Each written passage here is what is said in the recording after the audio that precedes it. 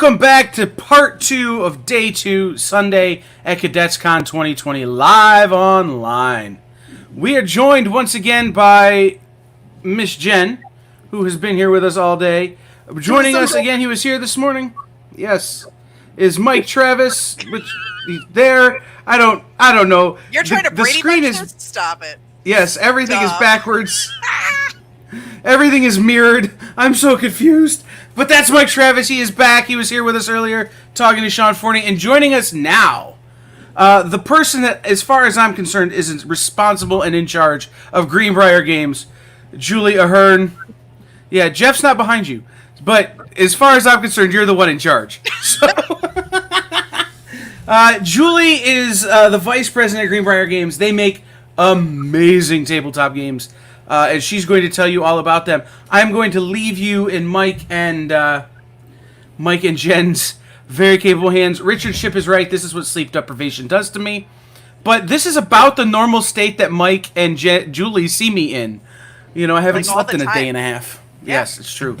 So, guys, have fun. I will be here if you need me. Oh, before I go away, go to cadetscon.com. Click on Cadets Con links. Scroll down. You'll see this beautiful rainbow-colored gas mask. That's the Greenbrier Games logo. Click on that. It will take you to the Greenbrier Games convention page. It's their convention booth setup where you could pick up all the great stuff Julie's going to talk to you about. She built it specifically for us. It's got playthrough videos. It's got demos. It's got everything. Okay. Have fun. Thanks, Kyle. Well, as Kyle said, we are joined by and I'm doing it the wrong way again. This is the Queen Mom of Cadets Con, the commander of Cadets Con, Jen. And of course, Jen. My old friend, I can't, forget it. I'm not going to point anymore. My old friend, Julie. So, Julie, how long has it been? It feels like forever. I can't remember the last time I Ever. It's been okay, so because what was it, maybe 2 years ago, I did like a full, I'm going to do every Comic-Con there is kind of tour. Yeah. So, I don't know, like the first Astronomicon, I remember being there with you, like the first one that they did. That might be the last time I saw it. That might be the last one. And that was great. I mean, it was an amazing, I remember walking around and having a great time because it was the best run first inaugural convention I had ever seen, which was cool. But then it was, because it was new, there weren't a ton of people regardless, so we could all run around and goof off and be silly, and that was fun. Yeah, definitely. So that was it. And then, of course, I decided I was going on my concentrated board game convention only. I'm a nomad. I don't have a home. I just go from convention to convention for 18 months, and then nobody could be a nomad or go from convention to convention. So that ended. And here we are. Yeah, and speaking of Kyle's sleep deprivation, I know you're still probably in the recovery mode from even the virtual Gen Con just a week ago. Virtual Gen Con was a trip. It was ran a lot of games. I ran a lot of online games, which was cool because I got to see people. People signed up that I only usually get to see at conventions. So they signed up just so that they could hang out with me, and that was really sweet and nice. And it was a nice little homecoming kind of thing, but also, running back to back games is. And you were it's tiring. I cosplayed. All out. Yeah, I did. You did. That was, you made a whole thing of it. So. Sure did. Yeah, that's awesome. I mean, seriously, who else does that? And especially when you don't have to. I'm in my basement with a cardboard cutout of Sam Adams that we stole from a bar in Cincinnati years ago, and proud of you. Proud of you. The fact that I'm even in pants is impressive. Are you though? I'm not gonna prove it, but I am. Okay. I'm in short. Yeah. But yeah, I mean, it's one of those things where you don't have to do it, but you really went all out for it, and that was. I mean, I saw the pictures. That can make it as draining as well. I mean, it can, but the other side of that was I haven't cosplayed since. Hi, Dirk. Hi, Dirk. I haven't cosplayed since before, probably maybe the first 2 years we had Like the first 2 years we started the company, because Apocalypse was our first game, I cosplayed as a zombie survivor or zombie, like a victim of a zombie bite, like halfway into zombification. Like that was my last cosplay. Was Zombie Girl. Years ago now. So it's been forever. And it was I don't know. You're at home, you're sitting there, you're looking into other people's basements or kitchen tables. And I was like, I got to make it special. Yeah, no, it was great. It seemed really cool. And it looked like you were having fun despite, the slog of it and the days and the hours of gaming and everything that go with it. So. Oh, yeah. No, absolutely. Whenever you can show somebody the stuff that you're making, it's a win. Especially right now when you're like, I don't know, making stuff in a vacuum. Hope it's good. So how is that going? I mean, I saw, on Instagram and everything that you guys successfully funded Tales of Barbaria. I'd love to show you a box of it, but every single prototype has gone out to reviewers. So I have absolutely no copies of it here, but I can, wait a minute, I can show you a virtual version. Kyle's getting a Mountain Dew. He won't be able to bring it. He won't be able to. All right, well, I'm going to load it. And when, I don't know. And when he's ready, he can show it. Oh, see, there he is. He's back. There he is. But so wrap it down, I'm going to do a thing, maybe? Okay. Do a thing. It always gives me, this is the best. It gives me advice on how to screen share before I screen share. So this is on Tabletop Simulator, so a virtual version of our game that will be the sequel to our original, which was Barbarian Battlegrounds. And so in it, you are playing, you're the organizer, you're the head of a tribe of bears, and you're rolling your dice, and then you're placing them. Oh, I have to pick a character, don't I? I'll play it. Placing them. There we go. Now I can see you again. And assigning them to different things that you can do.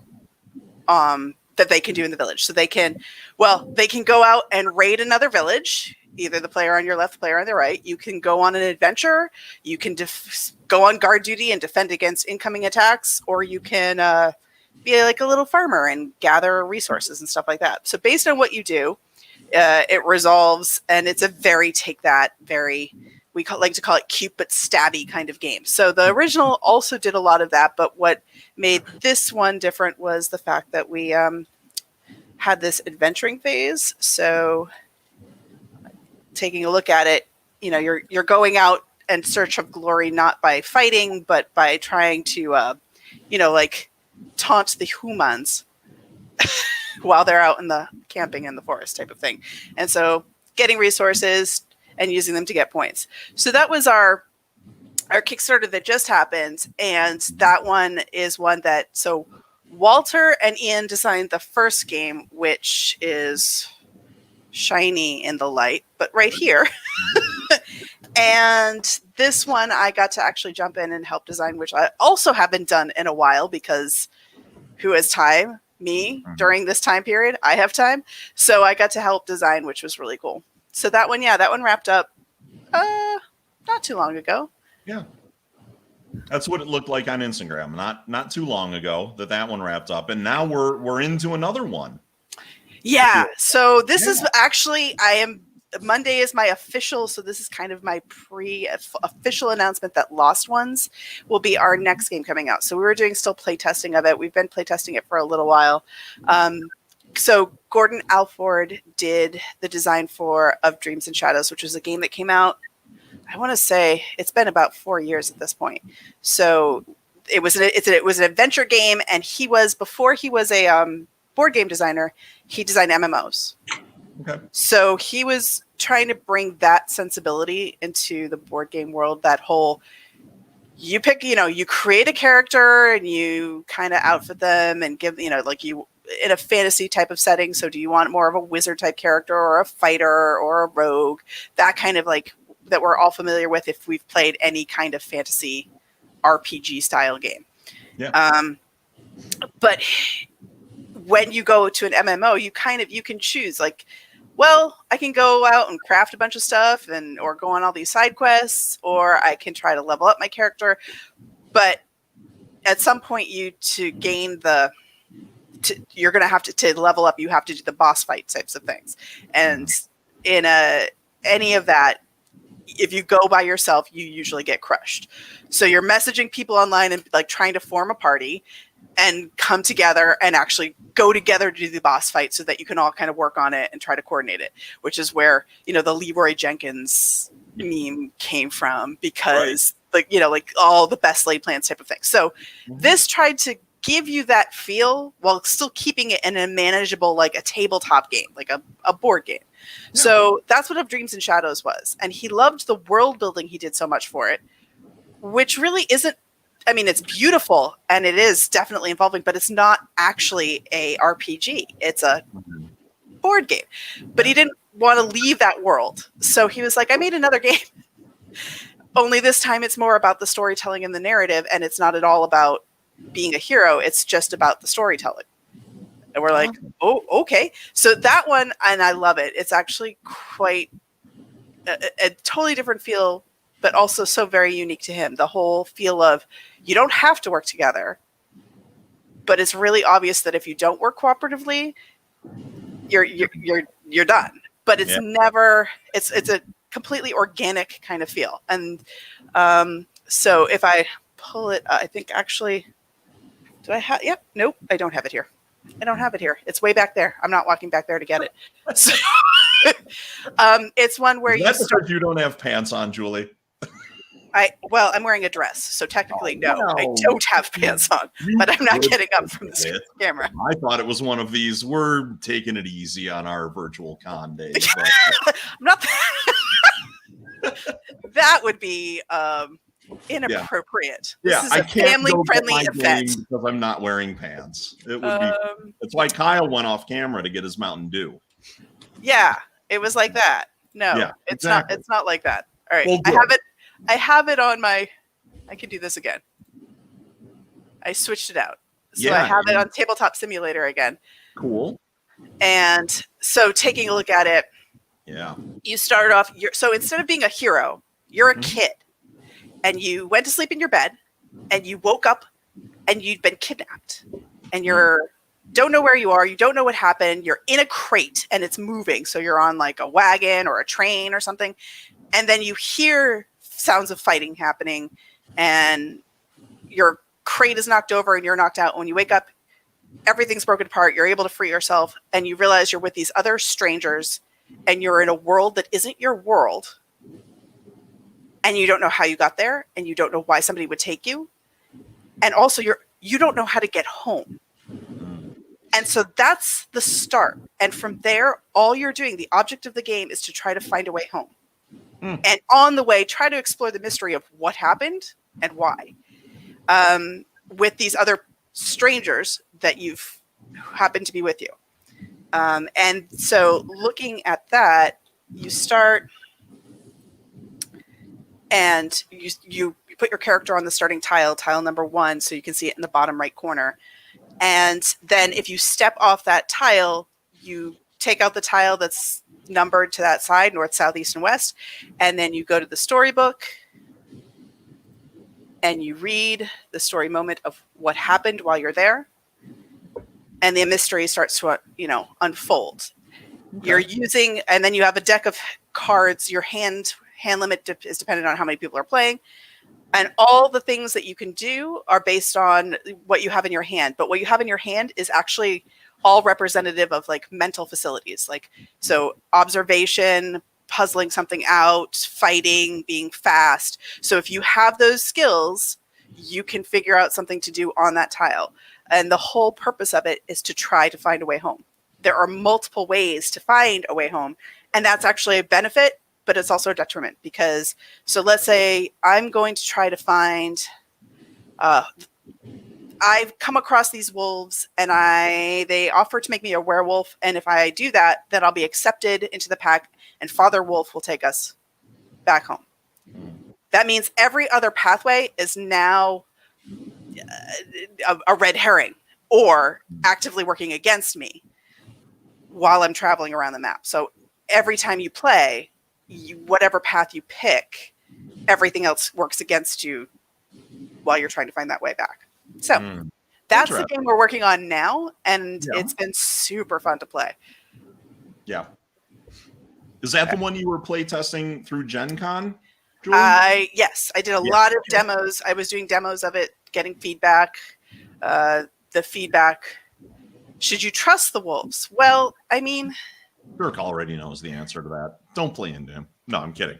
Should you trust the wolves? I mean, are you okay with the fact that you might eat your family when you get back because you're now a werewolf? I don't know. That's up to you. That's your choice. Sometimes I'm okay with it. So sometimes I'm not. Yeah.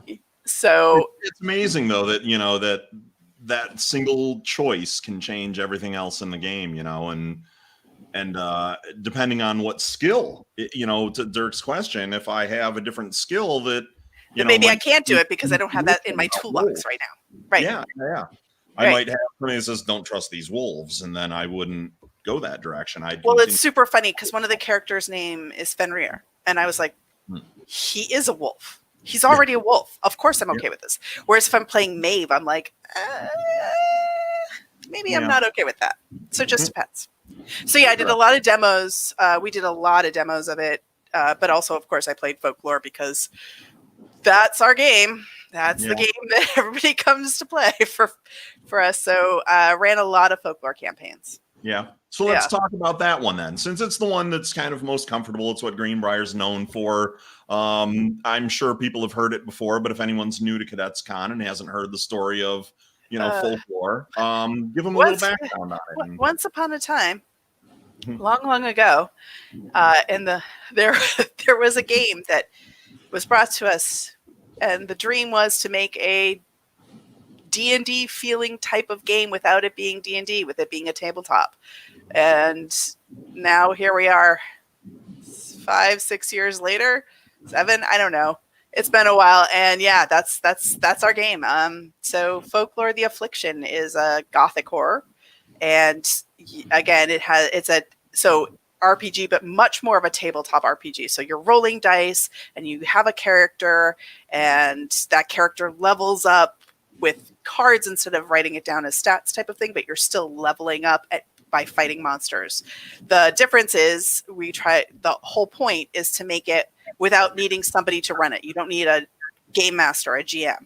So the stories that we write are your GM. So we write a story, and in it you get your introduction and your flavor text and your world building, and then you get to a point where there's a choice. Do you want to go and help the villager, or do you want to go and explore the woods by yourself without taking this detour? So you might just make a choice. You might have to do a skill check. So, you know, maybe you're talking to persuade the villager to come with you because you don't really have time, but if he comes with you, you could maybe both help each other out. And so if somebody has speech, they have a bonus to their roll. You maybe the farmer or the villager is a werewolf, and now you're fighting in a skirmish. And a skirmish is an abstract battle where you're rolling and you either hit or you don't. So it's a very abstract dice roll kind of thing. Or maybe it's a full-on encounter where you're putting out a map and putting miniatures on it, and it is that miniatures combat style, just like a D&D campaign type of thing. So we've now written, the core game had 6 stories. Dark Tales had 9. Follow the Spire will be coming out very shortly. And it has another, I want to say 9 stories. Wow. So maybe it's less. And then I've written, in addition to that, on the side, I've written like one-shots for beginners who just want a feel but don't, you know, or want to pull somebody else new into it without starting with the base course story number 1 every single time, because they played it so much. And then what was it? The redemption stories are the ones that I'm doing that are the Dark Tale companions, so they're much more difficult. And those are more like extended chapters rather than different stories, but still almost a full story, each of them. And that's almost wrapped up as well. So that's been an ongoing all my time sitting at the computer typing away stories. That's what I do most of the time. Yeah. That's cool, though. I mean, if you enjoy it, I certainly would. I miss writing. It's one of the things that kind of brought me a lot of relaxation, pleasure, everything else when I was younger, and I just don't do it anymore. I don't know why, but I got so involved in the broadcast end of things. I think I just found a new passion and threw everything into that. So let's go back to the gaming. You brought up people looking for that difference between Dungeons and Dragons and tabletop, and the resurgence, obviously, of Dungeons and Dragons is there. You probably know from Gen Con with Critical Role and all of these other celebrities now getting involved, whether they're voice actors, screen actors, both, whatever it might be. Is the gaming industry moving hand in hand with that, or are you guys having to compete against it? Where's kind of the level on this right now? Is it leaning too heavy one way for you and you're fighting for your spot, or what are we looking at? Oh, so that's a whole other hour session. I could give you a dissertation. I'm sure. So you have, if you look at the game industry is this tiny little subsection of the toy industry. Mm-hmm. And in the game industry, your heaviest hitter are collectible card games. So Magic the Gathering, Pokemon, Yu-Gi-Oh! And then everything else. That's your top three. When you're looking at RPGs are not nearly as monetarily impactful because what people are buying are just books for the most part. And you look at RPGs separately, then you look at RPG accessories, and they sell almost equally as well. But RPGs are books, and RPG accessories are miniatures and dice and all the little cool, things that you can do to create scenes for combat. So people who have, like, Dwarven Forge has the most amazing things that you can build castles and all craziness. It's amazing. So you have that, which is doing financially as well, but in two different ways. So D&D, Pathfinder, and then all the other, there's plenty of other. So Green Ronin did the recently, now I'm not going to remember the name of it, the sci-fi TV series. Expanse? The Expanse. They did the Expanse RPG. Thank you. So, like, you have not just, yes, we think of D&D first because they are the biggest name and they do most financially the most sales and are also affiliated with Magic and all of that. But they're selling a lot more at a lower price point because it's books versus Dwarven Forge, who's going to sell less, but it's a much higher price point type of thing. So you've got all of that. And then you have board games, tabletop games. And hi, Pat. And tabletop games, it's hard, not because of them. It's a different demographic per se, but because I think there's a heavy saturation of board game companies making board games right now compared to the other demographics. So that's kind of where we're at. So yes, but I wouldn't say that I'm fighting against D&D, and I'm not necessarily even fighting against the other publishers. It's more, how many games are you coming out with in 1 year that makes it the trickiest? Because, like, for a comic book, it makes sense if you're having a periodical to come out every week with a new story because you're furthering the story. For a board game company, if you're coming out with a new game every month, you're eating into your own sales because people can't consume board games that quickly. Yeah. So it's a little bit different. All right, I'll stop now. That was like, I'm getting way too deep dive.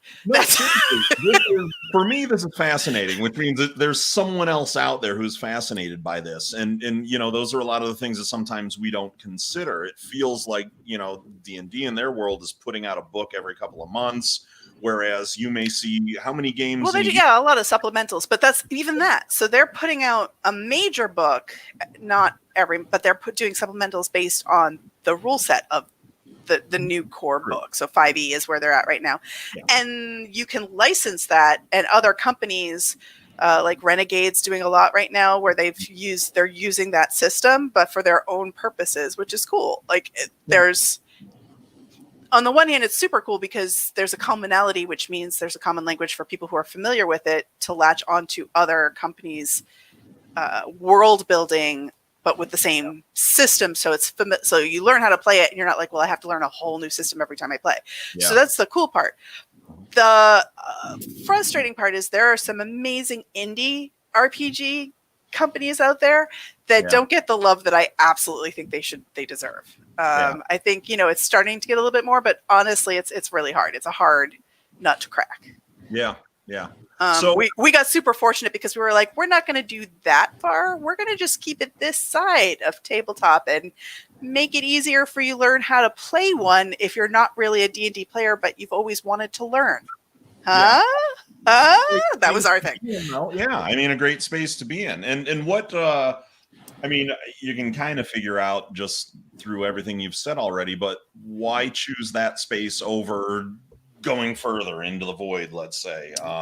So one, it's hard to build a whole new system. It's hard. And we looked like we've tried. It's not from lack of trying. Zach has played D&D since, and I've played since the 4th grade. So second edition was where I started. And I've been playing since I was 10. So it's not like we didn't try different systems. And we looked at Powered by the Apocalypse as a system. And we looked at, we've tried a couple different things, specifically starting with Zpocalypse, because that was our baby. And we actually started it as an RPG and realized that it wasn't working out the way we wanted to, and so we moved away from it because there was more money to be made by selling games with more components. With as much writing as I do, it would be so much more to produce a full book every time you want to do one. Oh, and are we all back? You're back. Okay, cool. I lost a little bit there. I heard something about your baby, and then I lost you. So Zpocalypse was our baby, and we tried to make it an RPG first, and we keep going back to trying to make it an RPG. I'm not even gonna lie. Like every once in a while, Zach and I revisit, and it's just it's a lot. It's a labor-intensive thing writing wise, and you can sell a lot more board games for a higher price point. It's a numbers game for us. That being said, we keep writing scenarios for RPGs, so I don't know. Eventually, it might happen. So that kind of gets me to my next question. I know you've mentioned some names, some other people who have come to Greenbrier Games with ideas, and then you guys are writing your own ideas. How does that work? How do you, as Greenbrier Games, as a publisher of games, decide who gets what projects you're going to pick? Are you tabling your own sometimes to grab someone else? What's your process on that? It's chaos. So to start, we designed our first game. We designed it, and we were doing it.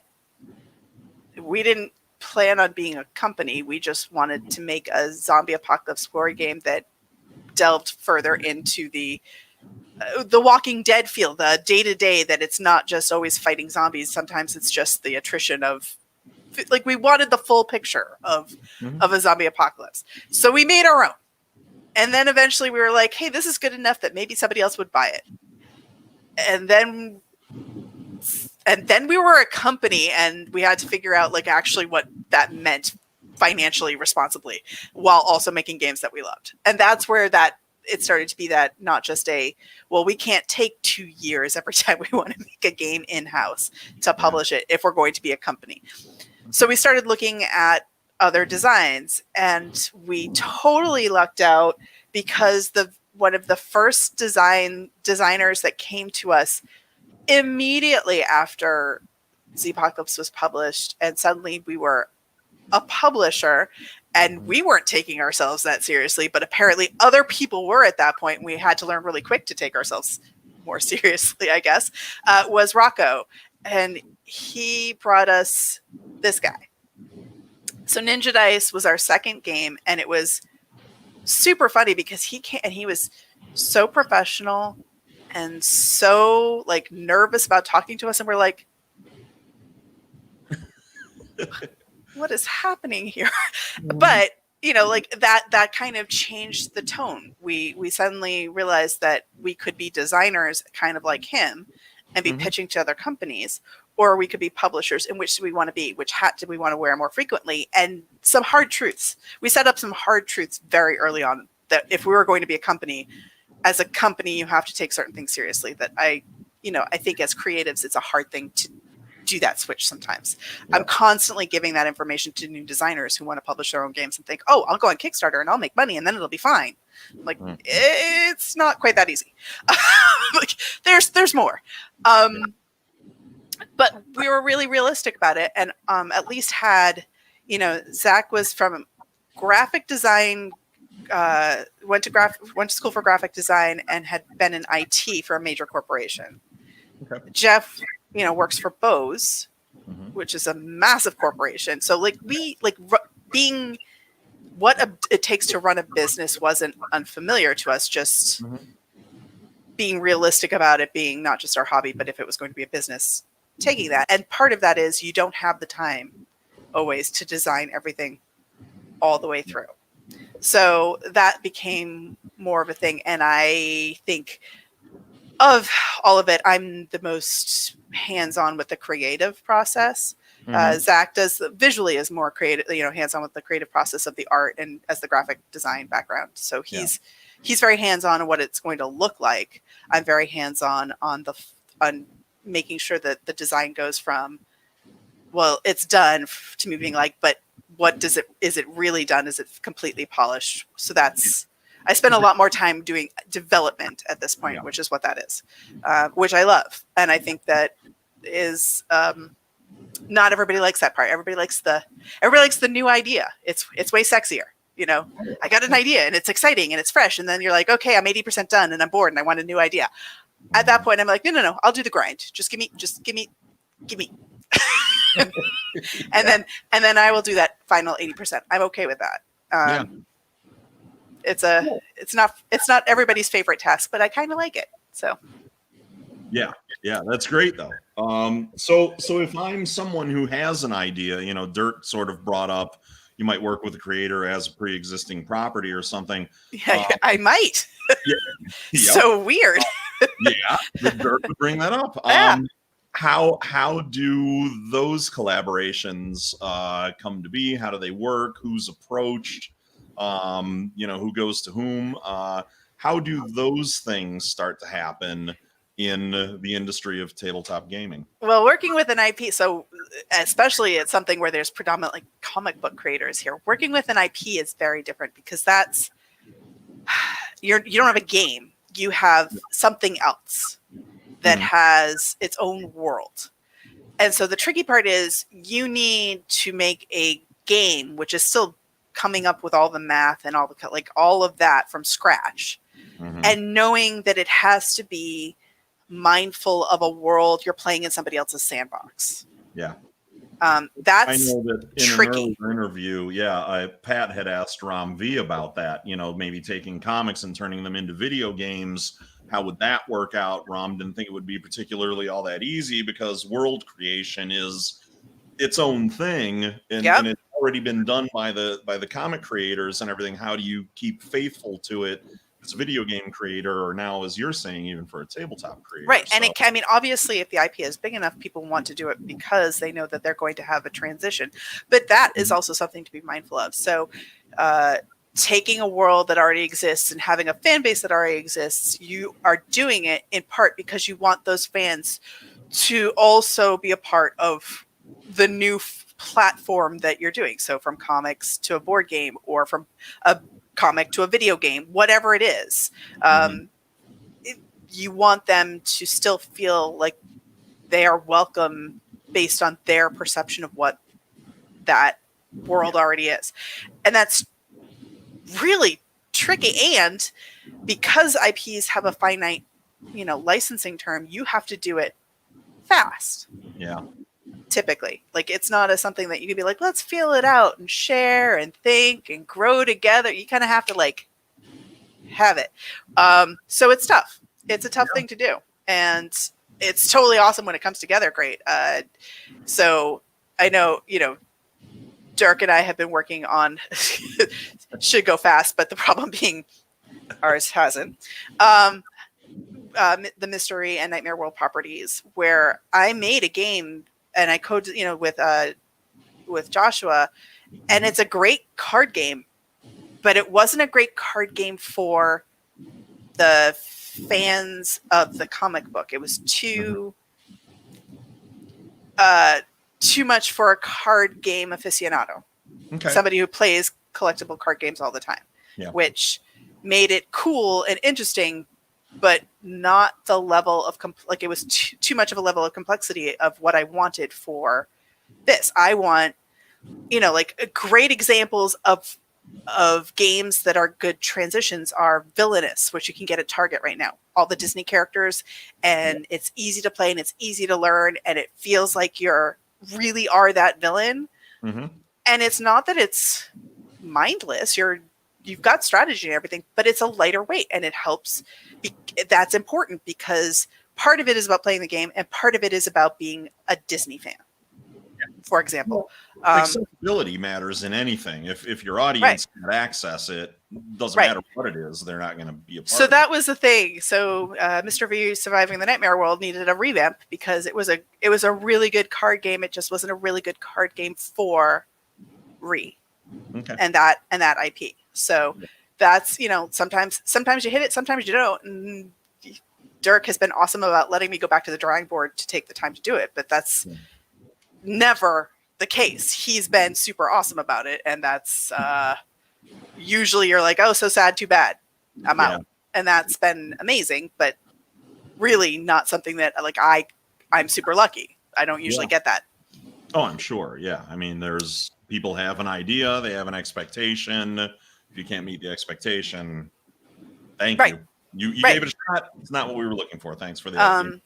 You're thankful for the opportunity. They need to go somewhere else. So, and it's also why there's typically only a few people in the industry that work on IPs consistently, because they know what it takes and they know how to fine tune and get to it. So you've got like Andrew Wolf did the Harry Potter collectible card game, Battle of Hogwarts. Like and then he worked with Funko Pop for a little bit, and now he's working at Pokemon. Like he's somebody who gets it, and so therefore he's somebody who major IP holders are like, yes, you design the games for these IPs, and he's like, okay, go.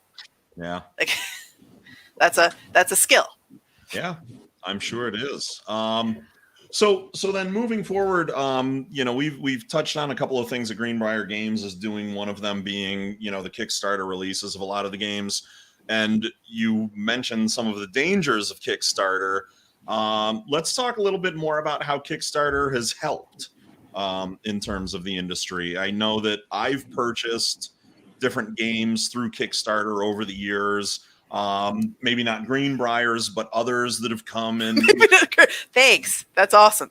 I was waiting. We've gotten so serious, and then thank you. Yes. If I'm going to buy my Greenbrier games, I'm buying them from you. That's fair. and I'll come and see you and get them.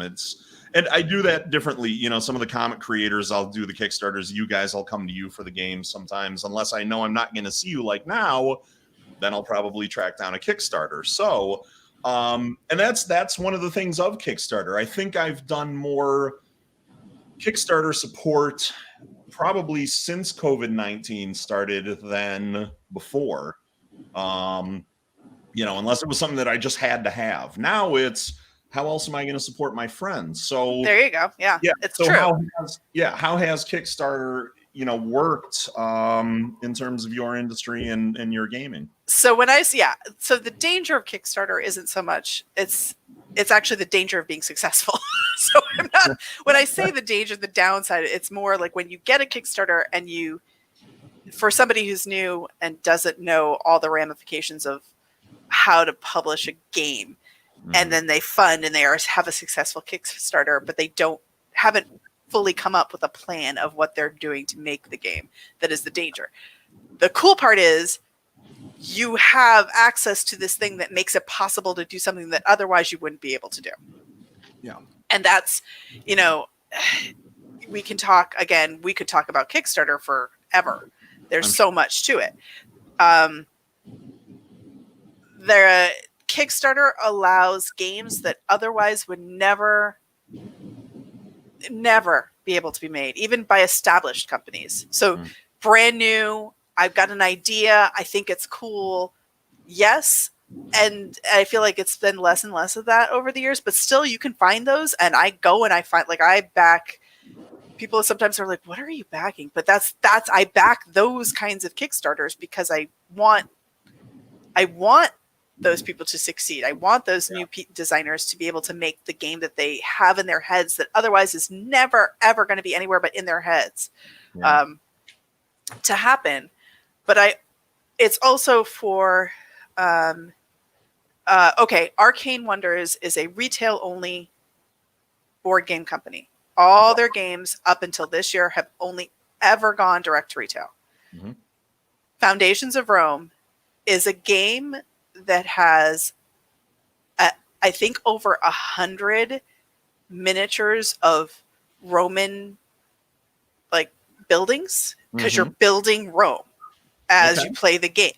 And they were like, we could do this with tiles, but that seems dumb.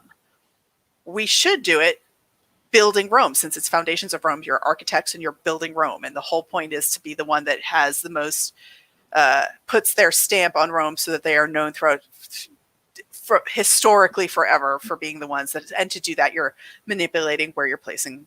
That's all it is. It's an abstract game, and it's a good abstract game. But what makes it a Kickstarter game was the bajillion miniatures that you can't just publish that and ship it. Like the cost of that is not worth,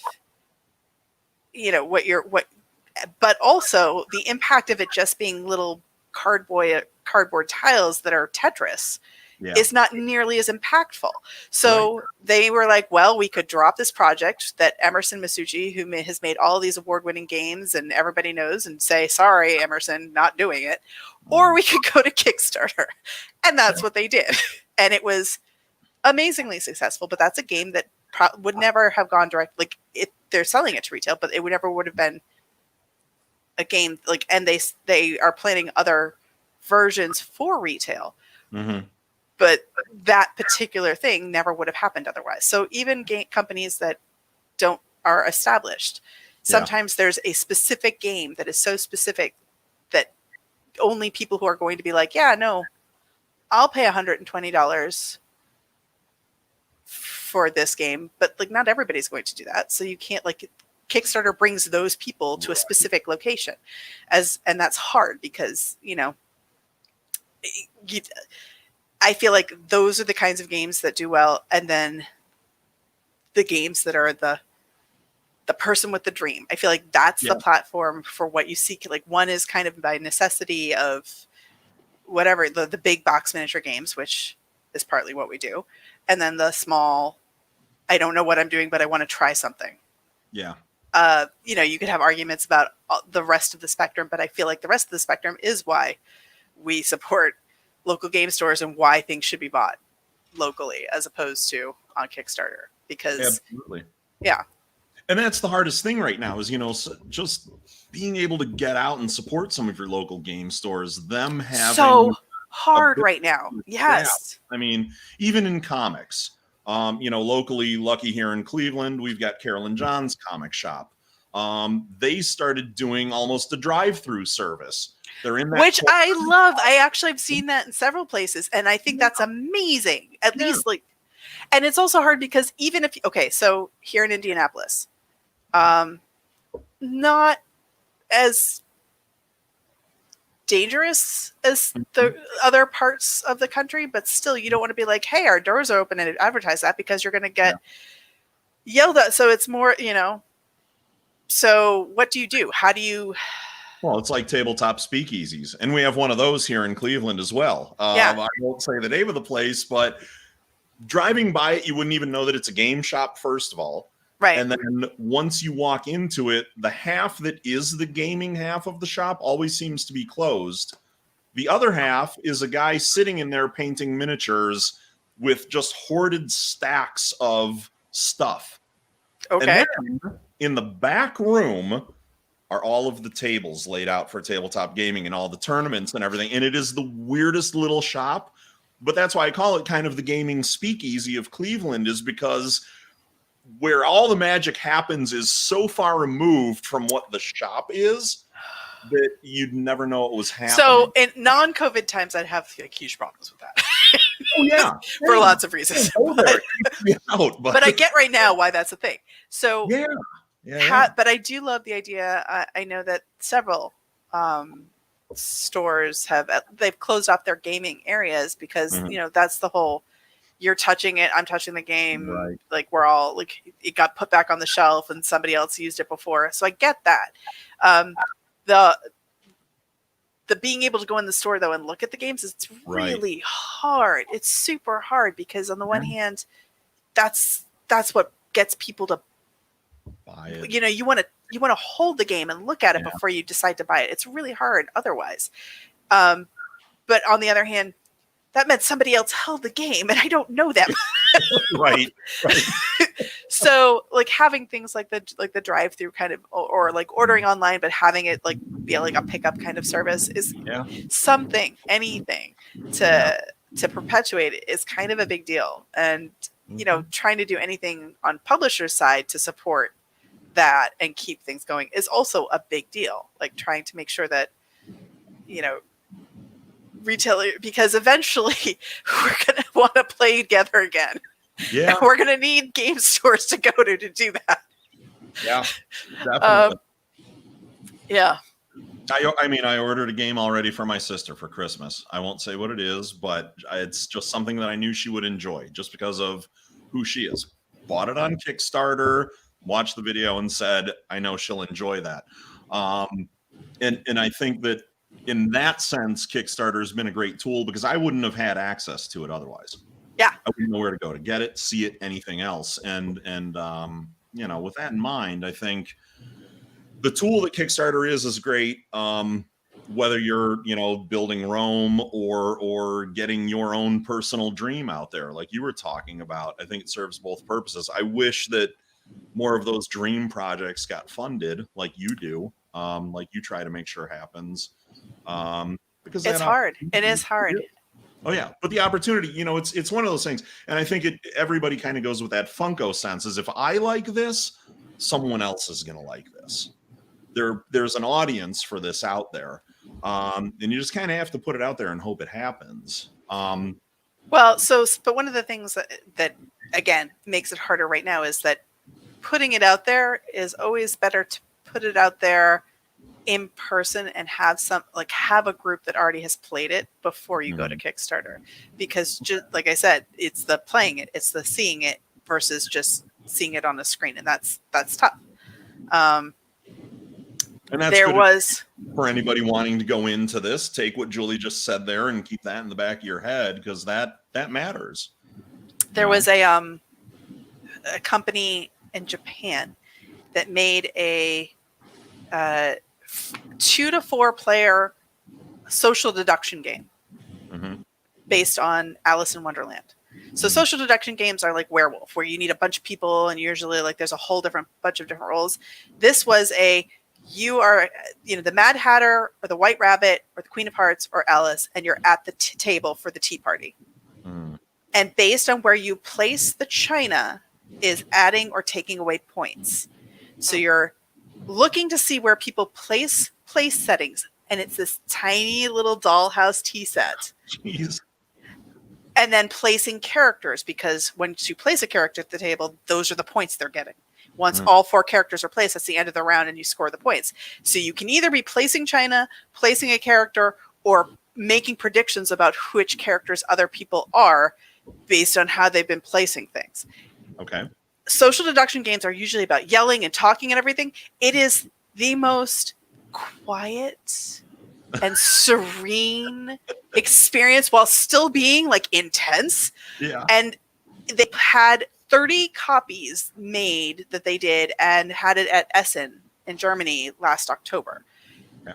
Based on that, they brought it to Kickstarter And they were able to fund because they had 30 copies that people actually got to play. And even that, the impact of that, because you couldn't get it. Like you had, like they gave it to reviewers. I totally had. I had a copy because I was obnoxious until they finally sold me one. But of course, I brought it back and I played it with at least a dozen different kids, families, like groups who all loved it. And then my niece stole it and I didn't get it back. So I had to back the Kickstarter. But also, like, even that alone meant that once they went to Kickstarter, I was like, now's your chance. And all these people who had played it were like, yep, in. Like, so that's a very specific why there's Kickstarter, because I'm never going to be able to get the social deduction game about Alice in Wonderland that comes from Japan. Right. Otherwise, like that's not going to happen otherwise. Yeah. It's that's why it exists in my mind, or should exist. Well, that's neat too, that opportunity is even there to get games from all over the world then as well, that it opens that market up to folks too, which I think is great. I mean, it's a game, like you said, who would get it? Because it's probably not going to end up on our retail shelves or even in some of the smaller shops, if not. Even if they could, it's the cost of the China, because it's a Dollhouse China set, is not conducive to the cost. Like you would, like it's just a weird, like the cost of it included with all the other components means that it becomes like a $40 or $50 plus all the shipping from or the makes it a $50, and you're not going to pay $50 for a 2 to 4 player social deduction game. You're not. That's not like, so you get it on Kickstarter and then you play, you buy Ultimate Werewolf at your local game store for like that's how that's supposed to work in my mind. I could be wrong. You can disagree, and I'm sure other people do. Your industry is one that I wish I knew so much more about. You're sort of my entree into it, and I don't get to see you enough. So this was great to learn some of these are the talks we don't always get to have on the convention This floor. was way more professional than I thought it was going to be. I'm going to be like, not that you aren't. It's just we're very goofy usually. So this was like well, I mean, it's my job to both promote what you're doing and get some information for the audience and the fans to kind of feel that inside edge of what goes on with what you do. So I hope we were able to do that for the folks in chat and in the comments and everything. I appreciate Dirk, Pat, and Amanda, and Eminem in there. Everybody who's been a part of the chat, thanks so much for that. I know Julie's thankful. I know Jen's glad y'all were here too. Kyle wants to jump in. We have to do a little bit more business. Do it? Because Julie is offering an extremely great deal for viewers of Cadets Con. Yes. So if you go to cadetscon.com, click on Cadets Con links, the Greenbrier Games logo is the first one on that page. It's the unicorn blood. Gas mask. Huh? It's the unicorn blood colored gas mask. Yeah, unicorn blood colored gas mask. That's what we're calling it. But if you click on that, it takes you to the Greenbrier Games virtual con booth. And if you use the code CADETS right now on their virtual store, you get 50% off Barbarian Battlegrounds, Burger Up, Grimslingers, or of Dreams and Shadows and any of the items in the store. That's 50. That's half of the price. So, like, not the whole thing, not 3/4, half. The thing I never eat that amount, like half. So, and what else is really cool about this site? And here, I'm gonna do a thing like that. Boom. So this is the site, right? There's a Zombear. Yes. Right there, Zombear. But if you scroll down, you've got playthrough of Barbarian Battlegrounds. Huh? Yeah. Burger Up. You'll be fine. Grimslingers. Of Dreams and Shadows. You've got Lost Ones information, Folklore the Affliction. All the games we've talked about today are on here, and there's videos you can watch about how to play them and what to do. But then you click right here where it says I'm ready to shop, and it takes you right to the store where you can buy the things. So you check that out as well. Remember, use code CADETS to get 50% off on that stuff. Julie, we got just about 4 minutes left. Give us the links, the socials. Where can people find you? Where can people find Greenbrier Games? That kind of stuff. Greenbrier Games, Green, B-R-I-E-R Games.com. We're on Facebook. We're on Twitter. We're on Instagram. We're everywhere. Savoir-faire is everywhere. And really, it's just me posting goofy pictures of my cosplay for the past week. I'm so sorry. So, make sure you check that stuff out. All those links are on the Greenbrier or on the Cadets Con page. All right, Mike. Thank you. I think Mike's going to hang around and be on a couple of our other panels later with some of our other creator buddies. Julie, thank you so much. We will have to see each other very, very soon, especially now that you're no longer a nomad, and we can be at the same conventions at the same time soon, hopefully. Yeah, 2027. It's going to be great. Yeah, hopefully. Look, I can't go another year without going to Indianapolis and worshiping at the Church of St. Elmo. I know. So if nothing else, we'll just plan our own personal Gen Con, and we'll meet in the Midwest. I drove by, like, Tiki Bob's. I just took pictures. I took little selfies outside. Right. During Gen We'll Con. have to plan We'll just have to plan our own personal Gen Con, and just so I can go and eat the steaks at the restaurants. Like, that's all I want. So. All right. You eat the steak. All right. I'll watch you eat the steak. It's fine. All right, guys. Thank you for staying tuned in to Cadets Con 2020 live online. We will be back in just about a minute with Seth the Moose from Source Point Press. Floppy I love Cop. him. Well, I'm not kicking you open out. for Seth the Moose, Julie. How about that? So we will be back with Seth and Amanda. That's his art right over there. Yeah. So we will be back in just about a minute's time.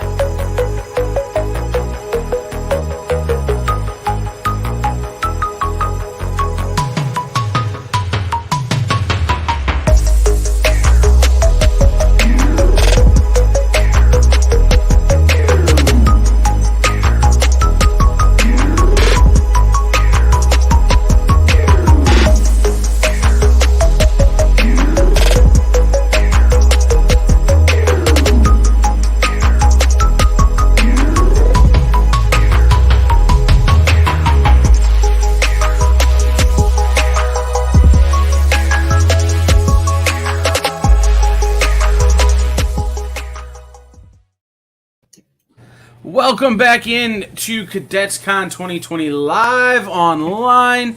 I am your host, as I have always been, Kyle. With me, as she has always been today, Miss Jen King. And then joining us now, the currently in transition, you see the cardboard boxes, Amanda Harvey. She would have been here all day, but she's busy moving. And joining us for this hour in that corner box down there, Seth the Moose, artist of Floppy Cop, Brad Holla, Tales of Mystery, Nightmare World. Like, he's done all kinds of stuff. He also is the only person on the planet whose beard I am jealous of. Me too. What's up, buddy? Hey, how's everybody doing? Beard. Well, What now? I've started to get a complex about the beard. Ever since Bob Sally said it looked like I dyed it white, and now the roots are starting to grow out. Oh. A little bit. I mean, that's fair. That's Travis. That's just the way it grows, though. So there's not like I did anything. Yesterday, Travis said of Bob and Frank and Garrett that they're a trio of idiot lunatics that work there at Source Point Press, and reference those three guys. So I wouldn't put too much weight into what he says. No, not too much. So Bob's a good dude, though. oh yeah, great guys, but you put them in the same room, and it's like the Three Stooges on steroids. Oh, it's anarchy. So, it's anarchy. Yeah, it's anarchy. Yeah. So, Seth, for the people who are just now hearing your name for the first time, tell them how you came to be in comics. Well, I'd always wanted to be in comics since I was probably about 12 years old. So I've been drawing and trying to figure out how to get good at the craft. And then one year, probably back in 2002, I put together a portfolio of about 20 pages in a week and went down to the old Wizard World Chicago show, and I met several editors, several writers, and they all told me that I was garbage. Until I ran into Jeff Stevenson, who was doing writing and editing for Digital Webbing Presents.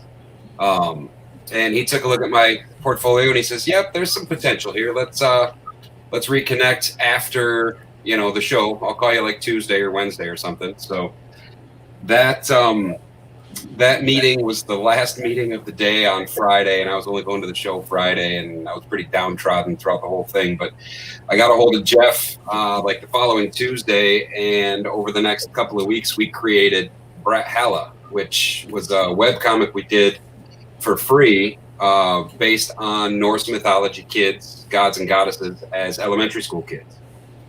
So Thor was like the little runt, and Loki was the adopted stepbrother, and it was just a ton of fun playing with the mythology. That led to Jim Valentino's attention, where I did I Hate Gallant Girl for Image Comics, and then was lucky enough to work with Josh Williamson after that on Xenoholics at Image Comics, and then it just kind of went from there. Did some Nightmare World stuff, did some mystery stuff. Continued doing Brathala throughout this whole time, up until maybe 8, 9, 10 years ago or so, before we finally gave up on the free webcomic. And then it's just been Floppy Cop with Dan Doherty. I did Savants with Gary Reed, and little side projects here and there. So I don't know. There's nothing real exciting or sexy about getting into comics. It's just do the work and show up and get it done on time, and people tend to pay attention eventually. One of the things I wanted to ask about, because I don't know, Jen probably doesn't realize it, but every time she puts up a Xenoholics book, I buy it. I think I've bought her stock out. She gets them. She has them, so I buy them. But you are very fast. I've been told that. Your art style is very fast. It's a very open style, cartoony even. So there's not as much line work, which leans to faster production times, really. There's not a whole lot of noodling in between and filling with the cross-hatching and all that stuff, so there's less lines to draw. Which, for anybody who tries it, isn't as easy as it looks. But yes, indeed, it does lead to quicker turnaround times. Now, the result of that being, though, is that I've sat down at a table with you, ordered appetizers, and by the time the appetizers come, you've got like 2 pages done. I don't know about that. It depends on how much work is done ahead of time. But yeah, I mean, usually it depends on the appetizers, right? And the appetizers and where we are and what we're ordering. Excuse me. So typically, like a 9x12 commission at a show takes me start to finish an hour or less. I can usually do a full 11x17 page pencils to inks completion in probably a couple hours. If I get really going and get the pencils done ahead of time, which is a lot more how I work now, I'll sit down and I'll draw like big bulk batches of pages, get 10 or 12 of them done in pencils, real loose, real rough, and then come back on Sunday and then ink like 6 of them in 7-8 hours worth of time. So it's it's just all about trying to be consistent, and I figure if you can get them done fast and get on to the next project, you have more product out for people to consume. So tell me a little bit about the style of how you found your art style, or the way you found your art style. It's like I said, it's very unique. When you get a commission from Seth, guys, it's usually black and white with one color. Yeah. He's got a very specific style that, you recognize instantly when you know Seth's art. So tell me about how you discovered your particular art style. Well, I think, honestly, I'm still trying to discover it. I'm trying to learn as I go and figure out new tricks, new things to do, new ways to do it, different shortcuts, different cheats, if you will. I mean, I had several influences, everybody from John Buscema and Mark Silvestri to, like, Joe Mad and Humberto Ramos, Alex Toth, Jack Kirby. Loved, like, Brian Hitch, Dan Brereton. So my influences are just across the board, and I've tried to kind of take what I like from an individual artist. Say, maybe I like the way this artist draws hands, and I want to draw hands like that, so I'll draw a hand like I think they would draw the hand. But I like the way this artist draws a nose, so I'm going to draw that nose with this hand on this head, and then it's just kind of an amalgamation of all of those pieces to make what ends up being my style, I guess. Amanda and Jen, jump in with questions. Otherwise, Seth and I are going to get real deep in the weeds like we always do. And we're going to have a heck of a time, and you guys just be like, what are they talking about? Why are they talking about different CMYK color combinations? So, right, the gray ones. I like the kind of deep things, right? Because I don't think that's the kind of stuff that usually gets talked about in an interview. And I think that there's a lot of people that are also creators that watch because they like the art of the person who's being interviewed. And they would love to know those kinds of cool details. But those aren't the things that usually can be discussed unless you're like, show up at someone's table at a con. And usually they don't have time for that then either. So this is the perfect time. Yeah, this So I will tell you this, that more often than not, you show up to a convention, I'm sitting behind Seth's table with a sign that says, "I'm not Seth." Seth's like, "I need to get food and have a smoke and go to the bathroom." I'm like, "I got you." But I will sit back there and stare at his art, and I'll be on my iPad trying to replicate it, and people will think I'm him. So, it's fake it one of these times. It's true. Tell us a little bit about, right now, so many people are doing so much stuff digitally. Putting their books out as web comics, working with webtoons, working with these things because they can't, either production is slowed or behind, or, publishers are scaling back a little bit right now. So you and Jeff, with ADL, back then, Anthony D. Lee, you guys were doing webcomics real early on in the webcomic game. Yes. So and that was, rather than try to fit into a production schedule and get a publishing company or anybody to give us any money, which nobody wanted to because nobody knew who we were and nobody really cared. We just decided that we wanted to make comics, so we were going to make comics. We all had day jobs. We all had to try and fit it in between things. And the best way to do that was just to make the book. We put it out originally on Kevin Smith's moviepoopshoot.com. We followed up. It was actually funny because it was Ryan Otley had just been signed to start on Invincible. And the webcomic that he was doing was Ted Noodleman, which was fantastic. And they needed a comic to fit that time slot, that once a week on, I think it was Mondays or Tuesdays, either way. And we just happened to have X amount of pages done already. So we started releasing one page a week in the old Ted Noodleman spot. So I followed in Ryan Otley's footsteps. But it was just, it was free to us. We weren't, making any money. We were just trying to cut our teeth, earn our chops so to speak. Just get it done, get out there, figure out the best way to do this and how to get better. It was all one big experiment. How is working for that? And granted, I recognize that this was a long time ago, but how does working for that kind of style, that it's just going up on the website, you're not designing anything for print, that sort of thing, how is that different from working on a traditional floppy version of a book?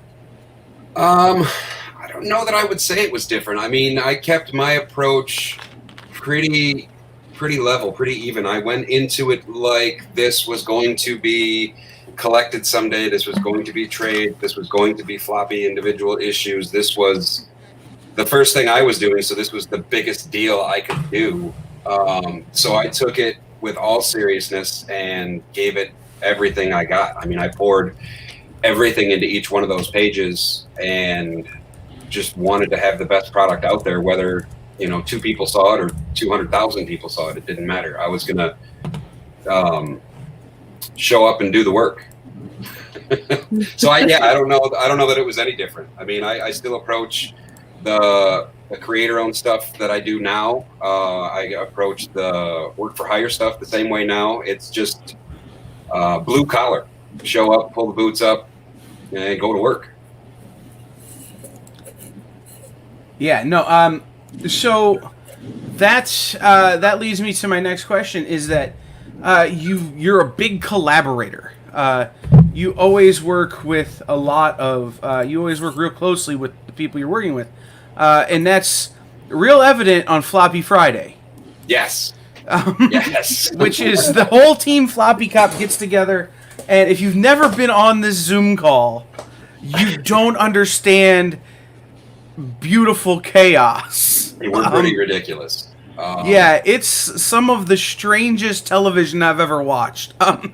It's hard to survive. You have to come up for air every once in a while. That's why we do it once a week. It's true. But although the in-between texts are quite entertaining as well. So tell me about Floppy Friday and Floppy Cop and that whole team and how that team came to be a thing. So Floppy Cop started with Dan Doherty and I. We were both working on some macabre properties and telling some pretty dark and heavy stories, which I know we both love and we both enjoy. We're both big horror nuts and love the noir and the crime and all that stuff. But we both, ironically, came to a point very close to the same time where we wanted to come up for air, I guess, or try to have fun again, or make it funny, or be silly or stupid, because we were just so ingrained in this deep, heavy, dark material that anybody who knows Dan or myself knows we're just a couple of goofballs and don't take a whole lot of anything serious. So it was almost like, because we both came from more of a comedic background, what were we doing playing in this horror world? We were doing well and things were great and the products were both, fantastic that we were both working on. But it was just, let's make this fun again. So we got to spitballing silly ideas, and Dan had this idea of a police officer with no spine. He just kind of flopped around like the inflatable man at the car dealerships was the visual that instantly popped into my head. So from there, it was just, okay, let's start designing this character, and then how ridiculous can we go with these stories? And Dan brought on Milena to do the colors, and she was up and coming. I think this was the first book she worked on. So she's been able to learn and grow right along with us and help us learn and grow and be better by what she's bringing to the table. And we thought that with a book this much fun, we had to have Jay Foskett do the covers, because anybody who doesn't see Jay Foskett's art and smile, I think they're doing it wrong. So that's kind of where Floppy Cop came from, was from just a desire to, be 12 years old again. This cover right here. I think Fozzie and I have probably talked about this cover for 2 hours. The coma chameleon on Scrubs. Yes. Yes. I just, it's the covers of this book are just amazing. You got Bloom County here. Jay actually made an entire working crossword puzzle for that third cover. Mm-hmm. Like the answers in the boxes correlate with the questions on the side. I mean, dude's a genius. What? Yeah, it's all has to do with the book and the creators. Like he worked in our names into the crossword puzzle and created questions and had them fit in the boxes. Yeah, Jay Fosgit's the best. I mean, I want to be Jay Fosgit when I grow up. So the other thing I want to bring up, because I don't think our viewers know this, because I haven't told them, and you can't see it if I click on it, so we're gonna have to go from this thing. But do you see this middle gentleman right here on body issues? That's me. Is the one dancing with the pretzel in the issue next to it? Yes. Yes. That character is me. That is Kyle Barnaby. I lobbied real hard to be the sidekick cop who's obsessed with pretzels, and these guys are great enough to make it happen for me. In fact, I own the original sketch from the Body Issues cover from Gavin Smith. Gavin, yeah. So, Gavin knocked that right out of the park too. Yeah. Let's talk about another book of yours that people need to know about, because it's so important, especially to people from this part of the country, my part of the country, savants. The last work of the legend Gary Reed. Yes. We didn't know it was going to be the last work going into it. So that was another aspect of the book. I believe it was at C4, Traverse City Comic-Con. Oh man, had to have been quite a few years ago now anyway. And I started talking with Travis McIntyre, and he wanted me to do a Source Point book. And he was going to see what he could find that maybe my style would fit with, and he could find a writer, and we'll just kind of make it work. Later on that same weekend, he comes up to me and says, so Gary Reed's he's got this script, he's got 2 issues done, you're going to work with Gary Reed. And I promptly pooed my pants. Because Gary Reed's a big deal. I mean, Gary did it forever and had done it forever and started and was instrumental in the indie comic movements with Caliber Comics. I mean, The Crow came out of that. Brian Michael Bendis came out of that. I mean, it was Caliber was a big deal, especially growing up here in the Midwest. And Gary Reed was Caliber Comics. So when I had the chance to work with Gary, I was giddy, jumping up and down, couldn't believe my luck. Holy cow, this is amazing. And met up with Gary that night at the bar. And after a couple of Bud Lights, he promptly told me that he didn't want to work with me. He was just taking the job because Travis was going to pay him. So I was like, wow, there's all that excitement right in the toilet. And it's not like Gary was, he wasn't mean. He was kind of crotchety. I'll give him that, but we loved him. So then I took it as my goal to convince Gary over the next 2 issues, because he already had the first 2 issues done or scripted. I took it as my personal job to impress Gary enough, or at least convince him that I was going to be the right person for the book that he loved so much that he created. And as we went on, we were about halfway through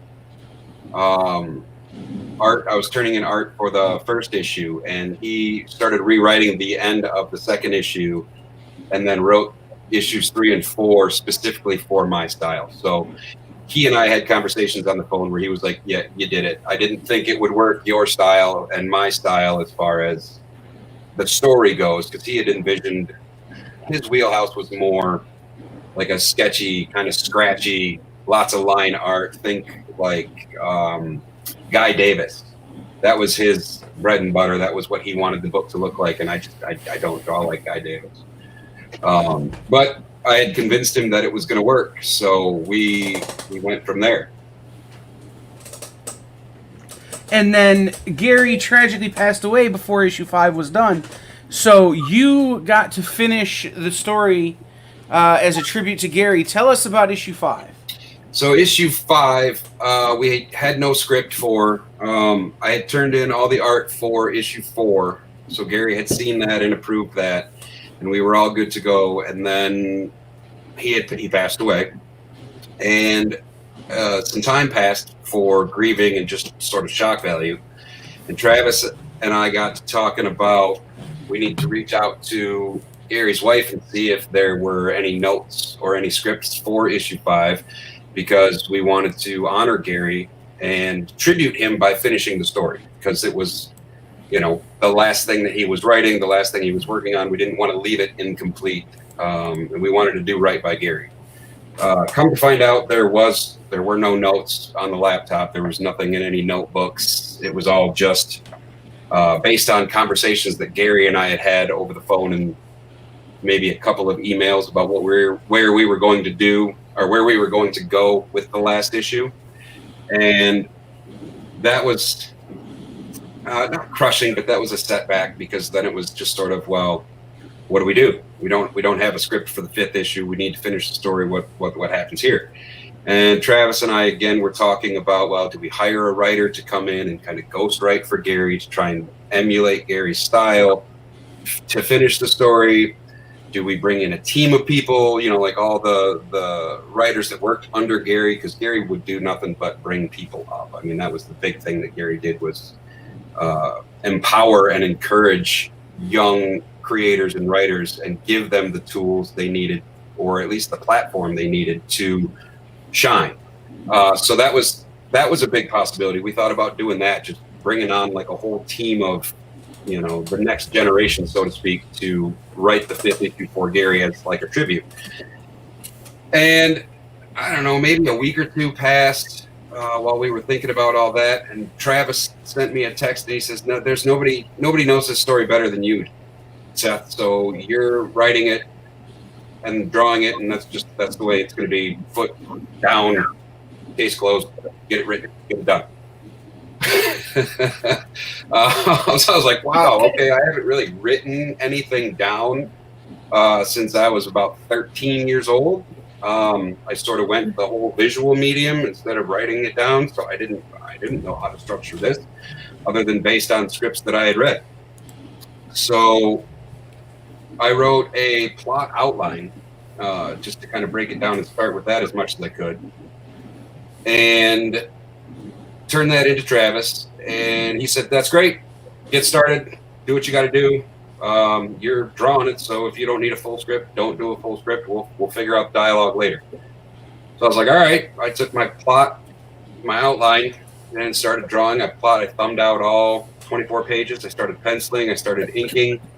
Started turning pages in with no dialogue. Just kind of, I had drawn it and written it with like beats in mind for where I would put dialogue, but I hadn't been clever enough to figure out what the characters would actually say. I just knew right here on this panel they'd be talking, this panel they'd be talking, this is going to move the story this way. So we got about maybe 6 or 8 pages turned in, all done.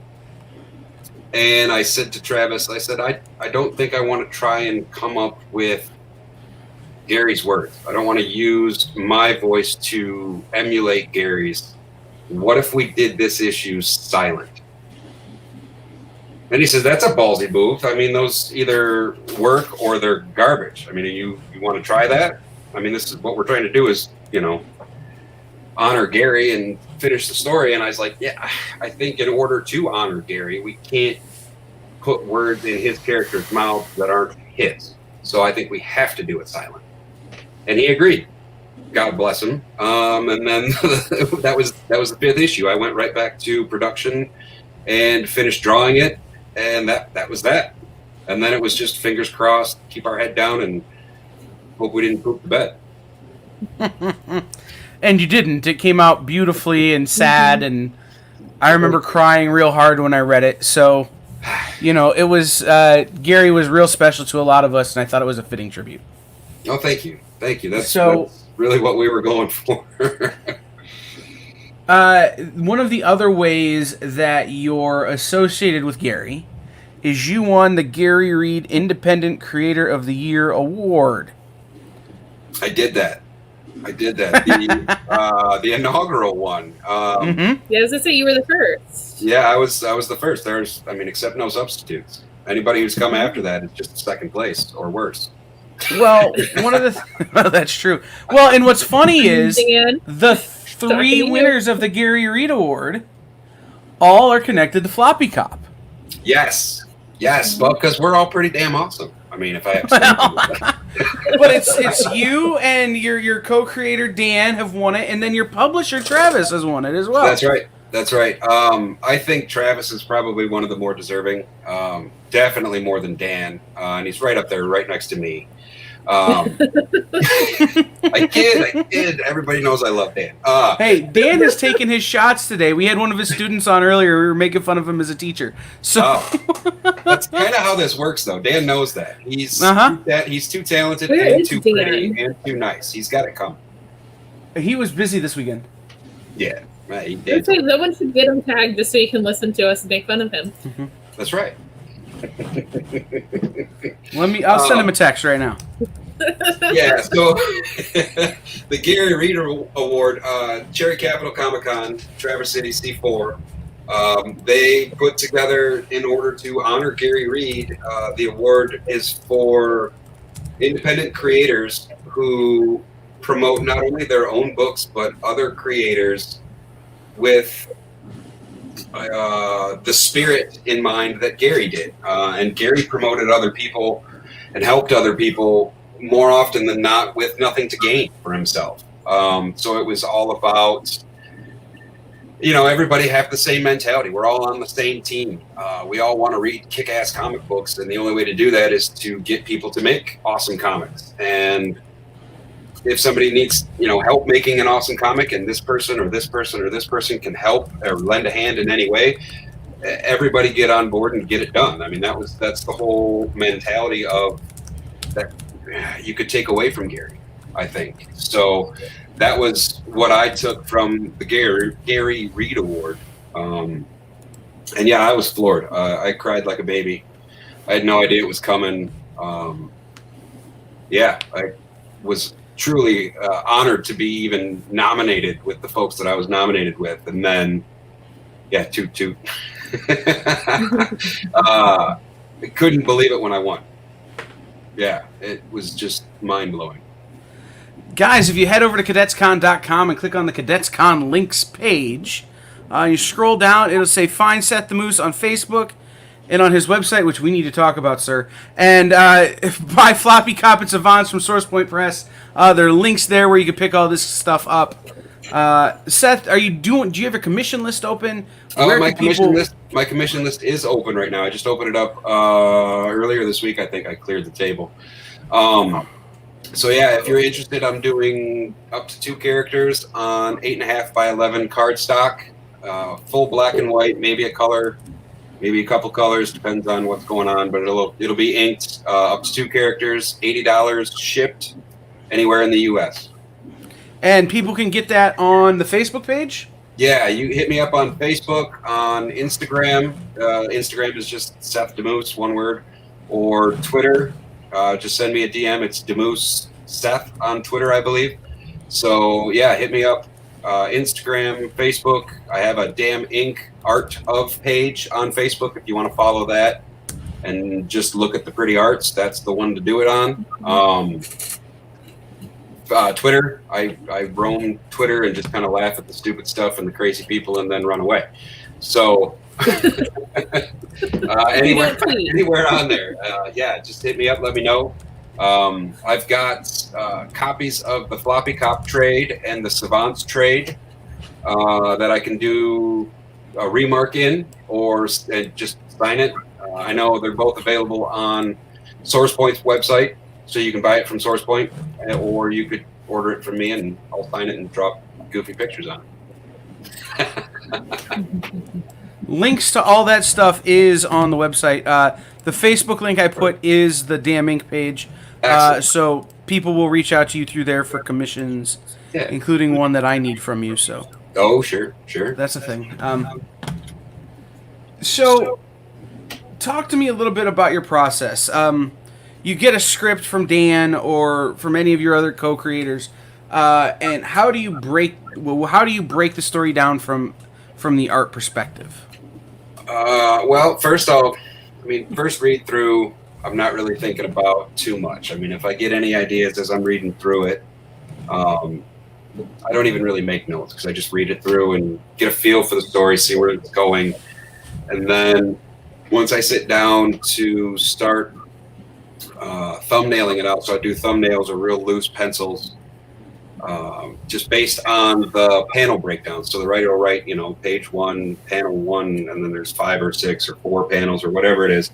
And it tells you what's going on, and it's got the dialogue. And I'll do a first pass through straight from the script. No alterations, no mixing, no goofing around. Draw what the writer wrote. And then as I'm putting the pencils in on the computer or on my tablet, I start to get a different feel for the story as I'm diving deeper into the nitty-gritty of it. And I'll either decide to take a beat out or add a beat to kind of punch a point home maybe. So there's times where I've taken a 4-panel page that Dan wrote and turned it into 12 panels. And then I get a phone call and he's screaming at me saying, "What are you doing?" And I'm like, "Read it. It works. Trust me on this." And then we argue back and forth, and people call it collaboration, but it's usually just 2 grown men screaming at each other on the phone. And then one of us caves and either gets redrawn or we just roll with it and hope for the best. Dan is coming. He's coming. Yes. He's texting me, but he's got to refresh his page, I think. So, when you send it from you to your colorist, and you've worked with some great colorists, yes, Milena and Anthony, and so many great colorists over the years, do you give them ideas, or is it up to them to kind of imagine what things should look like? I used to, when I was getting started, I would send notes with ideas for colors or what I, try to explain what I was trying to do in this scene or with these lines, why I left this line out, what maybe we do a color hold on this figure or this effect.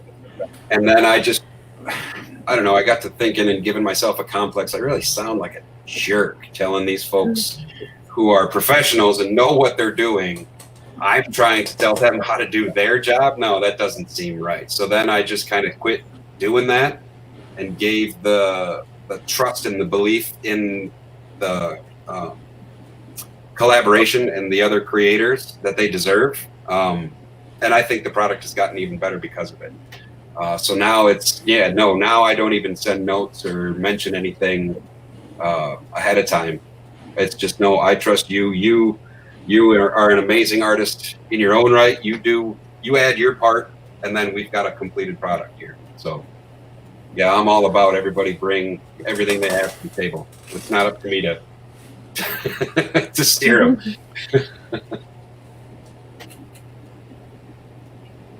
Amanda or Jen, do you have any questions for Seth?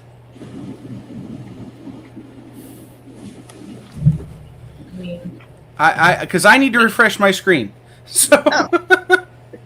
My only question is, when am I going to get to see you again? I don't know. Not soon enough. Not soon enough. Not soon enough. I didn't know you were moving. It's been that long since I've talked to you. Yeah. That is. It all kind of happened very quickly in just a couple of days. I made the choice that I was going to move and signed the lease, and wow. I moved officially next Wednesday. Another apartment. Oh, okay. Oh man! Look, there we go. The blowing hair in the breeze. I know. And we have the beards. So many beards on screen now. The internet won't be able to handle it. It's beautiful. Look at this. Oh. Hi, everybody. Dan, you don't know this, but you've had a big day today. I woke up this morning hoping that was the case. We have your co-creator Seth here today, and earlier we had one of your proteges, Jamie Premack, on to talk about Binary Star. Oh, right. So you've come up several times today without even knowing it. Yeah, Dan's a big deal. That's what my email address tells me. That's awesome. Yeah, Jamie's got her Kickstarter coming out this week, right? Yep, absolutely. It opens on Tuesday. Tuesday. I cannot wait. I cannot wait.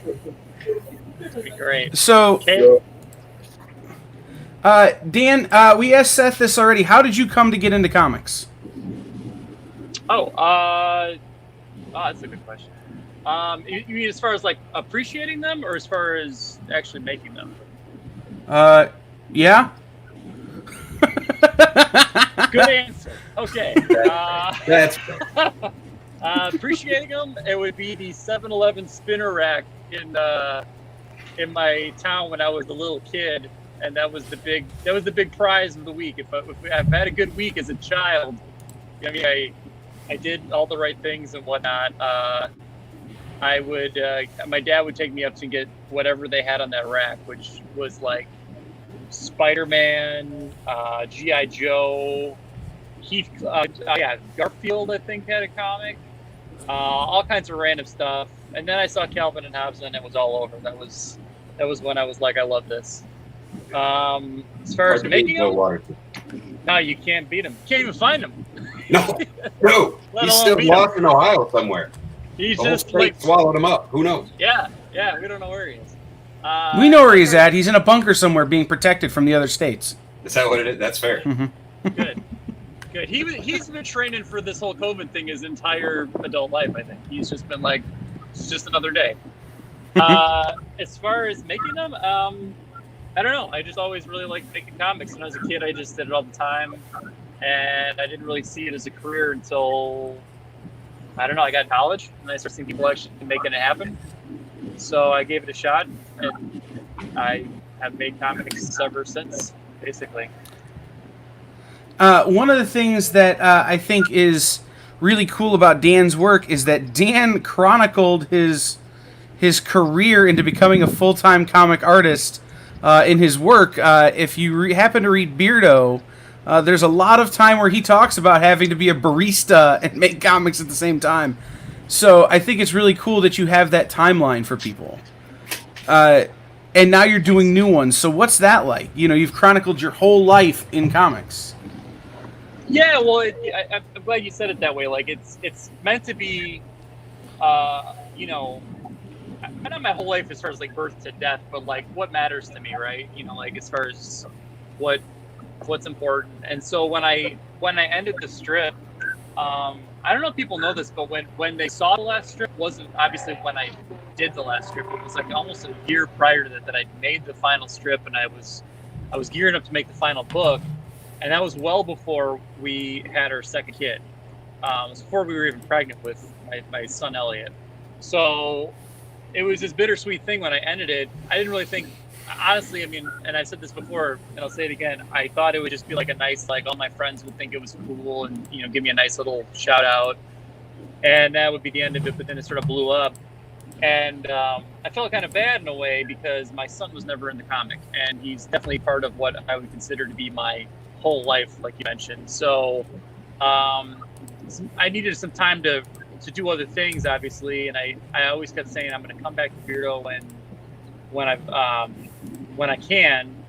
And when the pandemic hit and everyone was saying, hey, look, let's look at the bright side, this is the time to do that thing you always wanted to do, my answer to that question was I always wanted to bring my son back in the strip. So that's what we're doing right now. Like he's in there. I'm peppering him in. I'm still figuring out his character because he's 2. So who he is still an evolving conversation. He's a little bit Tasmanian Devil, a little bit. Yeah.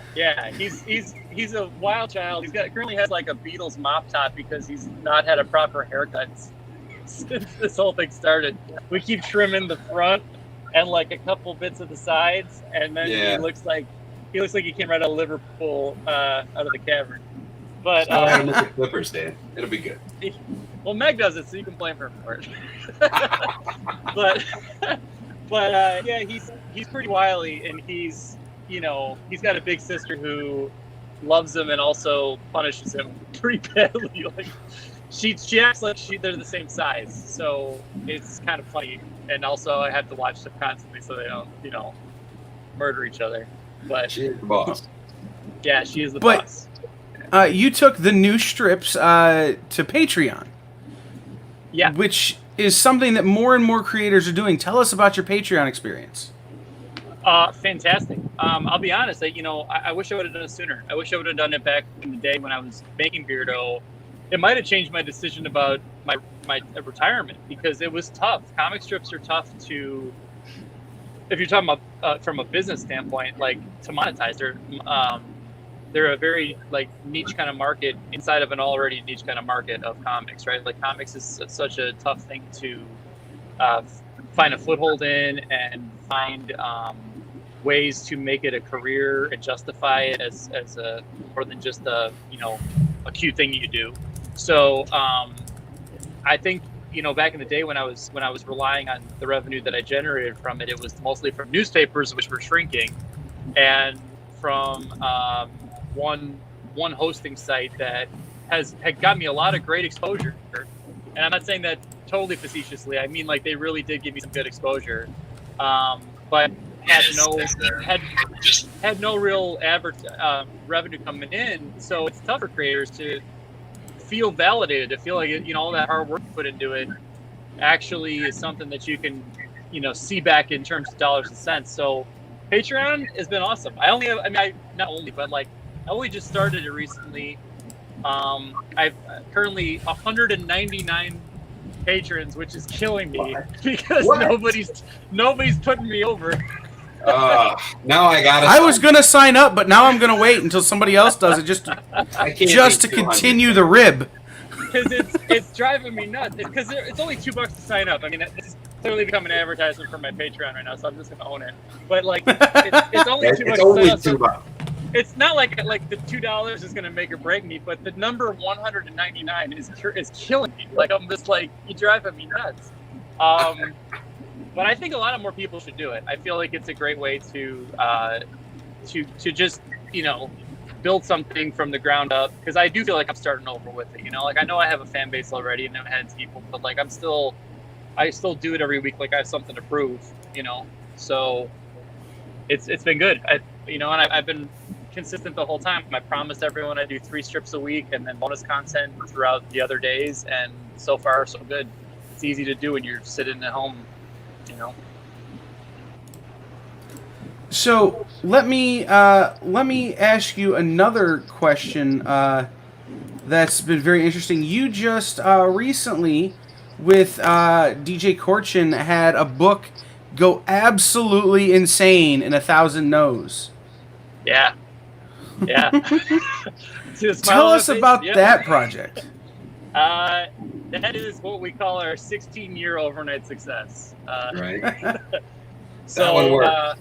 Actually, well, I think I'm saying it wrong. It's our 14-year overnight success, because we met in 2006, and we've collectively, between the two of us, collaborated on 12 books. DJ's made 23 or 24 books total. So, I mean, he's definitely been doing this for a bit and been getting, having some good success from it from a self-published standpoint. But we got scooped up by Source Books. It's not to be confused with Source Point Press. Source Books picked us up last year, and they are rolling out these books in a way that I have never experienced before. I mean, it's really nice to see what happens when you have like these strong arms kind of going like, yeah, we have a connection with Barnes & Noble, we have a connection with Target, we have a connection with Walmart, obviously, like, online sales like Amazon and Apple books and whatnot. So yeah, it's it's beyond me now. Like, I could never promote this way, but the way that they're doing it, they had a 30-day exclusive for Barnes & Noble, which was a great intro, and then now we're officially launched as of last Tuesday, and already cracked a lot of like top 100 list for kids books, which was really cool. Fantastic. Well deserved. Yeah. No, it's It's good. a fantastic book. Anybody who hasn't picked it up should buy 2. Yeah, you have 2,000 No's, because that's the book they led with was 1,000 No's, which is a book dealing with perseverance and rejection, which is I think something that I think we can all relate to. So and how that's not actually a bad thing. Like that rejection is just a stepping stone on the way to a stronger yes. That's the idea there. So it's been really cool. It's been really great seeing how well received it's been.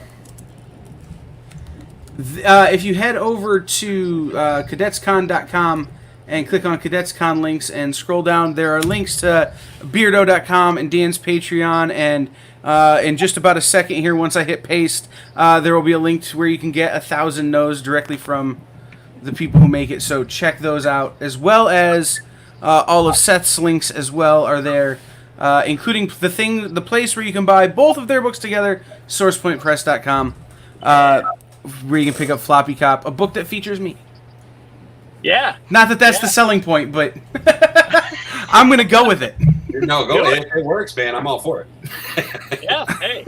Whatever gets those floppy copies of Floppy Cop out there. Yeah. Let me ask you about this. You guys are longtime friends and collaborators now on Floppy Cop. What's it like collaborating with someone you've known as long as you've known Seth, and vice versa, Seth, as long as you've known Dan, making this book? Seth, you want to go? Because I've been yammering for a while. It's good. I was yammering the whole time before you got here. Okay. I can yammer more. No, it's good. It's good. I mean, I'll answer. I would say it makes it easier. It makes it more comfortable. And especially with the subject matter of Floppy Cop. Now,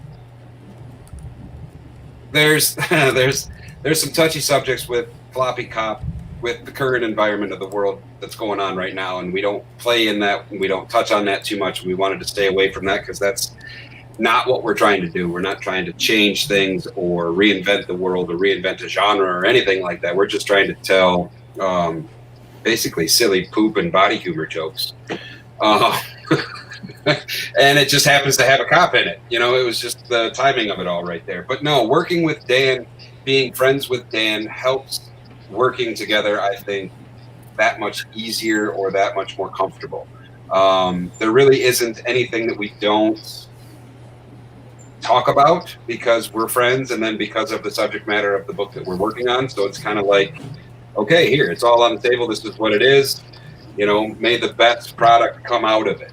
And that's the best thing that I've noticed in working with Dan, especially, is neither one of us want to have the front ego. Like Dan will always push me to the front, and then I'm busy pushing him to the front. So I think the result is we both just love talking about how great Milena and Jay are. Yeah. Exactly. Well, we talk about Team Floppy Cop so much because it really is a team, it always has been from the get-go. And what's fun too is how fun it's been to randomly include other people that we feel are on the same wavelength as us into that moniker, that title, Team Floppy Cop. But at the core of it, like Seth said, I think because we're friends and because I respect each other's work and really enjoy. I mean, there's just such an enjoyment that comes from this product. Oh, Pat, where's Pat? Shut up, Pat. Jeez. Yeah, get back to your enamel pin collection, Pat. Oh. It only hurts because it's true. Yeah, guy was typing on his computer and he thought he thought he had a typo, so he started licking his finger and wiping the screen.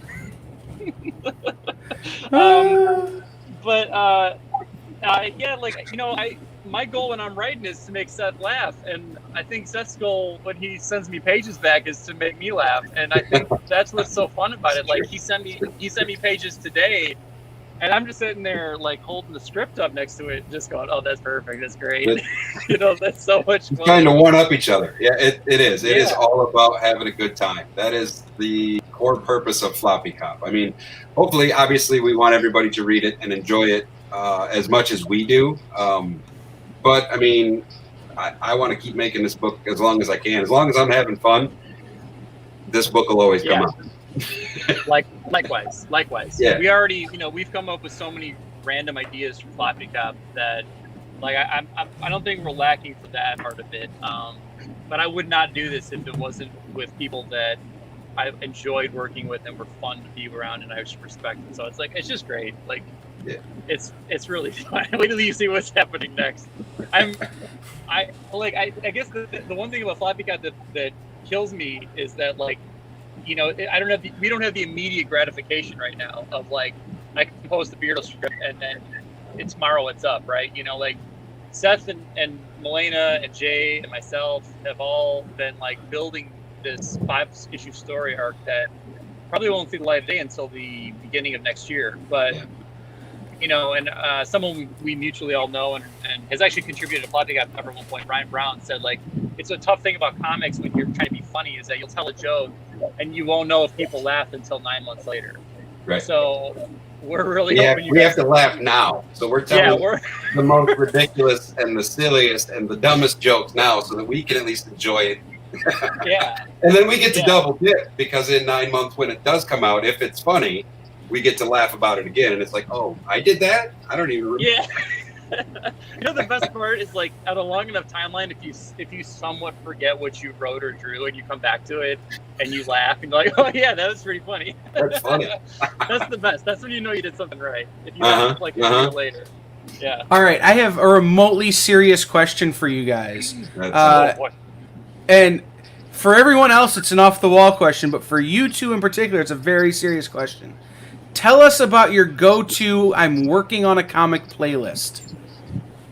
Ooh. Okay. I have a couple. It depends on what I'm doing.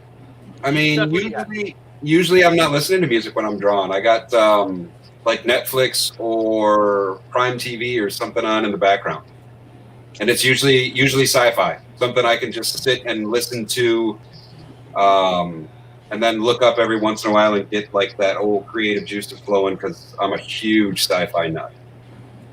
So yeah, I'm gonna bow out of that one because I don't listen to music when I'm drawing. That's usually when I'm driving. I'll listen to music and podcasts when I'm driving all the time, and that's what I do for my day job is drive. So.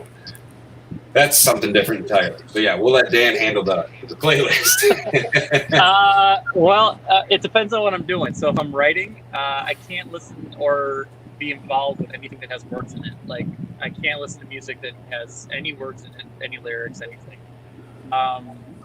So currently it is the soundtracks to a couple movies.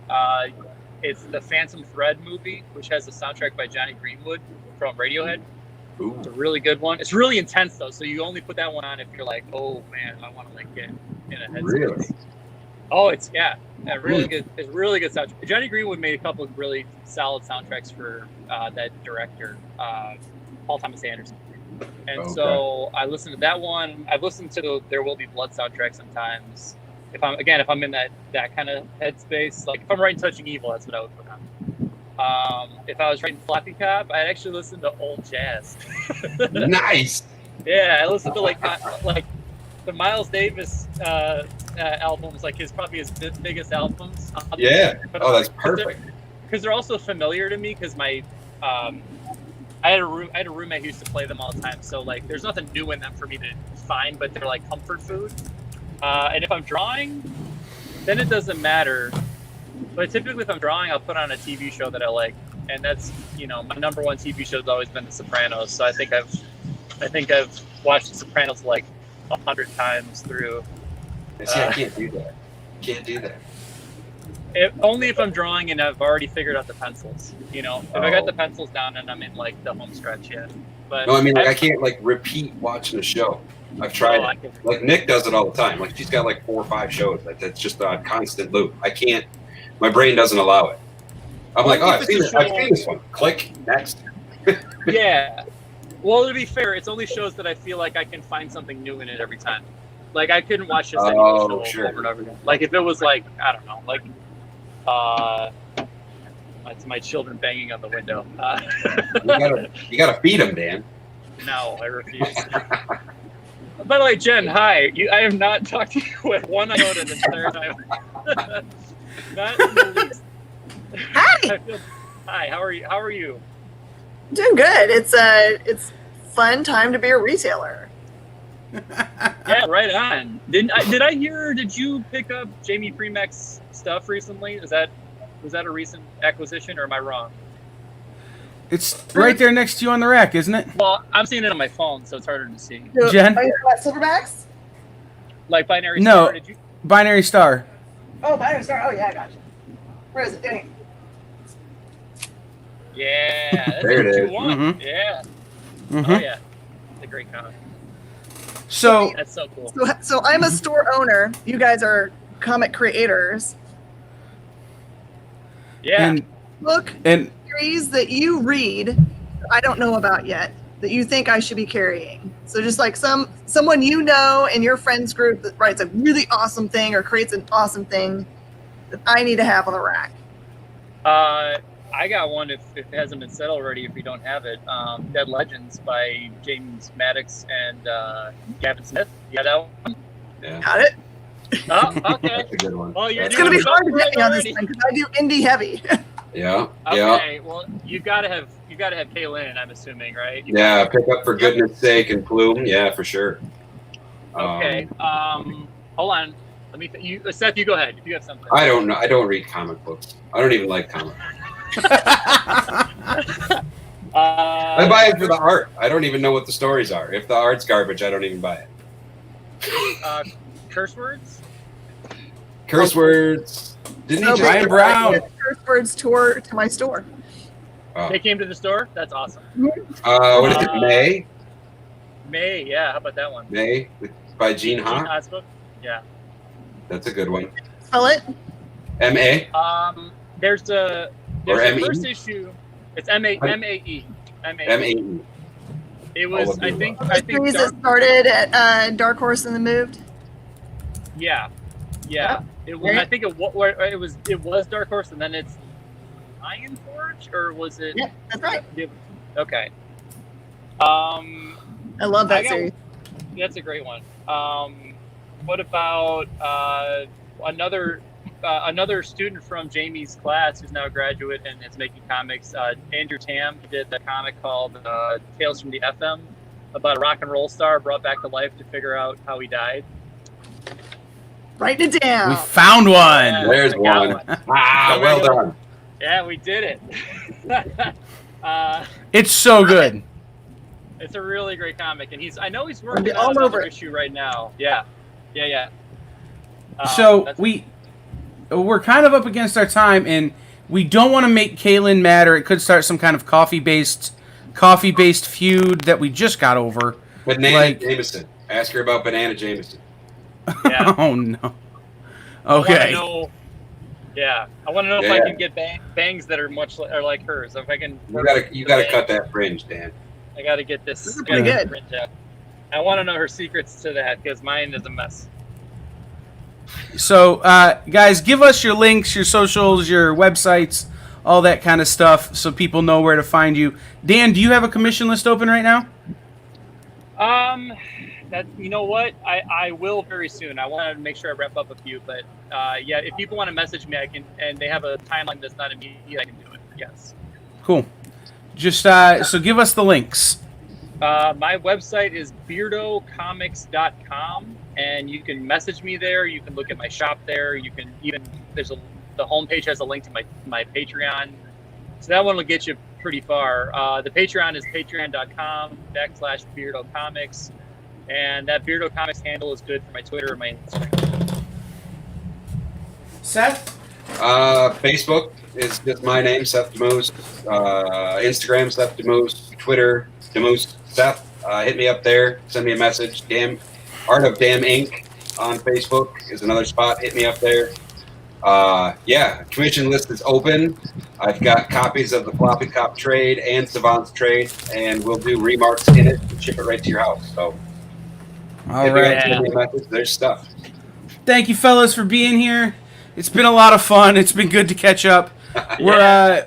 We are going to be back in just about a minute on Cadets Con 2020 with Kaylin Smith. Stay tuned. Beautiful. Thank you, guys. Mm-hmm. Thanks, guys. Good seeing you.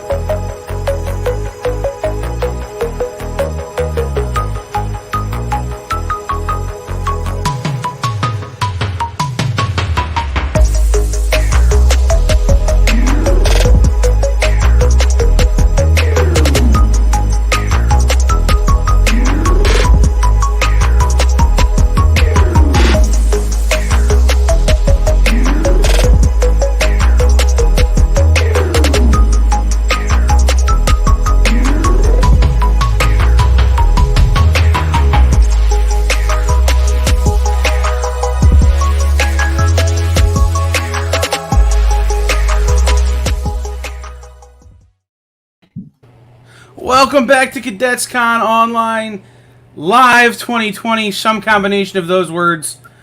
We are here. Once again, I am Kyle. I am your host, as I have been all weekend. Right there is Miss Jen King. She is the boss of Space Cadets and Cadets Con.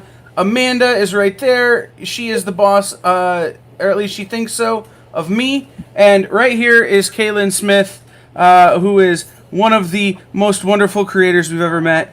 What's up? Hello, how you doing? Very good. How are you? Good. Good. So, first of all, Dan needs bang information. If you could just send him how to style his hair, that would be great. Yeah, he's well on his way. I mean, they look great, so... In case you guys haven't noticed from like the online, like if you're watching us, we all hang out together kind of a lot when we're allowed to see each other. So the inside jokes are strong. So and it's been so long. Right, it so has we're been. just all going through withdrawal. It's been like over a year since we've seen Kaylin. It's been so hard. I didn't realize I would miss conventions this much. Right? But I do. I really do. It's true. So, Kaylin, we've had this conversation many, many times, but for the people out there watching, how did you come to become a comic book person? Stumbled into it. It was... So I went to school for animation. I thought I'd be an animator. So I started this story online to keep myself drawing every day, and I knew that if I had an audience to keep me accountable, I would keep drawing. And so I started Plume, a webcomic, and it just took off, and suddenly I fell in love with the world of comics in general. So yeah, it just kind of stumbled into it. It was a little hobby on the side, and then it became a career, and I absolutely love it. I could still remember being at Baltimore and talking to Dirk, and he's like, full stop, we're going to stop talking, and you have to go right here and buy Kaylin's book. I was like, as you say. How many years was that ago? That was so many. Oh, yeah. That was a while ago. 5 or something? Yeah, that's crazy long. Oh. I did not regret that purchase at all. Oh, good. No, everything. Pointing to the cool stuff. So, Plume kind of got your foot in the door, and you have a new book. I want to get it off right at the top. You're kickstarting the second volume of your new written and drawn and everything by you book, For Goodness Sakes. Tell us about For Goodness Sakes. Tell us about Volume 1 and Volume 2. Yeah, so my new series is For Goodness Sake, drawing and writing it just like Plume. But instead of Plume, Plume was directly online. I went the route to print for this guy. So self-published, all on my own, terrifying, palm sweaty, all that. But so yeah, it is about two unlikely people coming together, traveling the U.S. Thatcher is the main guy. He finds himself cursed, Every time he does something bad, he goes all demonic and like red and horns. Every time he does something good, he reverts back to being human. And Rain is his counterpart, and she's a green-haired hippie. So you can imagine that dynamic between the two. But they travel around the U.S. and discover the world and discover more about their past. And, you know, mystery ensues, I guess. Adventure ensues. Is it Go ahead. published, or is it with a company? I'm sorry?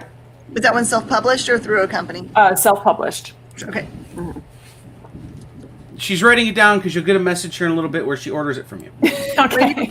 I was going to use the links on cadetscon.com page. It's true. I do They have will be up very shortly as soon as I can code it. I'm typing as fast as I can. There is a retailer link on the Kickstarter as well, so. About it. So tell us about Kickstarter. You've been kind of a Kickstarter juggernaut. Plume was a huge Kickstarter, and then For Goodness Sakes was massive, the first volume, and now the second volume is doing incredibly well as well. Yeah, and it was all by surprise. I honestly, it's so funny to me when I hit that launch button and I watch the numbers tick up. I have a severe case of imposter syndrome, where I'm like, it's gonna fail, and I'm gonna fail, and I don't know. There's just this thing that just happens. I don't even know, but it's very stressful. But anyway, yeah, Plume. So I launched the first issue for Plume on Kickstarter, and that was when it clicked that comics could be a career, because the first issue was a successful campaign. And I just went that route the entire series, along with Devil's Due. They published Plume for me. And then, I just continued on with For Goodness Sake. Obviously, with Hope, I see Hope in the background of Jen's screen. I mean, Kickstarter has treated me so well. It's been such a great platform to launch these projects.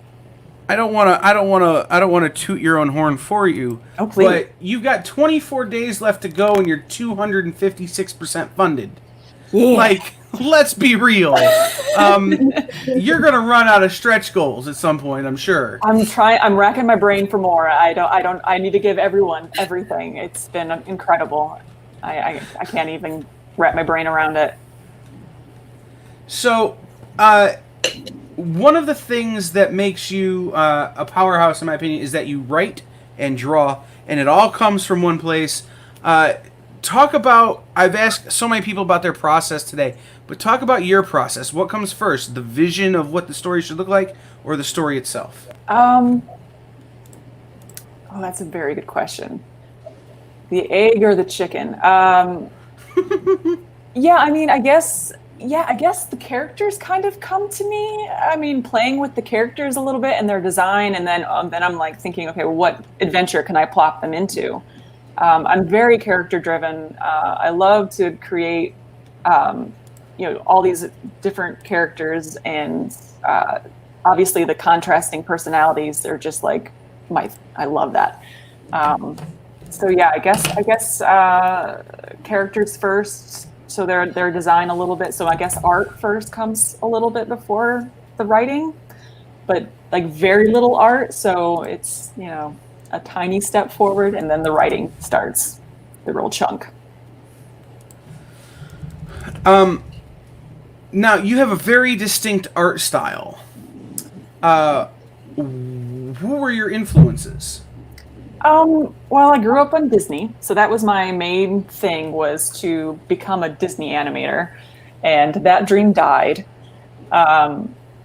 Rightfully so. I mean, I would not want to be, nothing wrong with Disney or anything, but I would not be a number. I don't want to be a number in a studio. But yes, I definitely think there's a lot of Disney influence there. I always say Miyazaki has a huge influence on me, just the way that, he creates a story through art. There's some, for Plume, certainly, a lot of Avatar: The Last Airbender influence there. Oh, there he is. Little show and tell. I like that.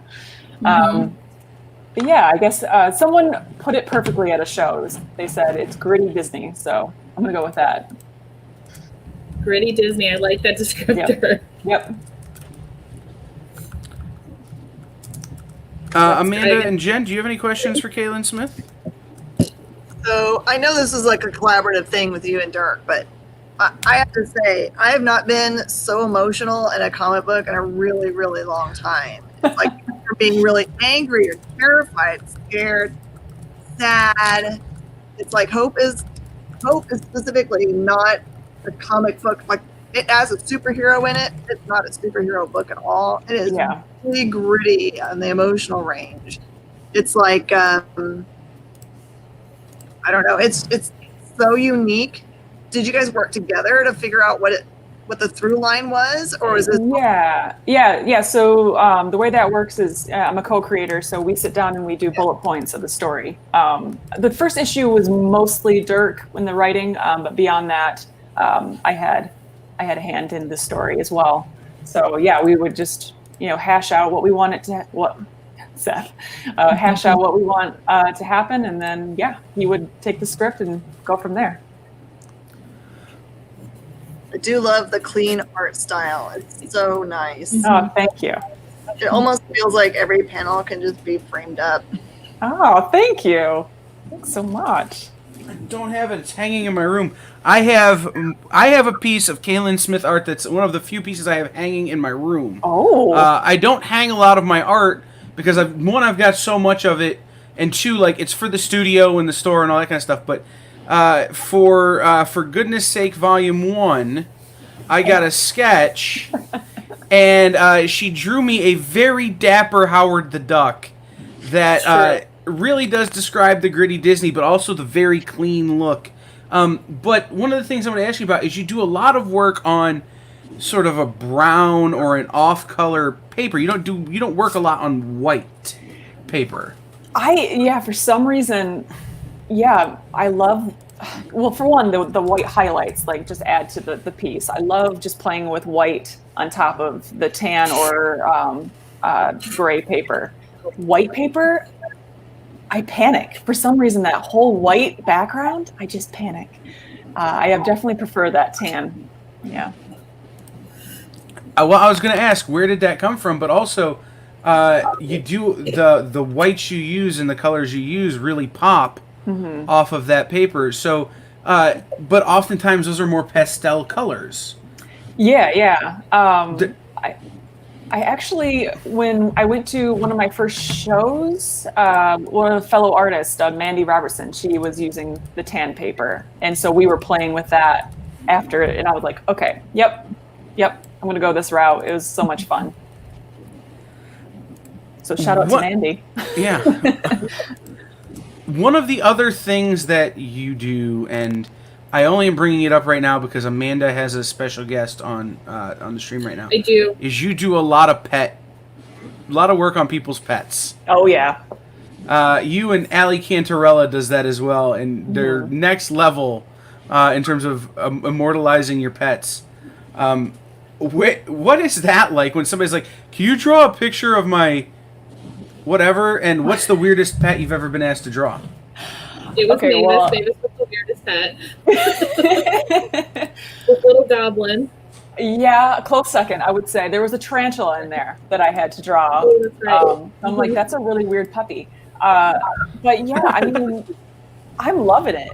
I get to get paid to draw pets. I mean, come on. I can't complain about that. But yeah, real quick on Allie's work. I love her style. Like, it's just such a unique look. She's killing it in that. She really is. But I found my Howard. There he is. So no, that's just another example of kind of the gritty Disney style that you do.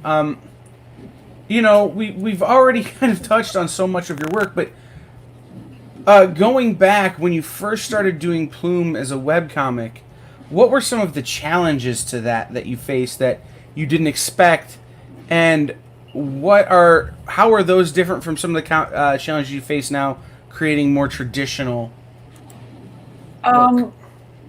Yeah, it was definitely keeping a schedule for Plume. I thought was probably the hardest thing in the beginning. Obviously, I had a full-time job. I had an office job, and it was, full-time.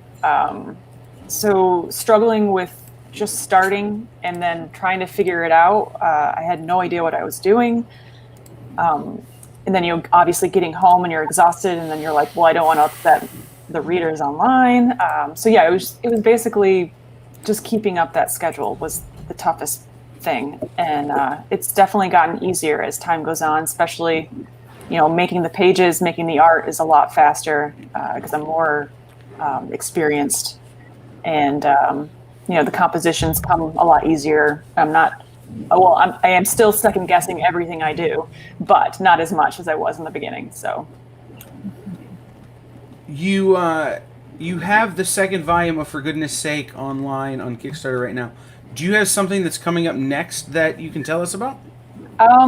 Currently working with Loot, or Scout Comics, called Loot. Don Hanfield is the writer on that. So issue 2 is, I don't think I have a date for that. However, Loot, yes, is coming issue to issue through Scout Comics. So that's what I'm currently working on. You talk about unknown synergy. We had Scout on earlier. Oh, really? That's great. That was one, and now I feel like a schmo because I didn't know you were doing it. So yeah, I mean, there's not a whole lot. I think they're trying to get a backlog before they really push it. So I don't know if they're pushing it too much quite yet. So, and guys, just jump in if you have anything that you want to ask. I'm just going to keep plugging along.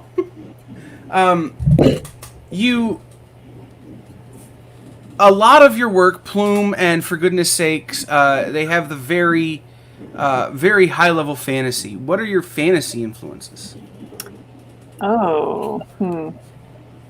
Such a weird question. What's your fantasy? No, like your influences in the fantasy genre.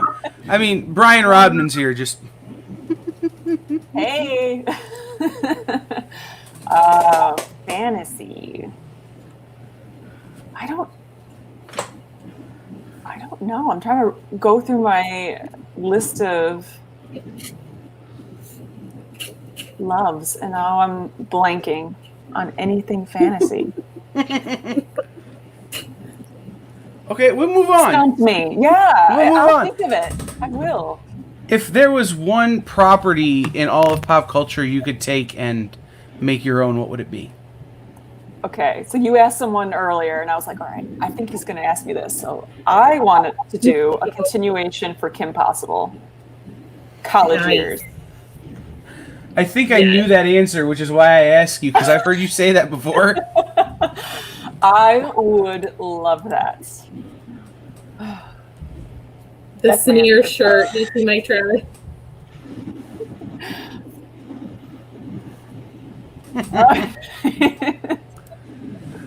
I have this sneer as a pin. Oh, nice. Mm-hmm. Nice. Yeah, I think I have the pin as well. Before. I should just sit here like this, like the whole time. People recognize it. Yeah. Yeah, I'll just answer questions like this. Yeah. Your face would start to hurt eventually. It is. It's already tightening up. Like. Yeah. No.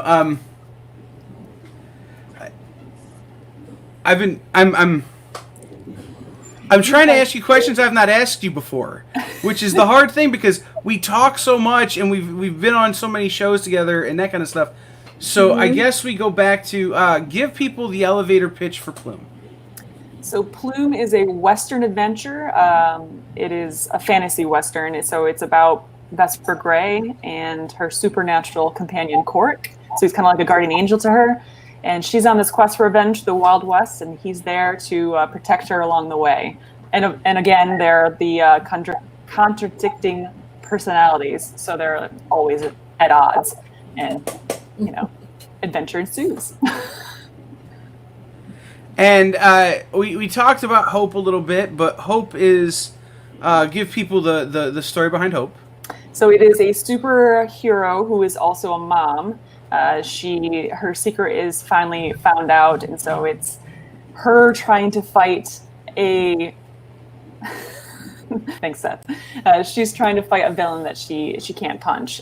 So it's, her struggling to recover a family that's taken from her. So, guys, if you head over to cadetscon.com and click on the Cadets Con links and scroll down, you can find links to Kaylin Smith's Instagram, her website, the For Goodness Sake Kickstarter, and places where you can grab Hope on from SourcePoint Press. I will also have links up for the other books as well, which you can get through her website. So, Kate, there's we're missing a bunch of cons this year. Which one did you feel the most in your heart? Like you were really sad about it not happening? Well, luckily we got C2E2 in the beginning of the year. That one's always one of my favorites. I missed Planet Comic-Con, Emerald City, and New York Comic-Con is out too, isn't it? I don't know if it's. I don't know if it hasn't been decided yet or anything, but I definitely missed the Emerald City and the Planet Comic-Con. That was it was so tough. It's been hard. I mean, not only the revenue, obviously, but seeing everybody, getting an update on projects, and just being able to rub elbows with everyone has been hard. So hopefully next year things will start to look up. Otherwise, we've got this wonderful online stuff that you guys are doing. So really appreciate that. It's been filling the void. Yeah, I think this is as close as I can get to what C2E2 does masterfully, which I tried to describe to someone who had never been there before. I'm like, how you have aisle numbers? Imagine them E through U or V with 30 people on a row, and that's C2E2. It's crazy. Those are just the creators. That's not the booths with that have socks or whatever. That's creator booth. Same with Emerald City, but being all the creators are on one level, just one level, and then the rest are all downstairs. So it's absolutely crazy. Oh yeah, I need to discuss Banana Jameson. You don't. The thought of it makes me absolutely sick to my stomach. Jameson should be Jameson, and it should not be flavored bananas. I agree with that to a certain extent. And when Seth told me about diffusing or fermenting, what's the word, bananas in Jameson, I was like, okay, I'm gonna try it, and I did, and it's actually really good. It's really good.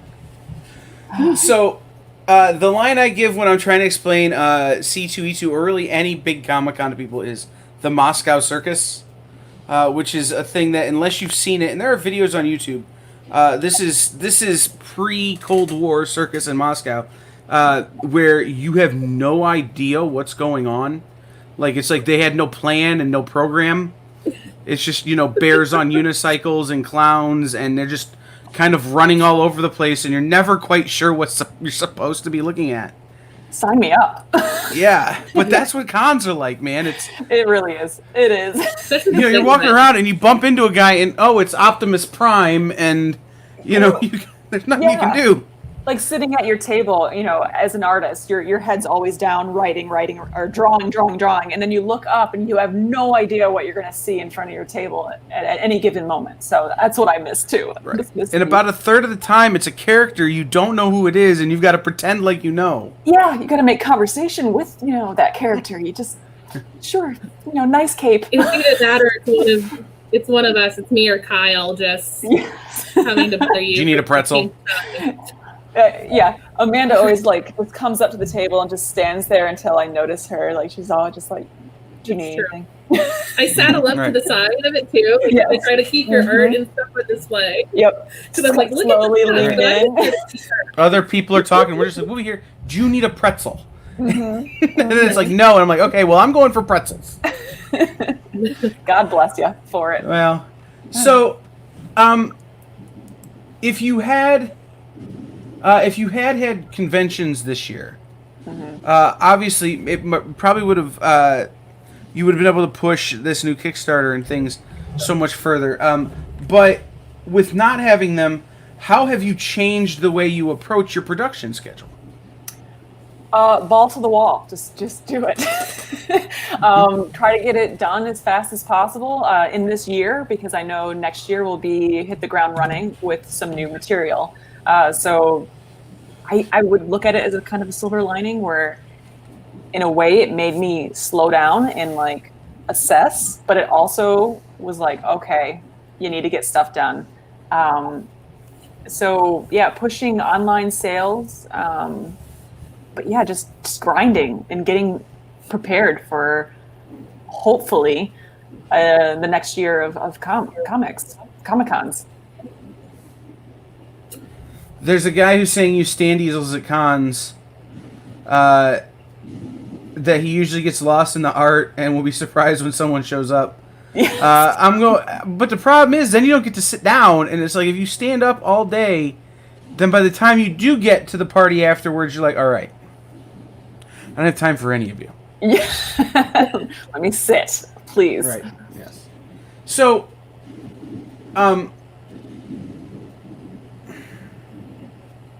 this is your second day of full interviews. Yeah. it is, How are and the you brain doing? is just How are spinning you, in the back. Kyle? Can I interview you? You can interview me, Playing but I games think until 1:00 last night. yeah, we were playing games until 1 a.m. What games? Nerd Killer Warfare, Oh. Okay. which is Miss Jen's game show. Oh, okay. But you've played, and you don't know you've played. It's the Who Would Win game, but she takes it to another level by giving you the most random pairings of things. Oh. So what was the one what was the one that I was really proud of? Oh, I was Agent Smith from The Matrix with the exploding SIM card from the Kingsman versus one of the Lannisters, Cersei Lannister with the Infinity Gauntlet. Wow. And I had to argue that, you can't destroy that which doesn't exist and the Matrix isn't real. Okay. It's a good point. Right, it's just one of those things is that whole brain just goes blank after a minute. Yeah. So, Pretty sure we had to call that one a tie because that was a We did. 'Cause, right. yeah, between the two of you, it was very, it was close. You And both I had- went deep on it. Yeah, at one point I'm arguing of somebody driving the speed buggy. I don't remember who it was. Oh, Happy Hogan driving the speed buggy from Hanna-Barbera versus James Bond driving the Mach 5 from Speed Racer. Nice. He pulled out the drunk card. Yeah, I pulled out the, James Bond is always drinking watered down martinis, so he's low-key buzzed. I don't know that he'd be a very good driver. That's a good point. Like, Don't drink and drive. It's not right. It's not a bad strategy. Yeah. Yeah. No. That's fantastic. Till 1 a.m., huh? Yep. Oh. I fell asleep. That's what should tell you what ended up happening there. So. Well, and that's one of the things that we always talk about when we get together is that, and we haven't been able to do it because COVID has been killing me, is we owe you a D&D campaign. Yes, please. Oh my God, I think we just have to break down and do it over Zoom. And if we're going to do it over Zoom, we need to do the 12-week campaign. Yeah. Can we live stream it? Would that be something fun to do? Like people to watch? People watch. Amanda's committing me to 300 hours of work. Yeah. Kyle's looking more and more tired. You what? I told him his co-creator in this game is living in town again. He can help you with that 300 hours of work. So it's only 150 hours of work. No, I'm going to make him do it. He's unemployed. No, do you enjoy games? Do you enjoy playing games? What games do you and your lovely partner play? So we play hanging out. Catan a lot. So we've got every expansion of Catan. We played the Raccoon Tycoon here a couple times. Every time he wins. Every time. And it drives me crazy. My temper goes through the roof with that game. but I still play it. I don't know why, but yeah. So he's, my husband's super good at everything with these games, so it's impossible. But I drew Mike Travis's D&D character. But yeah, we have. We played the pandemic game, and this was before it got real, and we're like before the real pandemic, right? Yeah, so we were like, we're gonna set this one aside for a while. It's too real. We did it. Me and Kyle played in the middle of the stay-at-home order. Oh yes. Yeah. No, we totally played it, and we lost pretty bad. Yeah, we did. So we're all to blame. Kind of hoping that that our playthrough of Pandemic is not representative of reality at any point. Yeah. But so if you could, this is a fun question. Okay. Uh-oh. You're designing a new character for a D&D campaign or an RPG campaign. What attributes are you assigning to your character, and then how would your character look? So I know that there's tests out there to like, a personality test to figure out what you would be in that world. So I'd love to take one of those just to see what they would give me. However, oh God, that's a good question. A lot of charm. Huh? A lot of charm. Yeah. I don't know. So you're a rogue? Yeah. Yeah, I was gonna say, give me some options because I don't know the world enough. I could totally see you playing some sort of swashbuckling rogue type, a scout type character, that's totally relying on their ability to talk their way out of things because they don't want to stab people, but they can. Perfect. I don't know. That's what I want. I feel like she needs to have a little wisdom in there. Like she's smarter than she lets on.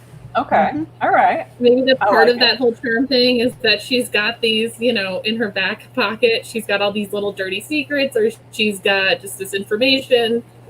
I want it smart and snarky. Smart and really snarky. High stealth. That sounds perfect. Mm-hmm. Mm-hmm. Yep. Really high stealth. Perfect. Yeah. But because Kaylin is also, guys, the master of sneaking out of the after party with no one noticing. When we're at conventions, she just disappears, and you're like, where did? It's through the ceiling for like a half tile. hour. It goes straight into the ceiling tile when I'm out. Mm-hmm. Right. Yeah, it's true. Corinne Roberts has me beat on that. Like Corinne is good. Rolls. We had to teach the skills to Milena. We did. Let's see. Especially if you're around our group of friends. So if you're around, Seth and all of them, you really got to be sneaky. Mm-hmm. It's the Michigan goodbye. I don't know if it's a Midwest goodbye or the Michigan goodbye, where it's just like it takes 20 minutes to say goodbye to people. So 20 minutes, 2 hours. Okay, 2 hours. you learn, this self-preservation at that point, where you just have to go through the ceiling and out the vents. So. I've already said goodbye to you twice. I'm now just going to disappear. Yes, exactly.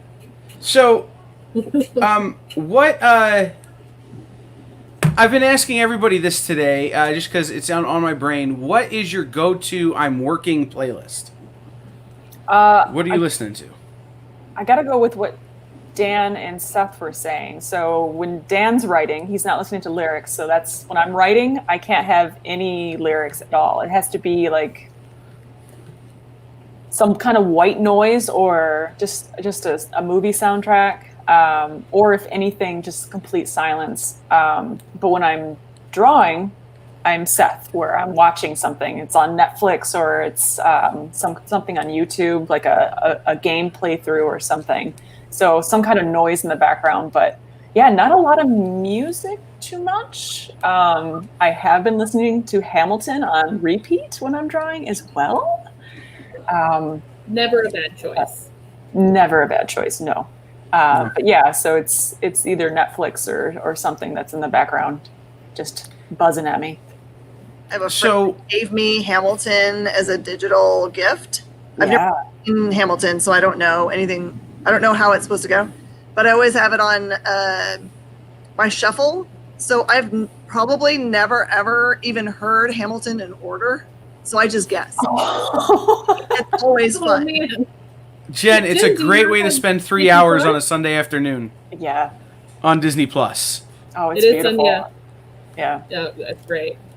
Well, so you were talking about it earlier. I was that close to playing a certain British monarch in a certain Broadway musical in the touring company that went around Canada. So.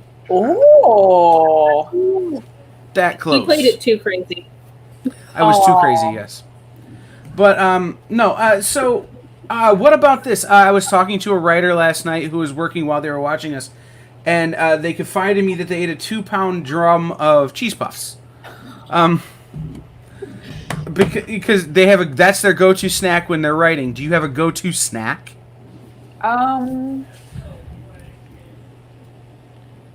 No, I see. I have a Cintiq in front of me, so I'm afraid to get anything on it. So I will do snack breaks, and it's right now it's Taki, like the spicy chips. Like I will just devour those, and then coffee, loads of coffee.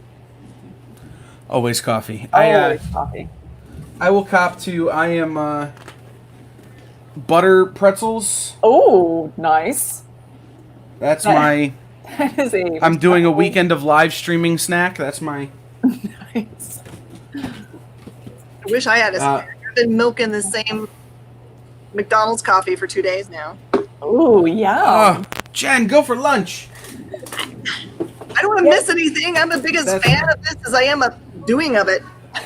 It's fair. I yesterday, to get me through with the lack of sleep, Jen. was ooh, yeah. those guys. But, all right. So Twizzlers family pack for Mike. Dude, you ain't lying. That thing was like a brick, so at some point I just started cutting it with scissors because it had all melted together. Am I the only person that likes black licorice? I'm sorry? Am I the only person that likes black licorice in the whole world? No, I love black licorice. You just can't find it at the grocery stores. Oh, no. Yeah, I love it. You, and black jelly beans. Mm-hmm. I'll they fight can for have those. my share. No.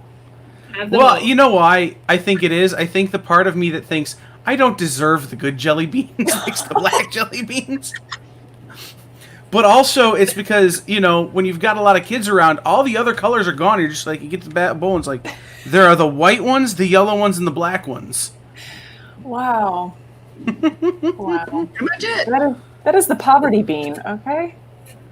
I don't know about that. It's the bean for, you know what? It is the punk rock bean. You gotta have a pretty strong constitution we'll if you're go like, with that. I'm in. Okay. Black jelly beans are also awesome because you get to have a black tongue. Walk around all day. Is that a positive? Yeah. You turn into Gene Simmons, Yep. We're so far off the rails now. I love it. I'm so punchy. I love it. I'm so punchy right now. Yeah, but this You ever is had black licorice from the Netherlands? It's salty. It's awesome. Salty? Yeah, it's salty. Yeah, It's the salt. Swedish and Netherlands licorice is weird. Really? I'll try it. I'm down for anything, really, but I don't know. Salty. I always found it funny that the people I know from Sweden hate Swedish fish, and I thought that's where they came from. Oh. Turns out, no. Why are they called Swedish fish? I have no idea. But so we're so far off the rails. Let me point everything back to cadetscon.com. Click on the Cadets Con link. Scroll down. You can find Kaylin Smith's Instagram, website, the Kickstarter for Goodness Sake, and links for all of her other books on there.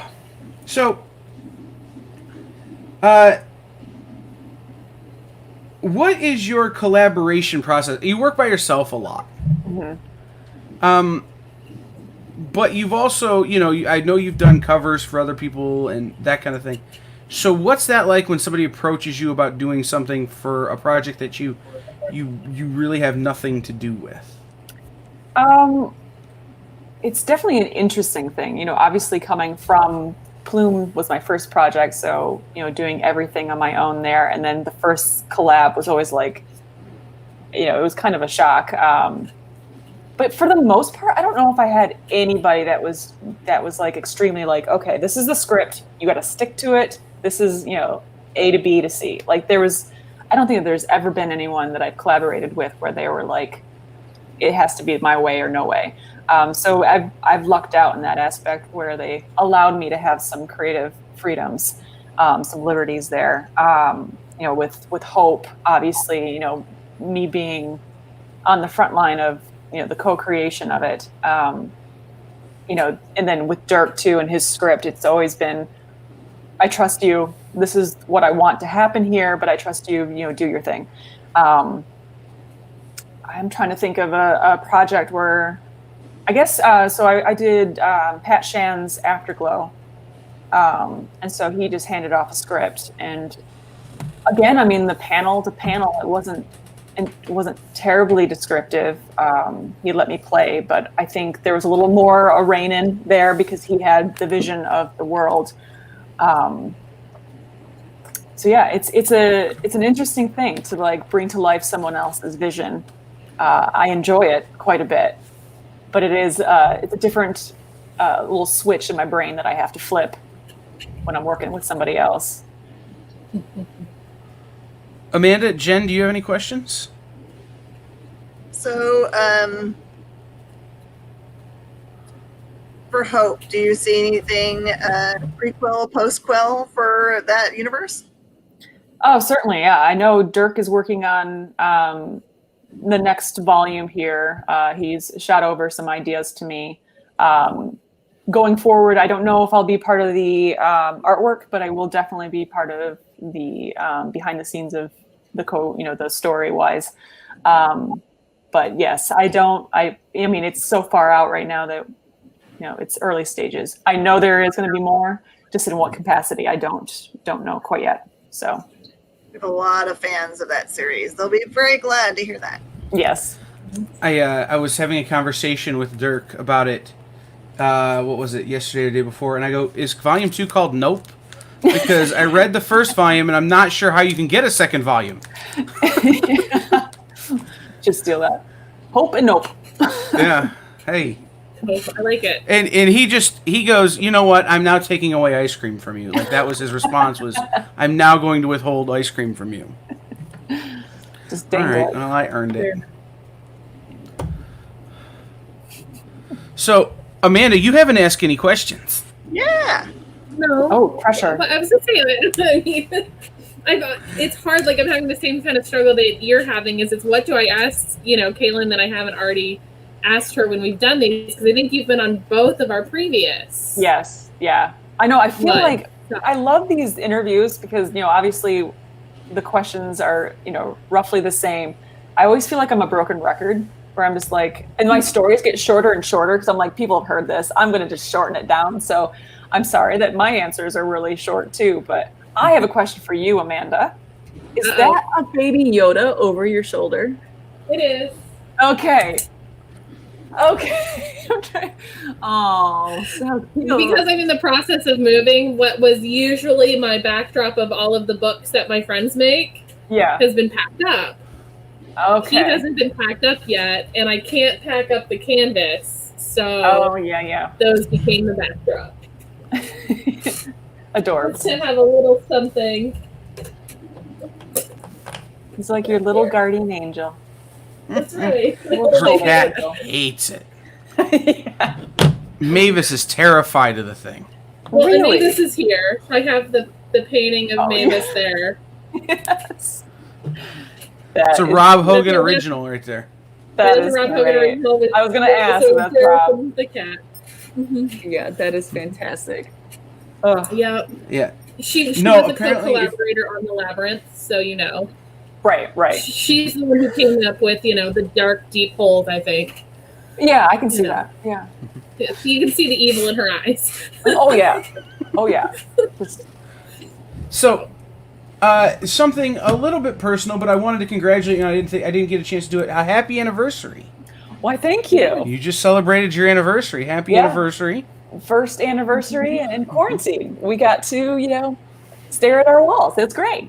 Do nothing. Right? Well, you get to have quite the adventure to go get married, so it's fair to come Yes, back and we'll take it. Yes, we'll take it. We're actually going to go. We're leaving tomorrow to go kayaking, so that'll be our anniversary trip where we're social distancing. So we get out on the river. So it's easy to stay away from people on the river. Yes, kayaking terrifies me. Why? Because I'm my size. I'm not sure they build kayaks for people like me. Years ago, Jared and I did a kayak for 2 people, and we have never fought like that before. We were screaming at each other, there's just pure panic because we were rowing against each other, and we were about to tip the whole time. If you want to maintain a relationship, don't just get your own kayak. Just get your own kayak. Separate kayak. Yeah. Okay. I'll get a kayak with an Evan Root on the back. I don't know. Just, but no. So congratulations on that. Thank you. So looking forward to next year, obviously you'll have, For Goodness Sake, Volume 2 out. You'll have the book at Scout Comics. Do you have cons booked out for next year? Assuming we're allowed to have them, are you booked in for some things? Yeah. Obviously, with the ones that have been rescheduled, with Cherry Capital, I'm on board. Planet Comic-Con, I'm on board. Emerald City, they canceled twice. I don't know if I have to re-sign up for that. I have to look into it, but I'm hopefully on board with that one. Somebody yell at Gabe. Gabe. Mike Negan. Somebody answer my questions. Yeah, so C2E2, definitely I'll never miss that show. Emerald City, New York Comic-Con. Those are the biggies. So yeah, hopefully. Yeah. Fingers crossed. Yeah, absolutely. So we've got about 10 minutes left here in your time. Why don't you go ahead and give everybody your links? I've been yelling at them the whole time. It's funny, you're one of the people I didn't have to ask for their links just because they're saved in my address book. Nice. So, but give everybody your links where they can find you, where they can yell at you, where they can ask you for things. Yeah, yell at me. KaylinSmith.net is my big one. So Kaylin tweets on Twitter, Handmade Crown on Instagram, and Kaylin Smith Art on Facebook. Do you have a commission list open right now? I do. I wasn't pushing it, but I certainly have been doing digital commissions here and there. Actually, I'm doing traditional as well. People have been sending me sketch covers. So yes, if you wanted to commission, my site, KaylinSmith.net, has a commission link. So click there. Perfect. Go to KaylinSmith.net and click commissions. Kaylin, you go to a lot of shows, and I'm always on the hunt for the next awesome thing to put on my rack. Have you come across any super indies that you were blown away by? I got to give a shout out to my girl Corinne Roberts. She's doing Bug Bites right now through Source Point Press, and I love her style so much. Oh, you already have it, don't you? Yeah, I love it. Oh yeah. Oh gosh. Okay, so let's see. I feel like I'm so out of the loop with this year. What would be an indie that? Doesn't Allie have a book coming out? Oh, it's a. Now I'm gonna look it up. It's a cookbook, isn't it? Or is it? Yeah, I'm heading over to I'm heading over to her page right now. Okay. Yeah, Allie's for sure. She's been doing murals on the walls, and I'm blown away by. It's been great. So I always feel like creators of things I like give really great recommendations for things I might. Yeah. Maybe I. Well, I mean, Kyle's intensely Googling. I'm sure that's entertaining for the people. Right. No, I'm doing the Googling, and where's it at here? It's not on her website yet, and I don't remember where I saw that she had announced something. So there was a question from Mike Travis about whatever happened to Malice Alice. Oh yeah. So yeah, Mike. God, years ago, I don't even know when he requested a commission, and I did a Alice in Wonderland, where she's like this bat holding, like she's like killing everything in Wonderland. She's got the cat skin on her head. Yeah, I want to do a print of that at some point, or some kind of story. I don't know, but yeah, that was one of my favorite by far for that commission. I when I was drawing it too, I had so many people comment on it as I was drawing it. Like, is that someone's? Could I have that? I'm like, no, it's someone else's. But yeah, I'll have to bring that back. That would be an interesting story. I'd like to see you write. Oh yeah, go completely gory. Yeah. Got 9 minutes, guys. You guys have questions. Say that again, Jen. Yeah, 9 minutes. If someone has questions, it's watching. Yeah. Who has questions in the comments? Mike. Punk rock, post-apocalyptic Alice in Wonderland. Absolutely. Yeah. Alice in Wonderland meets Mad Max. Yeah. Heck yeah. Oh gosh, now the wheels are turning. But he's ready to collab with you. So. Okay. The problem and there is a compliment from Richard Shipp about the artwork for Hope. So nice. Kyle wants to throw that up. Oh, hold on. I'm still trying to dig for that link I saw. So there you go. So Kaylin can read it. I've gone down the rabbit hole. I'm sorry. It's tough. Well, he's in line with the Alice in Wonderland hand, so. He is. He's starting to research it for you. So, yeah, we still have a few minutes. Guys, if you have questions for Kaylin Smith, if you... How do I put this? And I'll put it in your commission link on your website because it's a thing that's happening. But if you could draw anything, literally anything, right now in the next 8 minutes, what would you draw? What's in your brain right now that you want to draw? So immediately, okay, when I was young, I would doodle on my paper, and I would always draw this like cat character, and it comes to me so easily. It's like the quickest little doodle, and I don't know why I draw it all the time or why I did it back then, but I still do. Like if I'm on the phone and I doodle, that's what I doodle, and I don't know what it is. Maybe I'll have to do a comic or something with this dumb cat character, but it's super simple, and I always draw it, so that's probably what I would do because it's muscle memory at this point. Is that your warm-up? Like, one of the things we did Friday night with our Ready, Set, Draw is guys drew warm-up pieces. Is that kind of what your warm-up piece is? Is you just doodle your little cat, or how do you warm up? I just jump right into it with roughs.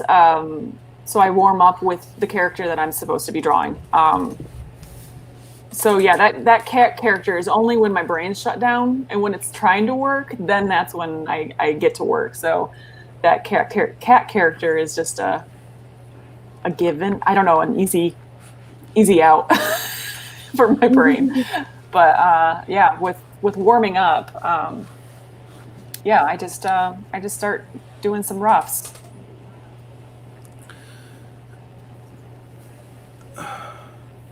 Amanda, Jen, you got any last minute questions? Because I'm literally going through a reset right now. I can see it. I can see the little spinning wheel. You're rebooting?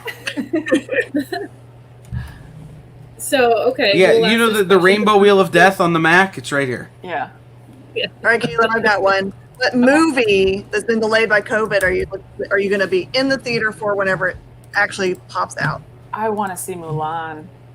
Ooh. But I think that's actually going to be released digitally. I don't know if it's going to be in theaters. But I heard rumors. Both.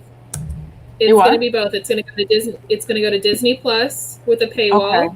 Okay. And it's going to go to theaters where theaters are open. Ooh. Okay. Okay. Yeah, So it just looks fantastic in that trailer. Okay. Cool. So Mulan. Okay, that's a good choice. Yeah. I was going to ask, is there any comic writer or artist that you want to, anyone in the world you would want to collaborate with? That you haven't already. That you haven't already, yes. Well, for some reason, I want to get in this floppy cop team. I mean, come on. What does the girl have to do? No, I don't know. See, that's always a tricky question. And I'm going to sound like a complete turd, but I love creating my own stories and worlds. And the only person that I disappoint is myself. So, doing my own projects is like a dream come true. But if I had to pick, I would definitely go with Jay Fosgett. I would love to write something for his artwork. We got a guest here. Well, the one guest you can ignore, and the other ones will. But Jay's such an amazing style. So I would love to draw or write something for his artwork. I have a request, and only because you brought her up, and now I'm thinking about it. I'd love for you and Corinne to do something together. I think that would be so beautiful and off the chain. Oh, I would. I would love it. Yeah, I was trying to think of a way where we could work together.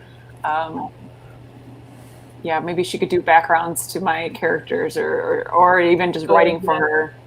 Like her artwork is just, oof. I love it. I love it so much. Okay, one last question. Am I just that blind, or has that cat been there the whole time? No, that's the guest that just popped in. Oh, because your cat jumped on the same time Dirk came on, and I'm going, oh, you can ignore that one. Oh no, I can't see Dirk. Yeah.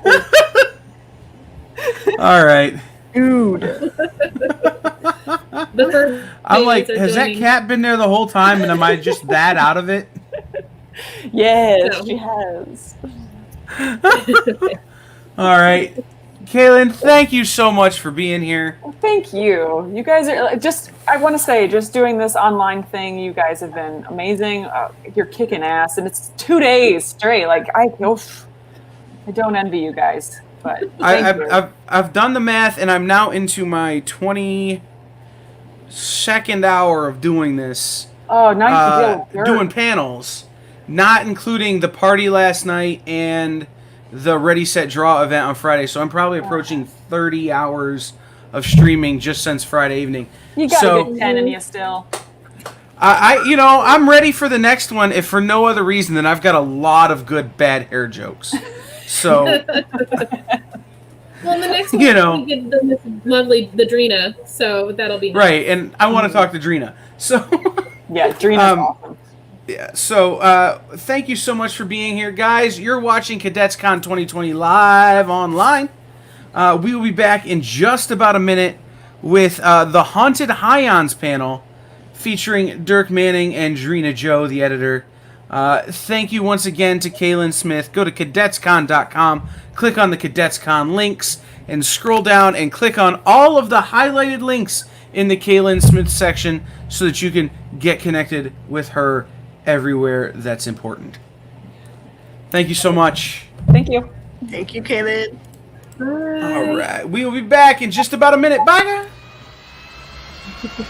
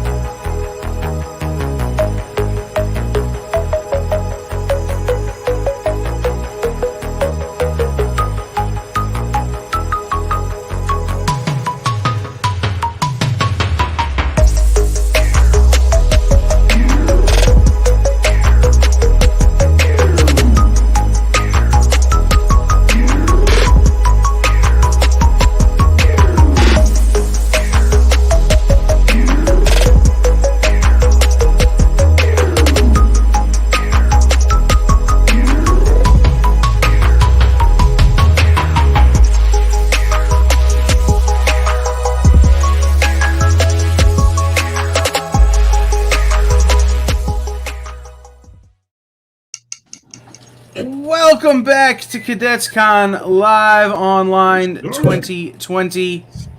I am your host, Kyle, as I have been all day, and joining me, as she has been all day, is Jen King, the mom, the boss, the person held responsible for Space Cadets. The reason we're all here. Also joining us for this panel is William K. Holland, creator, and Amanda Harvey, the person who keeps me from falling over in public.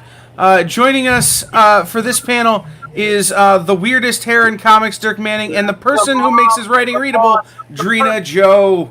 Drina Joe!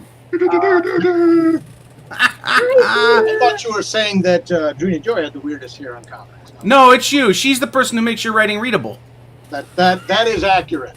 That is Drina, can you hear us? Which is great. Drina, can you hear us? Oh my God. Hi. Here we go.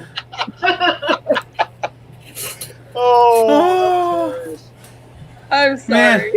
And now we're joined by the person who brings the ice cream, Mike Travis. Come on over, Mike. American dream, that's a good flavor. Who's been with us all day. Guys, this is the Haunted Highons panel. Welcome in to everybody who's coming to talk Haunted Highons and all of the other comic book madness that comes with that book. So, first of all, we're going to start with Drina, because importance before vanity. And you saved the best for last. Well, go ahead. Drina, how did you get into the comic book industry?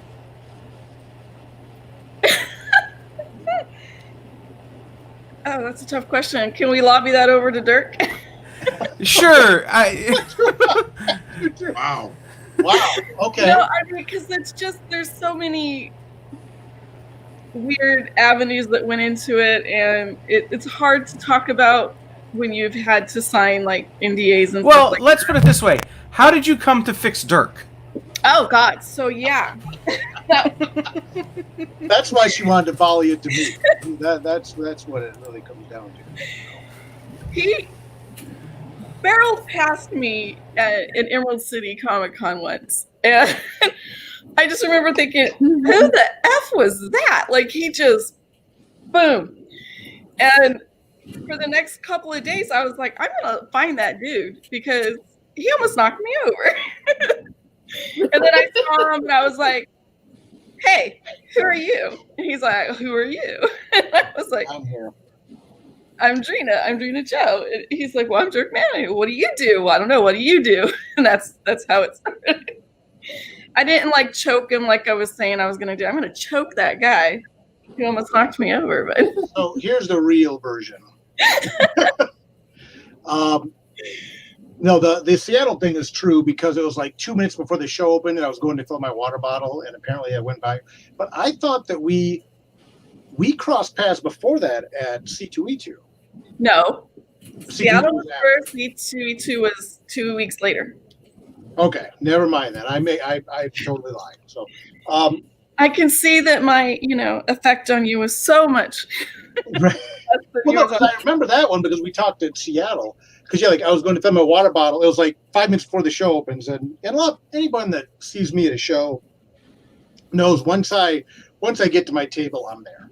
And if it's Cadets Con, I'll come in early and I'll help move shelves and things like that in the blistering sun for Jen, because Jen's amazing. Where did everyone go, or did I screw that up too? No, you're still here. So where's Kyle? He hides. I went to get a bottle of water. Right. Okay. He floats in and out. I've been having technical difficulties. Like my laptop keeps heating up really bad. So anyway, go on. That's not good. Once I'm at my table, I don't leave. And it was like 5 minutes before the show's getting ready to start, and I really didn't get my water bottle up yet. So I was like, luckily I was close enough to drink it. I'm like, pardon me, excuse me. And I was like, pardon me. He was like weaseling through real quick and ran past Drina there. And then filled the water bottle up and then running back. So then later on, she came by and was busting my chops and things like that. And we found out we knew a lot of the same people. And then we talked again at C2E2. C2E2, yes, there. And then we talked about, your work in editing and stuff like that. And as it turns out, at that point, Haunted Highons was taking off and things like that. And Leah Letterman, who I work with a lot as an editor, was transitioning out to do some other things. And Leah's amazing. But she was transitioning out to do other things. So when Drina, Joe, and I got to talking again, like, oh, I saw you a few weeks ago. How are you? Blah, blah, blah, blah, blah. And we got to talking professional stuff. And she said she did editing work. And I said, really? And I said, I happen to be... No, I'll interrupt now. Shush, your mouth. No. We did not talk business until New York. And then that's when we started talking, like, working together. But I think we did touch on Haunted Ions at CG. Yeah. Okay. But that's just that it was like, you should give these guys a listen. I think you'd like their music. That's what it was. Yeah, that's what it was. Because I didn't tell you yet. And then, yeah. Oh, yeah. But Repop. Jen is just laughing. When we're in the same room together, I'm just constantly beating him up. It's Just punching my kneecap. I witnessed this. It's true. He usually deserves it, though. Jen too, the retailer summit. Jen was my witness, occasional protector. 1 year, I was talking to Jen earlier. 1 year ago today, Jen, we were having our ice cream and things like that. Jen was having her very healthy green smoothie while I was gorging on ice cream. So. I know, it looks disgusting. You said the only green thing I eat is mint chocolate chips, so as you know. My daughter lives close to you, Jen, and I was really looking forward to coming to the con and bringing her to the con and introducing her to people. But next year, Things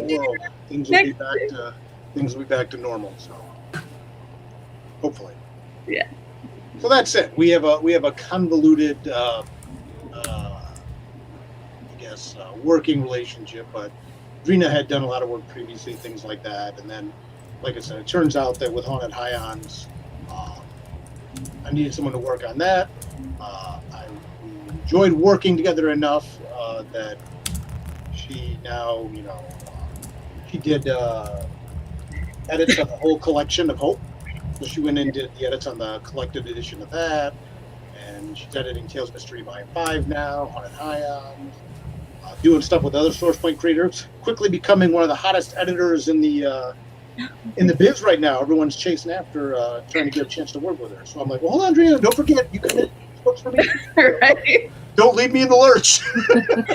Well, and that's something I wanted to talk about before we dove too deep into Haunted Highons. I want to talk to Drina about some of the other stuff she's editing, including a book that's coming out. Is it next week or the week after? It's coming out like soon. Now. Yeah, like is it out? Is issue 1 out officially? I think it's out. Jen, is it out? Broken Gargoyle? Broken Gargoyles? No, not yet. Oh, yeah, I think it's next week or the week after. Mm-hmm. Okay. But Travis wouldn't commit live online to when I would have my shipment, so I don't know. I tried to put him on the spot yesterday and he wouldn't do it. So let's talk about Broken Gargoyles real quick. Give everybody the pitch on Broken Gargoyles. I don't have a pitch. Bob and I talk about this every time because I stumble when it comes to the pitch for Broken Gargoyles because I cannot sum it up properly. Dude, I am useless today, okay? I have not had any coffee today. I'm like struggling. Well, I mean, so just be on the lookout for Broken Gargoyles. Drina edited that too. Awesome. It's Bob, Sally, and... How about we pitch each other's books? Right, I can pitch Broken Gargoyles, and you can pitch... Go for it, Dirk. Pitch Broken Gargoyles. No, Broken Gargoyles is great. It's a kind of like a cyberpunk, kind of like, war book about people who are discarded after war, I guess, and how they handle that. Very cool book. Bob Sally writes it. Stan Yeg illustrates it. I was very fortunate. I got to work with Talk to Bob. Well, Caitlin. That she loves me, not you. That's well documented. I know. I can still say hi. People don't like me. Sometimes I do. It's a cool book. I was real fortunate. I got to talk to Bob early about that book and stuff like that. And I think that book's a game changer for Bob. I mean, he obviously had a lot of success with Ogre and with Ogres and things like that. But I think he leveled up on Broken Gargoyle. Melinda, I will throw this out there. Not actual gargoyles. It's a different meaning of the word gargoyles. It's more about how people feel about themselves. Like, when they've been disfigured in the war. Right, calling themselves gargoyles as opposed to like gargoyles from the 90s cartoon show. Yeah, it's what wounded soldiers who had to wear plasters or like missing legs or something like that when injured during the war, they were called broken gargoyles. And they were usually discarded by their fellow Americans, unfortunately. It's a really deep book. It's absolutely beautiful. Stan did the art on that, right? Yes. Staniak did the art, which is phenomenal. Bob wrote just an absolute amazing treatment for that book. If you want, when the book comes out, I will post up the soundtrack that I've been listening to while reading it, just because it is just absolute gorgeous book. Now, what else might you have been editing that people need to be on the lookout for, Drina? Okay, so I was counting them yesterday. I'm on 14 titles. Four, I am so ready to talk about 4 of them, but I cannot, probably for another month. But when I can talk about them, I'm going to go to you guys and see if you want to do interviews or not. I'm doing one of my favorite humans alive is Erin Keepers, and her and I are working together on a script called Weaver. And what just happened? Go back to all the other people. Tried to spotlight you. Tried to give you the spotlight, Drina. And she's like, no. And she just tries to wipe it away. She's just like, I just honestly thought it was my computer. I thought, what did I do? No. That moment was indicative of working with her. What? Never wants to put herself out in front. She's always like pushing everyone else out in front of her. So. That is true. I'm not comfortable with the spotlight. I will be honest. I'm not comfortable with that. But so it's kind of like it's a space cowboy type of comic, and I love her writing so much. And she was my goal. Like I always tell people, my goal is to work with Erin, and now I get to work with Erin. It's brilliant. And then I'm working with David Schechter on something called Dead Flowers, which is a cowboy ninja story. Garrett Gunn, Call the Ravens Home. I love Garrett. Someone has to. But just so you know, and Drina doesn't even know this, but Drina was almost on this weekend as much as I was. But Garrett and Bob both chose this weekend to go on vacation with their respective families. Otherwise, I would have had Drina here with everybody she's editing, and she'd have been like, Kyle, I've been streaming for 22 hours. Really? Well, I have 2 with Bob next weekend. Listen, Bob, let's collaborate. Let's figure out. You say the pitch, and then I'll come in tag team this. So, oh gosh. What are my... Oh, we're working... Oh, wait. I can't talk about that one either. I swear I'm very busy. Oh, there's a new one. So, you all know Get in the Game. So, Get in the Game, I edited a story for a new writer named Dean Mason. He now is going to go by Alan Dean. His names are important. And we're doing a really cute 80s...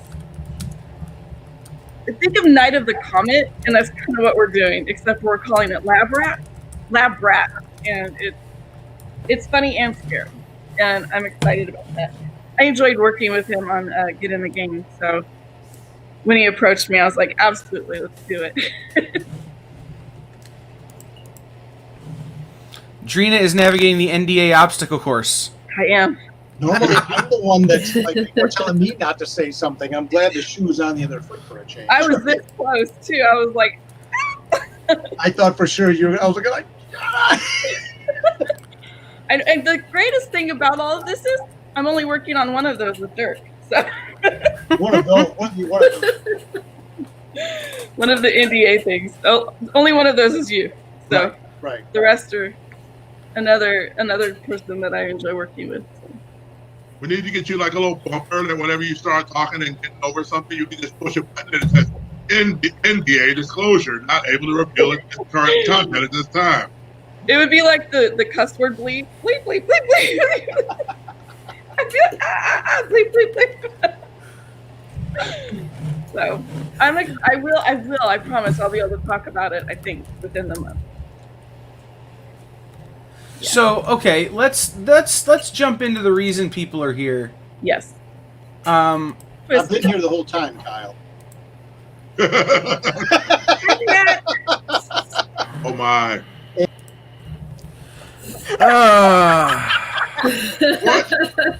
What just happened? Never taunt the man who presses the buttons. I'm in a different spot now. It's like I'm moving around. Never taunt the man who presses the buttons. Well, this is better because now I get to be next to Drina. That's right. He's Detroit, the center of attention. My Amanda. So, I've hugged her. Let's talk about, first of all, Haunted Highlands Volume 1, which, by the way, I'm on the SourcePoint press page right now, and unless you can get them from Jen or me or Dirk at a convention, you're going to struggle to get them because everything's sold out. Dude. I just found a stash of them for my own store. So after Jen bought all of them that I had, I just found a new stash of them for my own store. So Haunted Highlands Volume 1. Let's talk Haunted Highlands Volume 1. It started with a one-shot. Yes. Yeah. It started with a one-shot. There's a long story that I've told several times already about how this all came together, but we definitely started with a one-shot to make sure that we would all be comfortable working together, if this was a good fit, and things like that. We launched the one-shot at New York Comic Con 2017. Yeah, 17. Yeah. Which was, and it was also one of the first 3 books that SourcePoint distributed nationally when they entered their partnership with Diamond, which was really, really cool. So it was, in fact, it was Haunted Highlands. It was a book by Jay Fosgit, and it was Salvagers by Bob Sally. So it was really, it was like the initial run of the national distribution of SourcePoint, where we kind of went to that level. So we did the one shot together. That went really well. We didn't even announce Twisted for the show until after New York was already sold out. But the one shot went really well, and then we moved into doing the Darkness Rises miniseries. Mariana Pescosta and Auslander de Fornisari, the artists on the series, they did the one shot. They did all of Volume 1, The Darkness Rises, and we are now in production of Volume 2, Curse of the Green Book. We are in production on Volume 2, Curse of the Green Book, which we'll get to in just a couple of minutes. But going back to Volume 1, what was it like to take such a well-known... I'm going to go ahead and call Twisted an IP, because I don't know how else to describe them in this kind of context. Mm-hmm. But something as well-known as Twisted, and write fiction about them, but still have to maintain the twistedness of it all. The twistedness. Good question. Yeah, it's funny, and I'll definitely, Drina, you can chime in with your thoughts on this, but I know when I was getting started, I knew Twisted before they knew me, not only just from the music, but I used to work with Insane Clown Posse, and I knew Twisted when they were the previous incarnation of the band called House of Crazy. So I knew who they were. So when Gary Reed, who helped facilitate this deal, we miss you, Gary, very much. Ugh, still hurts. When Gary facilitated this deal and said, "Hey, I want you to work with this band," and I said, "Who is it?" And he goes, "It's Twisted." I kind of laughed. I'm like, "Oh, well, yeah, done. Let's do it." the big joke was, he's like, I know you're more of a metal guy, but I knew Twisted from the House of Crazy days. But I only knew them as performers. I didn't really ever get a chance to interact with them a lot as people. So I went to some of the concerts and just hung out backstage and fly on the wall style. And it was so funny because they didn't know me very well and I didn't know them. And I'm just kind of like just sitting back, hanging out, BSing a little bit, but really just watching how they interacted with people. And of course, as you can imagine, Jamie's very high energy and gregarious and doing his thing, and Paul's very low key.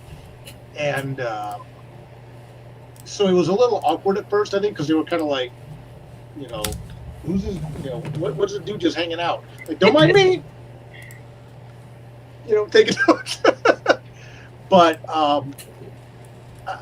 I'm really proud of the fact that a lot of people who've read the book that both know of Twisted and maybe didn't know of Twisted until they read the book feel like they really get to know Jamie and Paul as characters. And the characters in the book are very similar to how they are in real life. There's... Yeah, they are. Yeah, we I think we exaggerate a little bit. We exasperate a little bit. We pull it out a little bit more, but the core of... I don't know, you would say Dream. I think the core of them is there. I think so, yeah. I read the book before I came on. I read two, or just, the one shot in the first issue before I came on to edit. And I asked Dirk, I said, is this what they're really like? And he said, pretty much. And then I was like, okay, I'll do it. Right. I want to meet them. I can't wait to meet them. They're like, their characters are in the comics. Yeah. They're so fun to be around. And then I got to meet them a couple of times before. It was,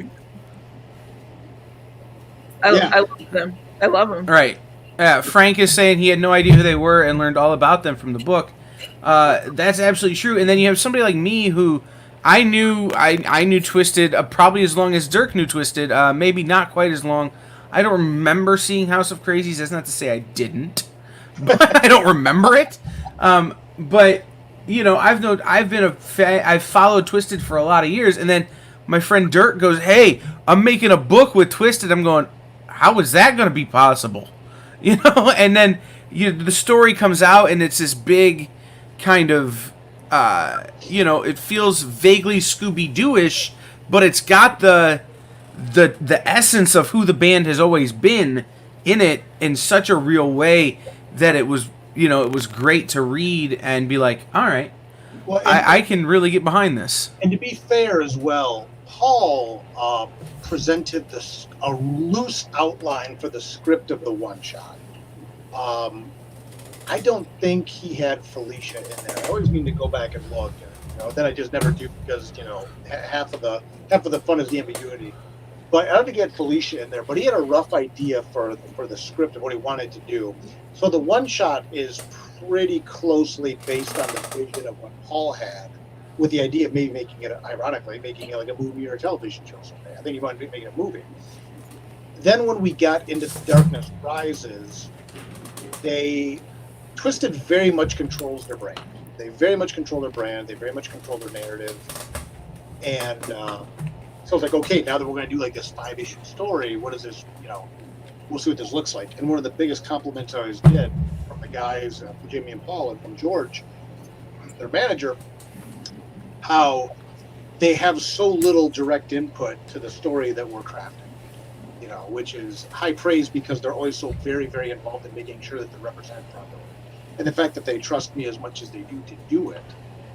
Because on Darkness Rises, it was much more me driving the story, and then they get into it, and then they kind of, make some little suggestions, little tweaks here and there. And now with Curse of the Green Book, it's the same thing. I'm very much driving the story. I hand it off to, first I hand it to Drina to edit it. She'll look at it, make it readable, as everyone says. Then hand it over to the guys, Jamie and Paul, to look at it and have them sign off on it accordingly from there. Well, and you've mentioned in the past that they sometimes come back and say that's not exactly how we would say it. Right. Changing some dialectual things. Change this word to this word, right? Or change, butt-faced,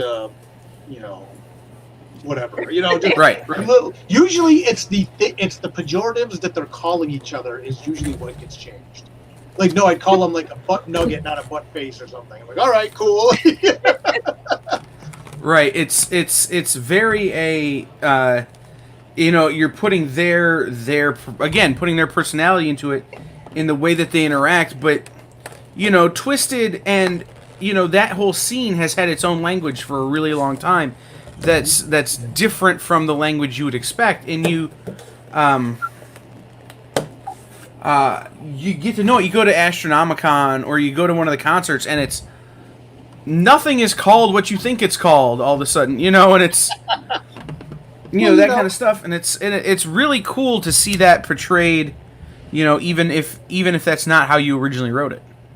Well, and two, you know, it's like musics always have their own subcultures, you know, whether it be the punk rock scene, the metal scene, you know, the juggalo scene, you know, there's always these intricacies and things like that to the culture of the music. And, you know, a lot of people historically have kind of, you know, poo-pooed the juggalo movement and stuff like that. And I've said this before I even worked with Twisted. I'm like, if you're to a point in your life where you're kind of crapping on someone else's musical subculture, you're old. You know, it's like, congratulations, you're your parents who are making fun of the punk kids or the metal kids or whatever like that. Like, oh Right. no, well, it's a blah, blah, blah. And I'm like, yeah, that's what your parents said about your music too. Don't listen to jazz; it will cause you to go to pool halls. Right, right. Sorry, that was a reference to the Music Man. Sorry. Shaking his hips on stage. One of the things that was shocking to me, though, I live in a really small town, and I had on a Twisted shirt, and this guy just kept following me around the grocery store. And I mean, to the point that I was like getting like, dude, knock it off. What are you doing? And he was like, you like Twisted too? I was like, I love Twisted. You love Twisted? This is a tiny little town, and they're known everywhere. Like, they have a subset of fans everywhere, and I would not have expected that, especially on the West Coast. You know, not. Mm-hmm. And even bringing it back here to with Cadets Con, and Jen, you can speak to this. I showed up a day early, I think, for Cadets Con, and I'm wearing my Twisted Tour shirt, and I walk in, and I'm in the store maybe 30 seconds, and someone's like, "Did you bring copies of Haunted Highons?" And I remember looking at Jen's face, and I'm like, because she's like, I don't know, people down here know who Twisted is, you know, and that's not a slam on. Go ahead, Jen. Go ahead. Just, you know, you can defend yourself accordingly. I'll self-report. Right. So, Dirk, I've loved Dirk's work for a long time. I'm a big fan of Tales of Mr. Reeves. Huge fan.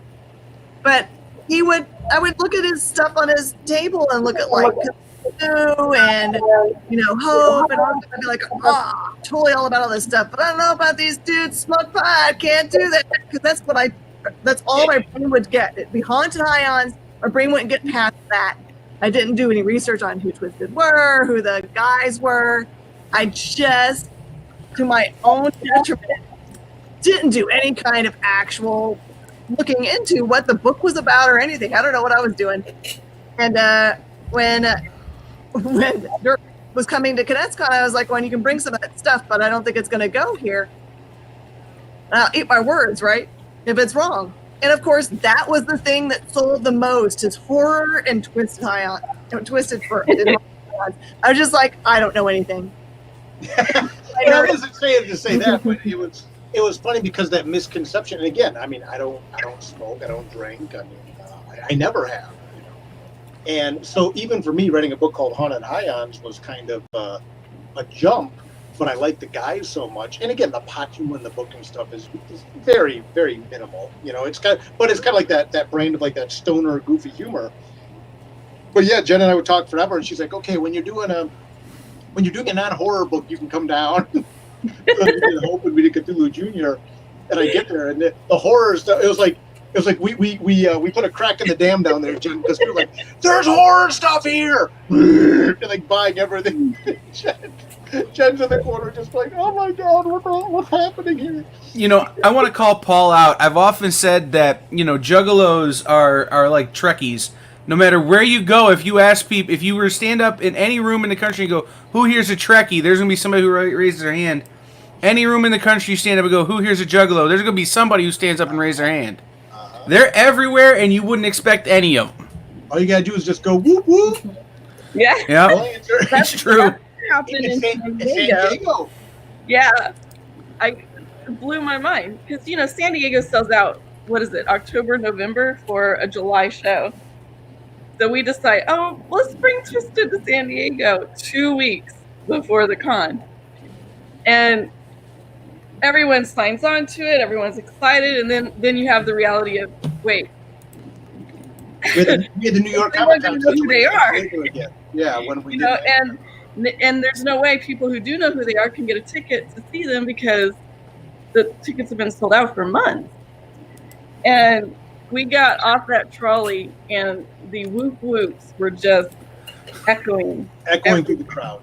Everywhere. I was afraid people were going to think that these two guys were cosplaying as Twisted. Yes. You know, and yeah, we're all walking in together, you know, the whole group of us. And through the crowd, you know, at San Diego, you just have like the mob of people. And we were kind of going in on the side to get to the Source Point table for our signing that day. And, and literally through the crowd, just hear those whoop, whoop, whoop, whoop, you know. And I remember Jamie and Paul were like, and we had a huge line at San Diego as well for the exclusive that we had there. Well, there was a line even at Funko waiting for them to come to the Funko line. Knowing that they'd be at the Funko booth. Yeah, knowing that they were Funko fans. There were people that were just congregated around the Funko table or like the area, hoping they would get to see Twisted. Yeah. It was really just surreal and quite lovely. It was, I remember asking Dirk, can I buy whatever's left over of that signing? And he was like, oh, hun. Just go. But we did make it up to you. Jen is currently the only store in the country that has the trade paperbacks. Really? Yeah. We haven't put the trade paperback in mass distribution yet. We'll wait no closer till M&E Shop has it, and Jen King has it, because she has been such a huge supporter, and we love Jen. That's a cool little feather in your cap there, Jen. And I think I signed all the ones that Jen has. I should be denied access for all of my life for my bad behavior before. No. Sometimes you got to get taught that lesson, though. You know, it's you gamble. You don't gamble because you think you know, and then it turns out you don't know. Well, but you know, again, it's something I've battled my whole life, being a horror guy. People are like, oh, no one. You're saying with Trekkies or Juggalos with horror fans. People are like, oh, you know, no one likes horror. And I'm like, there's always. Remember we had movie theaters? There's always a horror movie in the movie theaters. There was a reason for that. You know, people support horror and stuff like that. Oh, there you go. So yeah, I should get one. So down, Ashton. Yeah, so it's one of those things where people don't. I think people have a lot of negative stereotypes about horror and about other things. They find out that this is a very popular genre. You know, people dig it, which is why we're super excited. You know, when we had the announcement in February about the Hollywood option and Green Book and everything else. So it's exciting times. They were like they're custom made for animation. I really feel that. They're perfect for animation. So we'll talk about that stuff, those announcements here in just a second. But if you head over to cadetscon.com, click on the Cadets Con links page. There's a place on there where you've got all of the links for Dirk and where he's at. And I know that generally when I ask Drina that, she goes, "Oh, don't know." She does the Drina thing. So there are no links for Drina, but if you need to contact Drina, you can get a hold of her. Just message Dirk, and he'll tell you how to get a hold of her. We're going to make Dirk Drina's PR man. Drina Joe, honestly, everywhere. Drina Joe. Don't give me that. No, I'm not the gatekeeper. So let's talk about this in the order that it sort of happened. you make the announcement basically in the same weekend of the option for Haunted Highlands and the announcement of Green Book. So let's talk about the option. It's being produced by Ken Levin, who we know from The Boys and Preacher and like so many other things. Where he's gonna do Grimjack. Yeah, he's doing Grimjack. He's doing a lot of stuff. Ken is almost as tenacious as Kowalski the dog, but not quite. Let's talk about the. I love Kowalski. I want a Kowalski, but let's talk about the option. Is there anything you can tell us about where that's at? What part of the process are you in? Are we still adapting? Are we still writing? Where are we at? What can we tell them? I've been very busy this week. Which leads us to believe that there's still. Well, I mean that's a big answer. There's still writing happening. Yeah, I've been very busy this week. And we can talk about how when things get optioned, it takes a while for stuff to move. Yes, because it's a long process. Yeah, I mean, we announced the partnership in February, and the fact that I have been very actively busy on things this week is indicative to how quickly things move, but also how a lot of this stuff is stop and go. Right. Well, let me interject because, this is actually going faster, in my opinion, from my past experience with this kind of stuff. And Haunted Highlands has been moving pretty steadily along. I feel like the coronavirus kind of did stop some of it from happening sooner because, Ken is very much a face man. He likes to sit face to face with people and, shake hands and make deals. And, a lot of things have kind of slowed, but never came to a stop. So for me, I feel like we're actually ahead of the game in the process of it.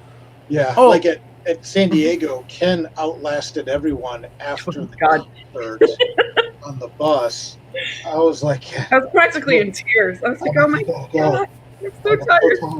And Ken just going, man. He's just like nonstop. But yeah, I mean, he's when he hung out with Twisted. Well, even at Astro, like there was that one day I was super worried about Ken. Like I haven't seen Ken. It's 3 p.m. And this girl goes, "Oh, he was out with us until about 4 a.m." And I was like, "Okay, I don't need to be worried about him anymore." No, but it's one of those things. Is I don't think people realize that you get a project option. Now the script needs to be adapted to be able to be acted a little bit. The art needs to be refined to be able to go on to the next step of building whatever that is, whether it be storyboarding or animation or whatever. It takes a long time. You have an animated movie, something like, I'll give you an example, Incredibles 2 took 13 years. Yeah. Right. Like, part of that was those actors got real busy, but part of that is that's how long it takes to make things. Yeah. So, it's when we ask for an update and Dirk goes, I've been really busy, that's really good news, for the fans out there, because it means that it's still moving. Like, when we're done here, I'm going to be busy again. Right. Like, but I'm not going to be answering my phone. I'm going to ignore him. I would. I'm tired. The appropriate response. No, yeah, things are, I think everyone is very excited about the synergy of how things are going. And I'm trying to be very careful in what I say. Right, that's why I'm not responding. I'm just waiting for you to hang yourself. I'm trying real hard not to. There's so much I want to say. So you said we were going to talk about Curse of the Green Book, right? The next we book? are. That's the next. That's the next phase. Is so almost immediately after you announce that, we get the image for Curse of the Green Book. Isn't that gorgeous? That gorgeous Mariana and Alessandro piece. That if I was doing my job, I would be showing people right now. Uh-oh. But it'll only take me a second to do that. So that you announced Curse of the Green Book, which is Volume 2. Pat.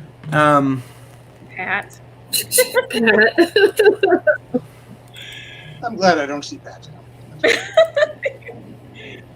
Now you can see him. Nice. There it is. Yeah, there's the promo image of Isn't that Mariana. beautiful? And that's little Joe. Okay. Yeah, Little Joe's on there. That was one of Drina's big contributions. Was Little Joe the not so little alligator? And I like that you've got a little bit Papa Shango from WWE. A little bit, you know. Well, and like one of the things too is like with Mariana, you'll notice she took Felicia out of like the dress, and like now she's like in a hoodie and stuff like that, and kind of hanging out, you know. And like she goes, she can do what she can, you know, kind of do what she wants with her own look. But yeah, there's a lot to unpack on this image. You know, you got darkness zombies, which we saw some of that in Volume 1. You've got voodoo dolls. You've got Voodoo King, Voodoo Queen, Little Joe. There's this is only a microcosm of all the stuff we're doing in this miniseries. The big villain is not even shown yet here. I probably shouldn't give it away, but I really want to. So. You probably should give it away. I'm just throwing that out there. But what can you tell us about the Curse of the Green Book? Hannah.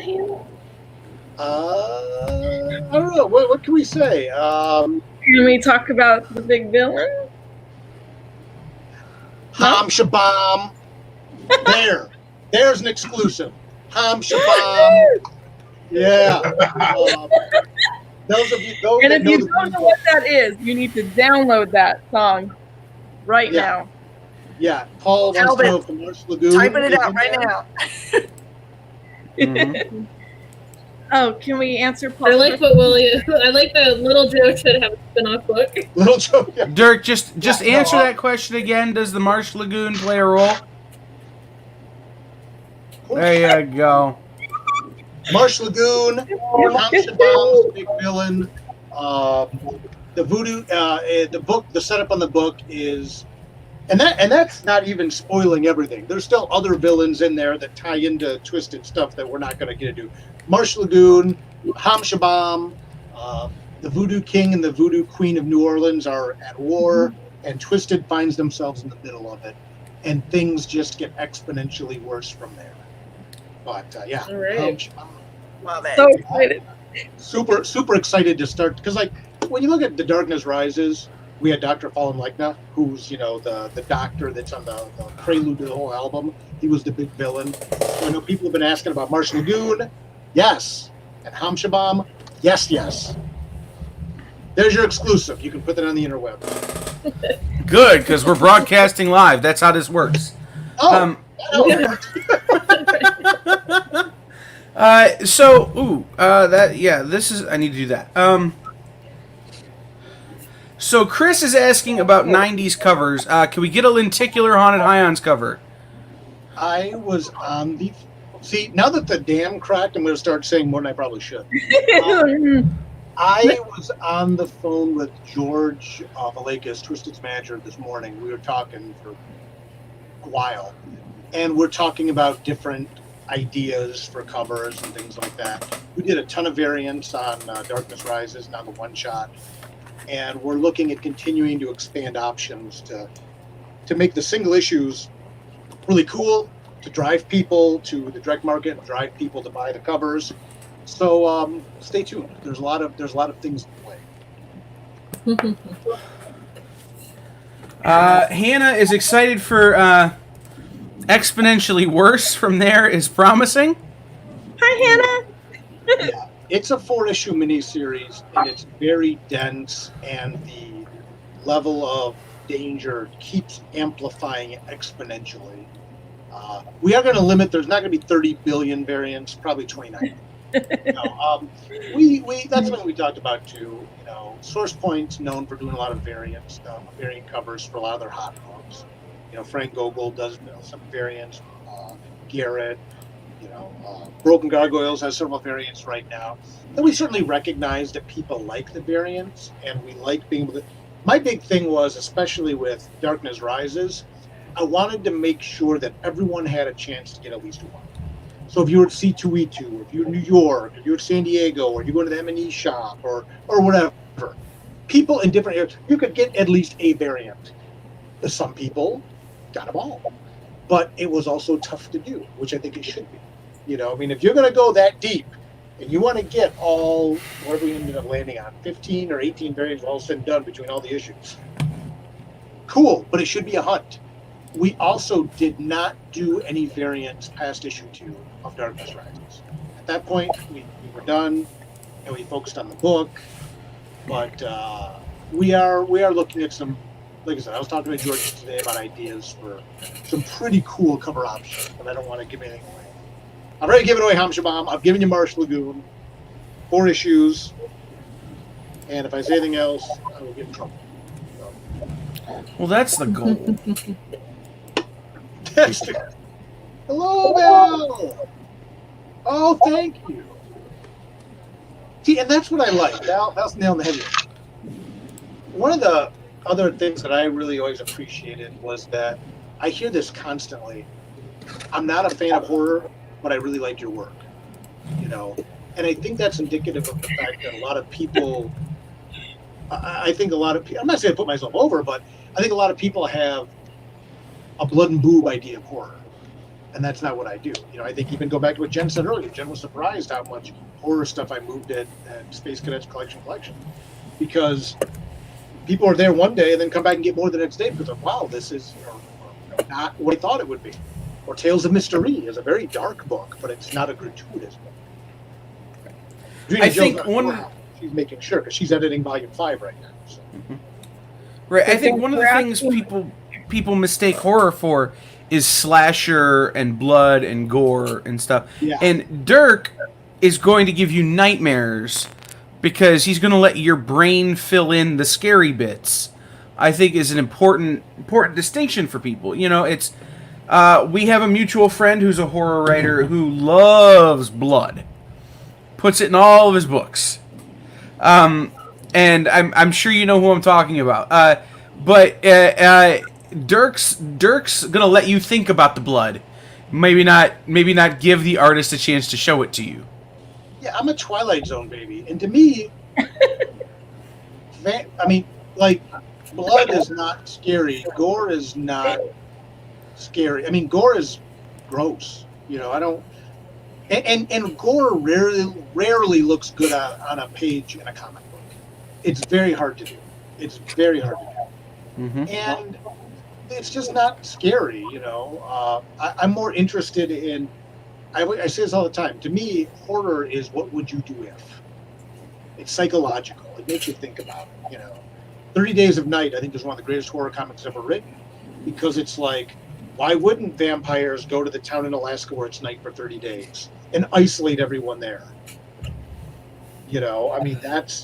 That's scary. Or when you look at anything in the Twilight Zone, that's the stuff, the original series. That's what I like. And then when we did Haunted Highons, it's scary. There's some really scary stuff in Darkness Rises. There's some really scary stuff in Curse of the Green Book. And I wanted to honor that part of Twisted's legacy, but I also wanted to honor the fact that they're funny. They're so funny. They're fun. And then you get to a book like Tales of Mystery, where Mystery, Jen King's favorite book, or favorite book I write anyway, is there's humor in that book, but Mystery in particular is usually kind of like the straight man to that because he's so grim. And the world is so grim. But then you got guys like Brad Thompson and stuff like that, and newer characters like Callista who are more upbeat, showing that, or even Charity, that there can be a light in the darkness that Mystery just can't access.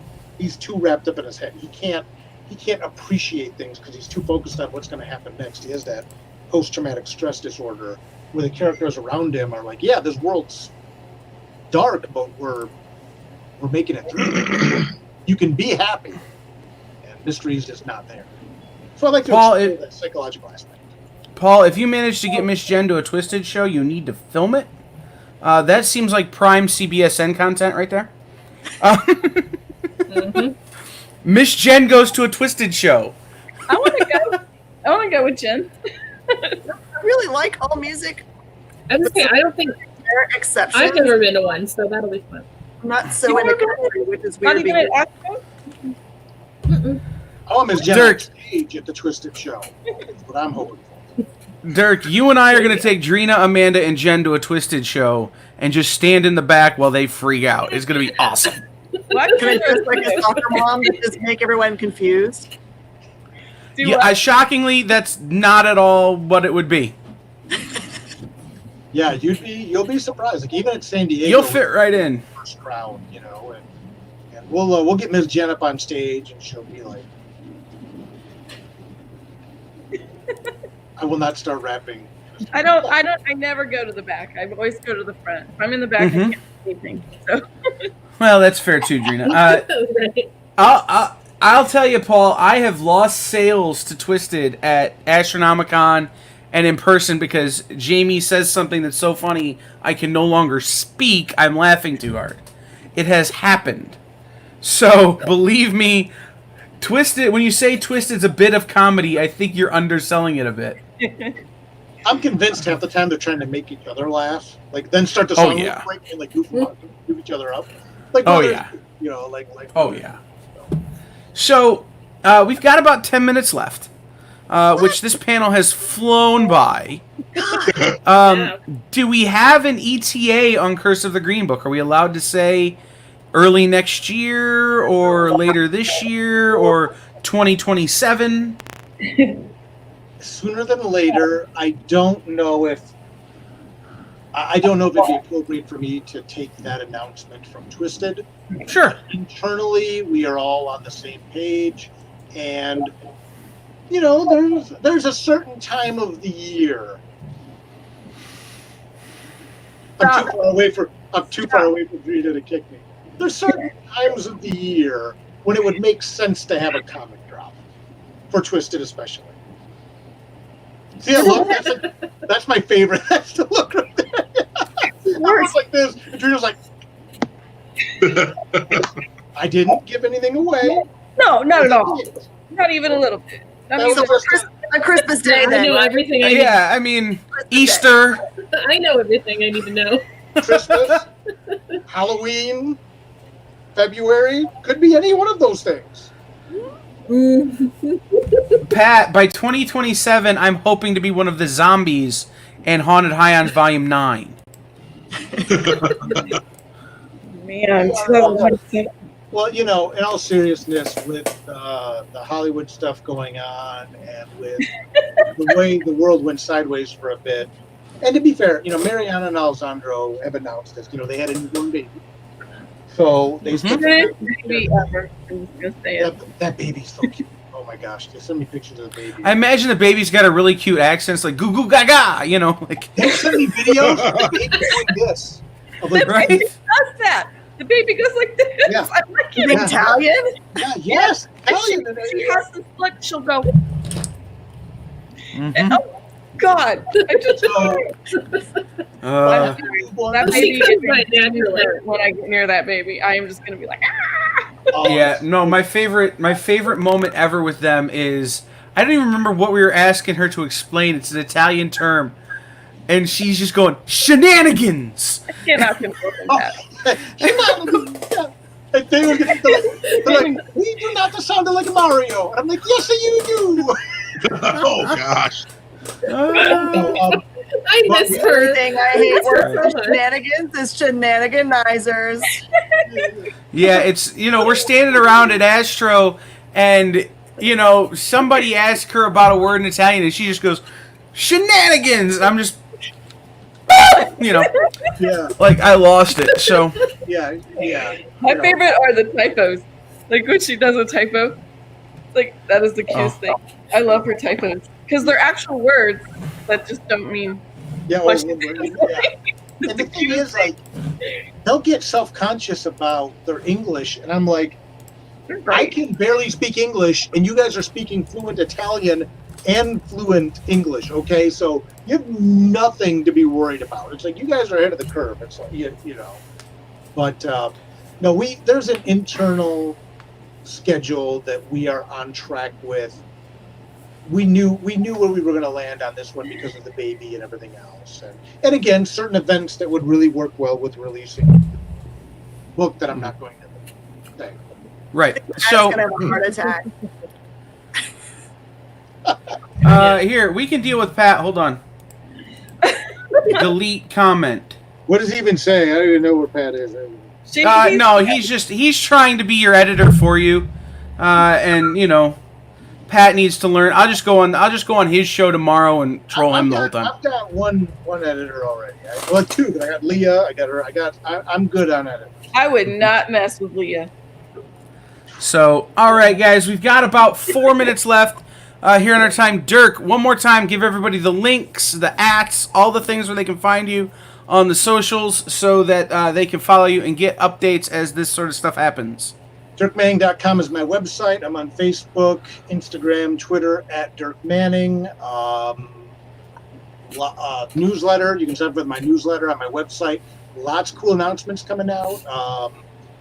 Next year is going to be stacked with new books. We haven't even talked about the NDA book that we can't talk about because we can't talk about it. Mystery Volume 5 is coming out. Right or Wrong Volume 2 is coming out. Mystery book, Curse of the Green Book, Cthulhu Jr. with Scoot, Hope 2. It's going to be an amazing year. So you can keep up on all that. DirkManning.com, Facebook, Instagram, Twitter, and Dirk Manning. Drina's preemptively exhausted. So tired. Yeah. Thank you. Thank you, Dirk and Drina, for being here.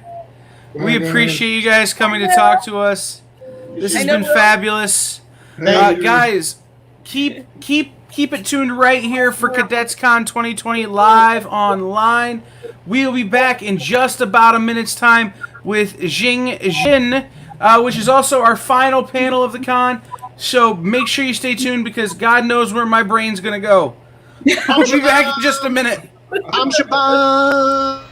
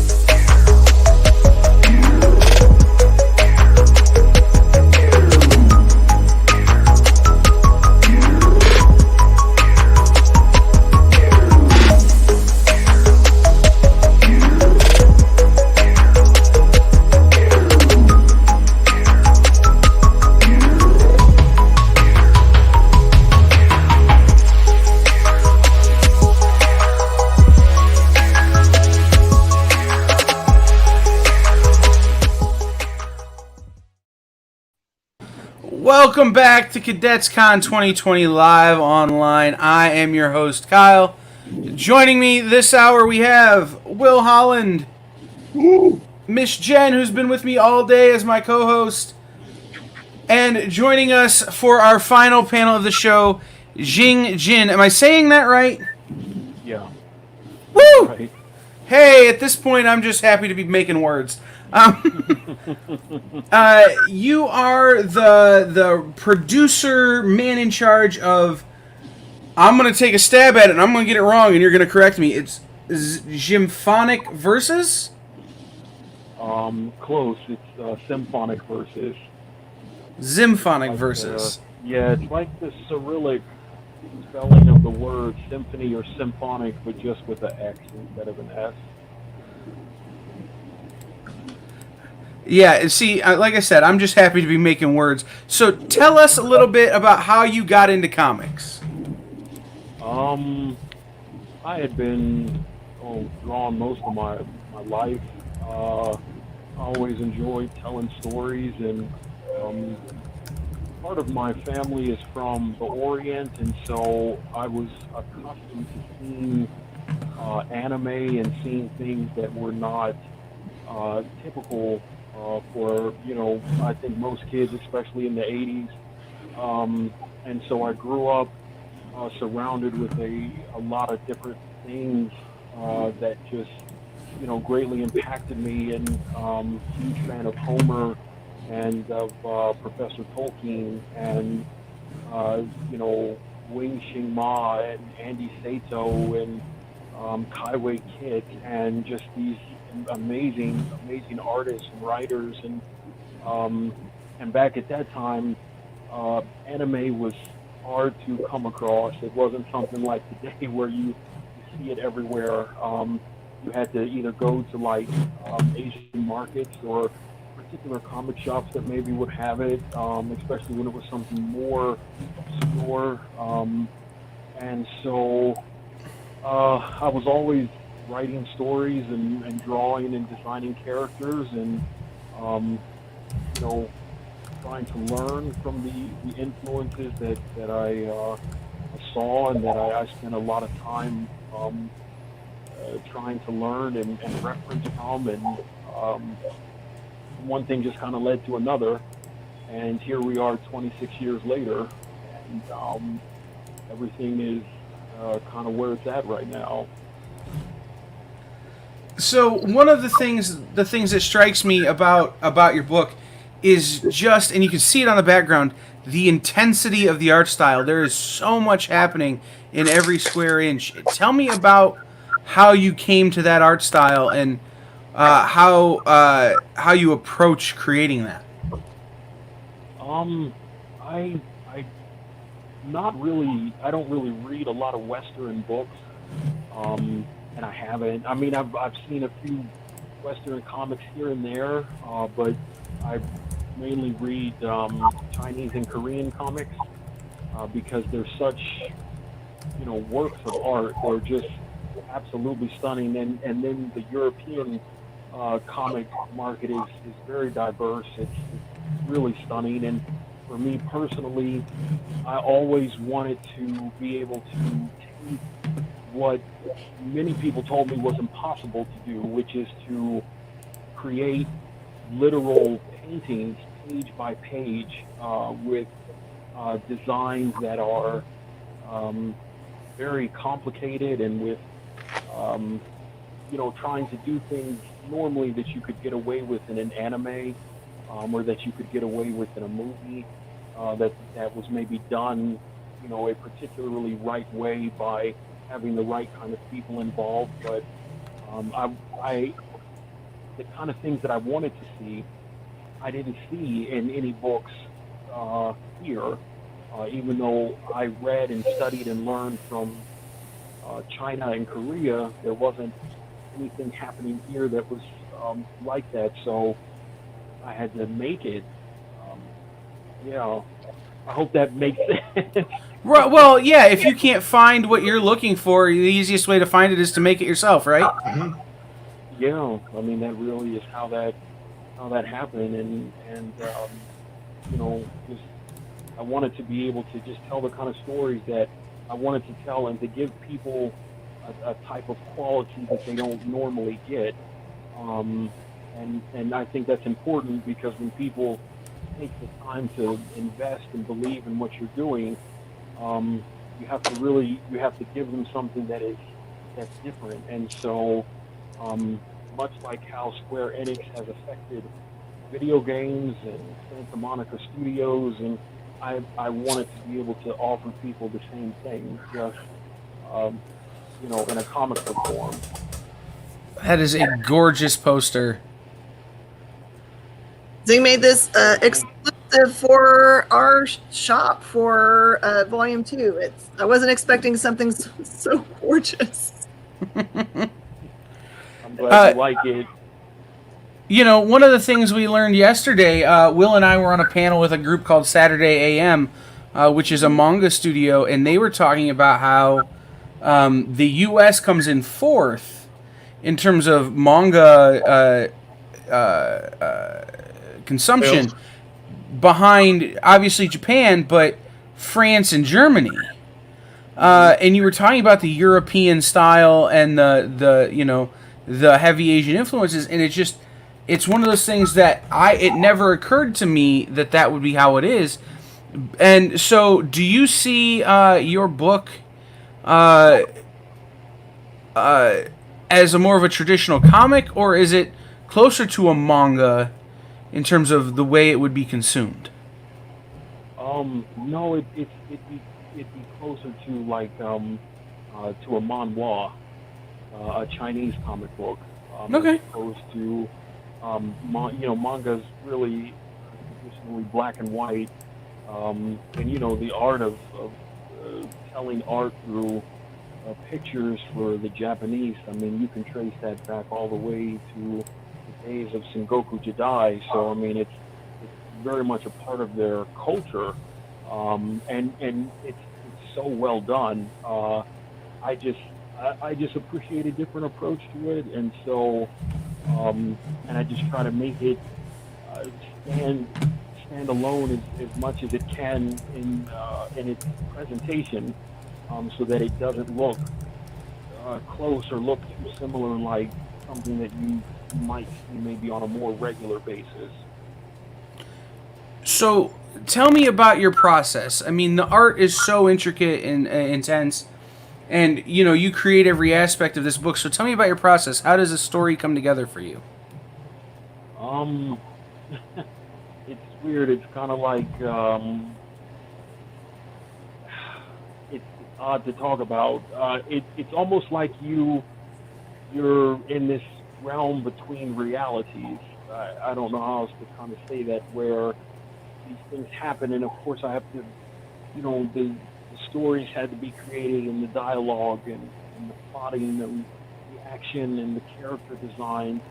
It's almost like looking at a very large mural, and you painted a corner here, and you painted a piece there, and then as you step back, you begin to realize that all these aspects are starting to layer into each other, and starting to take shape, and then you keep doing that, and you keep doing that, and then eventually the entire thing is done. But it's for myself, I'm really meticulous about design, about everything, even down to the most minute detail that someone may never notice. But for me, I have to make sure that it's there and that it's done right, because if it isn't, I just feel like I'm not doing enough, and I have to make sure that it's done to the fullest extent possible. You can see it on the page. How long does it take you to do a typical page? Yours look like most of them are double page spreads, but how long does that normally take to render? That can take, a week, 10 days, depending on how complicated the designs are, and sometimes it gets so complicated that my knowledge with 3D goes so far. So I'll reach out to people that I know who are architects and get them to help me put things in perspective, so that we can make sure that it looks real, and it looks like if you walked down that corridor, down that palace entryway, it's something that would be real.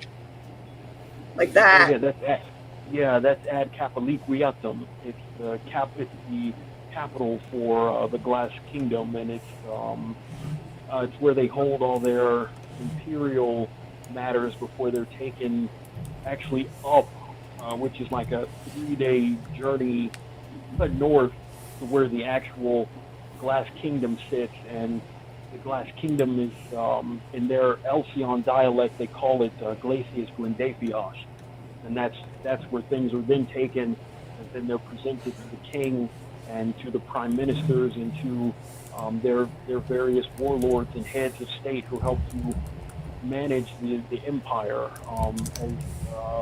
as they do. So it's interesting when I try to describe how the book opens to me. part of my pitches when I hand it to people. I'm like, it feels like for the first 10 pages or so, you're getting caught up to the entire history of what's been going on for the characters' families back through time. And it feels a little bit like the opening to Dune, where you have the Emperor's daughter like telling the whole history of Dune and the houses. The way it felt to me, just like this epic, like you're not reading just this like tale about this small thing. It's like this epically scaled storyline. It's I mean it's a very vast world, and Symphonic Verses, the main storyline alone is 330 chapters, and that's not counting the side stories and the spin-offs and then the other stories that I've written that make reference to this same world where all these things take place. In the world they live in, it's called Levi Samenos V, and that means to be under the influence of sleep. So it's like you are, when you open the book, it's like the reader has stepped through this realm where you're not quite awake, but you're not quite asleep. You're existing on this axis right between these two realities, and that's where this world exists. And the various stories like Lycos Ippitus, even though that's at nearly 10,000 years before Adonis was born, there are artifacts and weapons that are used by these other characters that show up in Symphonic Verses and that are used by some of these other people. And also Resu, the Sword of Tears, kind of the same thing. And so all of these various books, they hold keys and pieces of one to the other, and they kind of connect. And then all the things that are going on in Adonis' timeline, they're centered particularly on him because of who he is and where he comes from. But when we look at other books that involve other members of his generational family, it's about them and where they are at and their point of time and the things that are going on in the world. So it all connects ultimately, just like kind of in real life. So we have a beautiful comment here. So big it covers us up here, Jing, from Val. She says that it's exquisite and that the art is fantastic and so detailed. The care and love expressed in each world in your art is so apparent. Your book is read multiple times to focus on the art, then focus on the story. Sweet. Ready to read book 2, plus playing 2 Steps from Hell music in the background. Superb. So you've got a big fan in Val. Oh, I certainly appreciate all of everyone's support, and Miss Jen, I appreciate you putting the book in your store and giving me the chance to meet all of these other amazing people. And I tell people all the time, at the end of the day, this isn't because I've done anything extra special. I mean, these will always be my characters, my story, but it's because of people who believe in it, and it's because of all of you that make it what it is. It's not me, it's everybody else, and so I appreciate, I really do appreciate everything. It goes a very, very long way.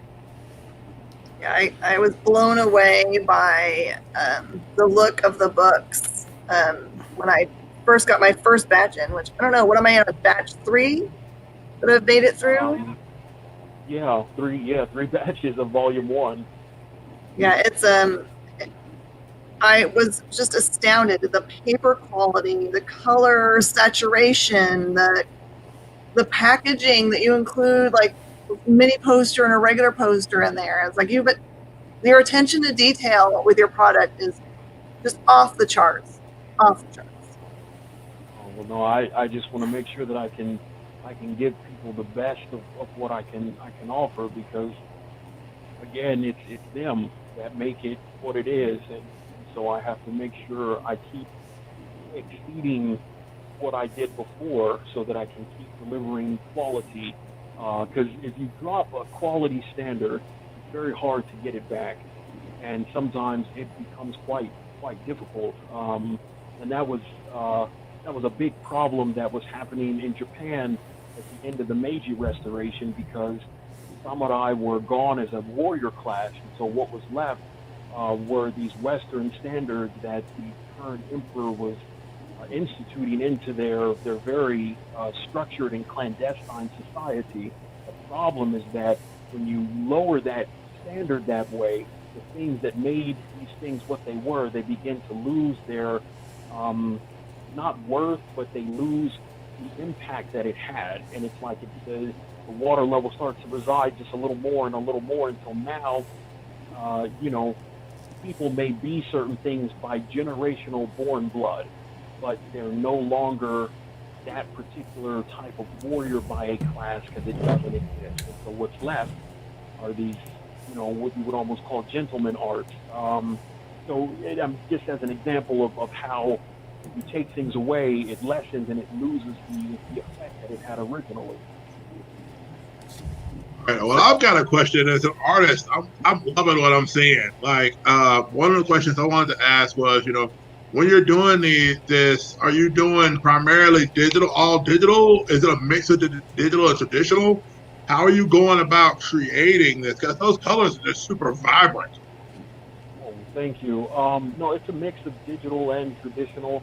Some things are drawn on just normal lined paper, and then they're scanned in and done digitally, or some things are, done strictly digitally. It just depends on what's being worked on at the time.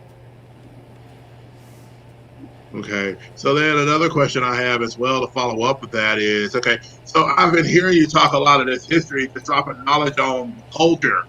What, other than, I know you mentioned your parents would live in that area of the world, what other things really kind of fostered this love of history for the culture of the area, as well as how that shaped what you're doing now?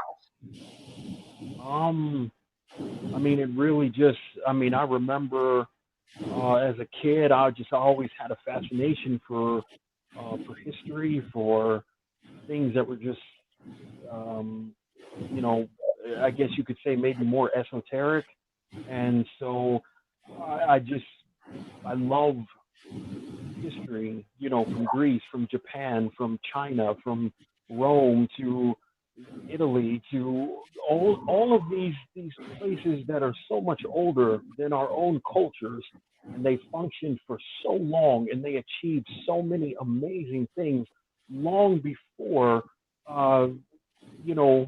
this modern world kind of came along. And so I always appreciated that, but I appreciated the mythos of these cultures. Like earlier I had mentioned Homer was one of my inspirations, and I always would sit and wonder what made him write the Iliad, what made him write Achilles as this great hero, this great warrior who could do all of these things, and yet look at the pronounced irony of how he died. Those things that make you step back and say, what was happening in his time when he was alive that made him think and write that way, that all these years later, we're still talking about it. People are still remembering it. They still study it. Look at Shakespeare. I think Hamlet is probably one of the greatest literary works that has ever been written. It's so well done. There's so much of this human element, but there's this supernatural element to it, with the appearance of his father as this ghost, and this idea for revenge and redemption, and ultimately, in the end, it ended very badly for everybody that Hamlet cared about, including himself.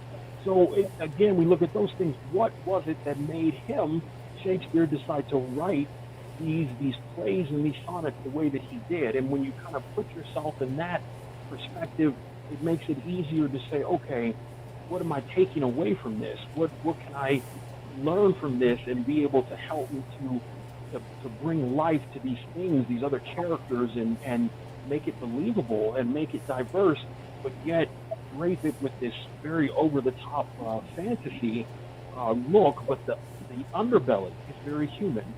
It's things that we know, it's things that we understand, and that's just kind of how that's kind of how it's always been. Even now, and when I'm writing things and I'm working on things, the process is still the same. Okay, yeah, but I didn't really fall back in love with reading until I read Othello in high school. Mm-hmm. It was kind of one of those days where I was, it was high school assignment. You're going to read this. I was like, ah. Then I started actually researching what Moors were. And I started researching a lot of what was going on in that culture at the time. So it really kind of woke me up to it. It's like, wait a minute, this is a really powerful character story about a man who is trying to rule, but also he has people who he thinks are friends who aren't. And then the people that are against him are manipulating him in such a way where even the people he trusts the most, he no longer trusts. Right.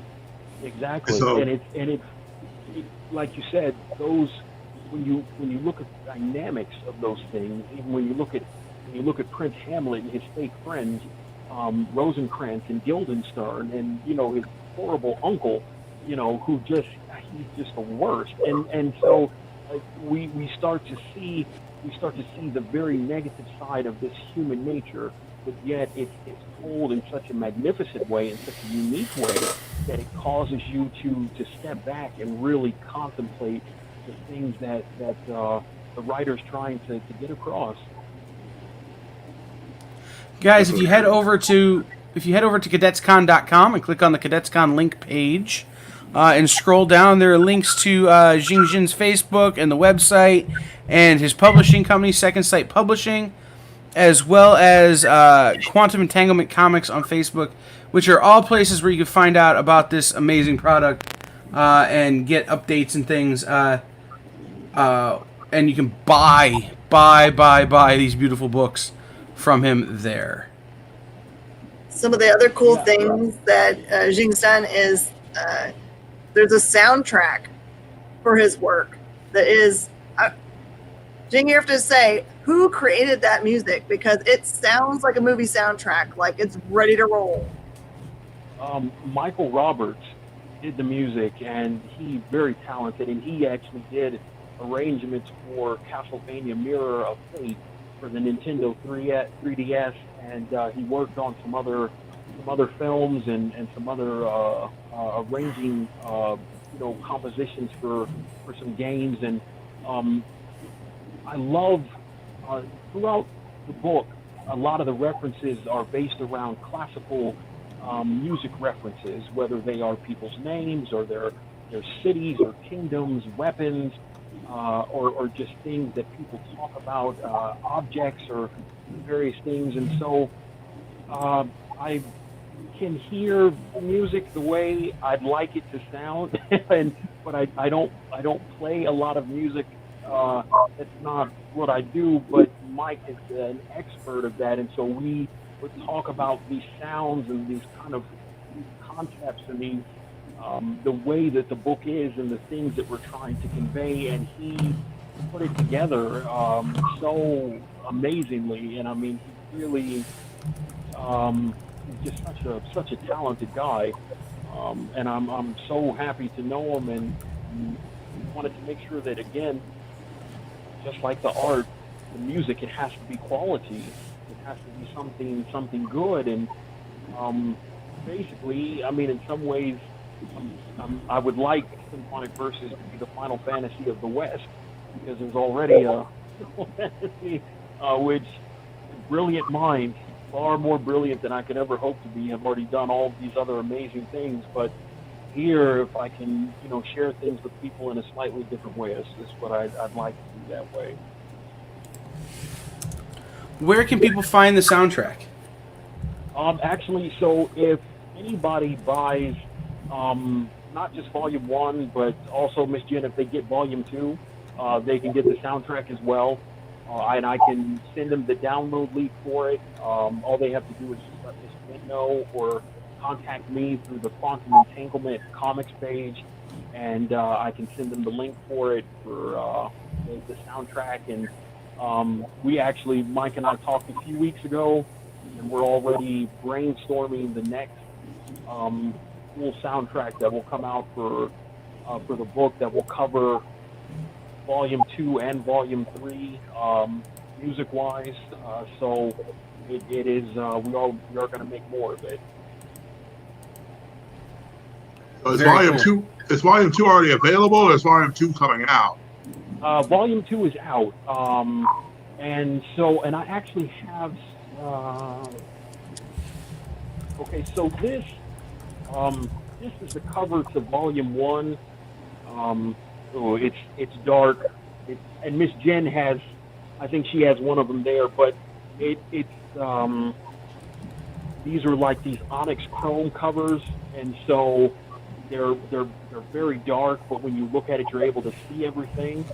So Volume 1 is 148 pages, and Volume 2 came with 2 covers. It came with a Gaius Ippitus cover, and Gaius Ippitus is one of the villains in the series. He's the leader of these elite clan of warriors known as the Shadow Knights, and they operate on this very sinister phantom society in which they interact and thrive with one another, and they all possess these really sinister powers.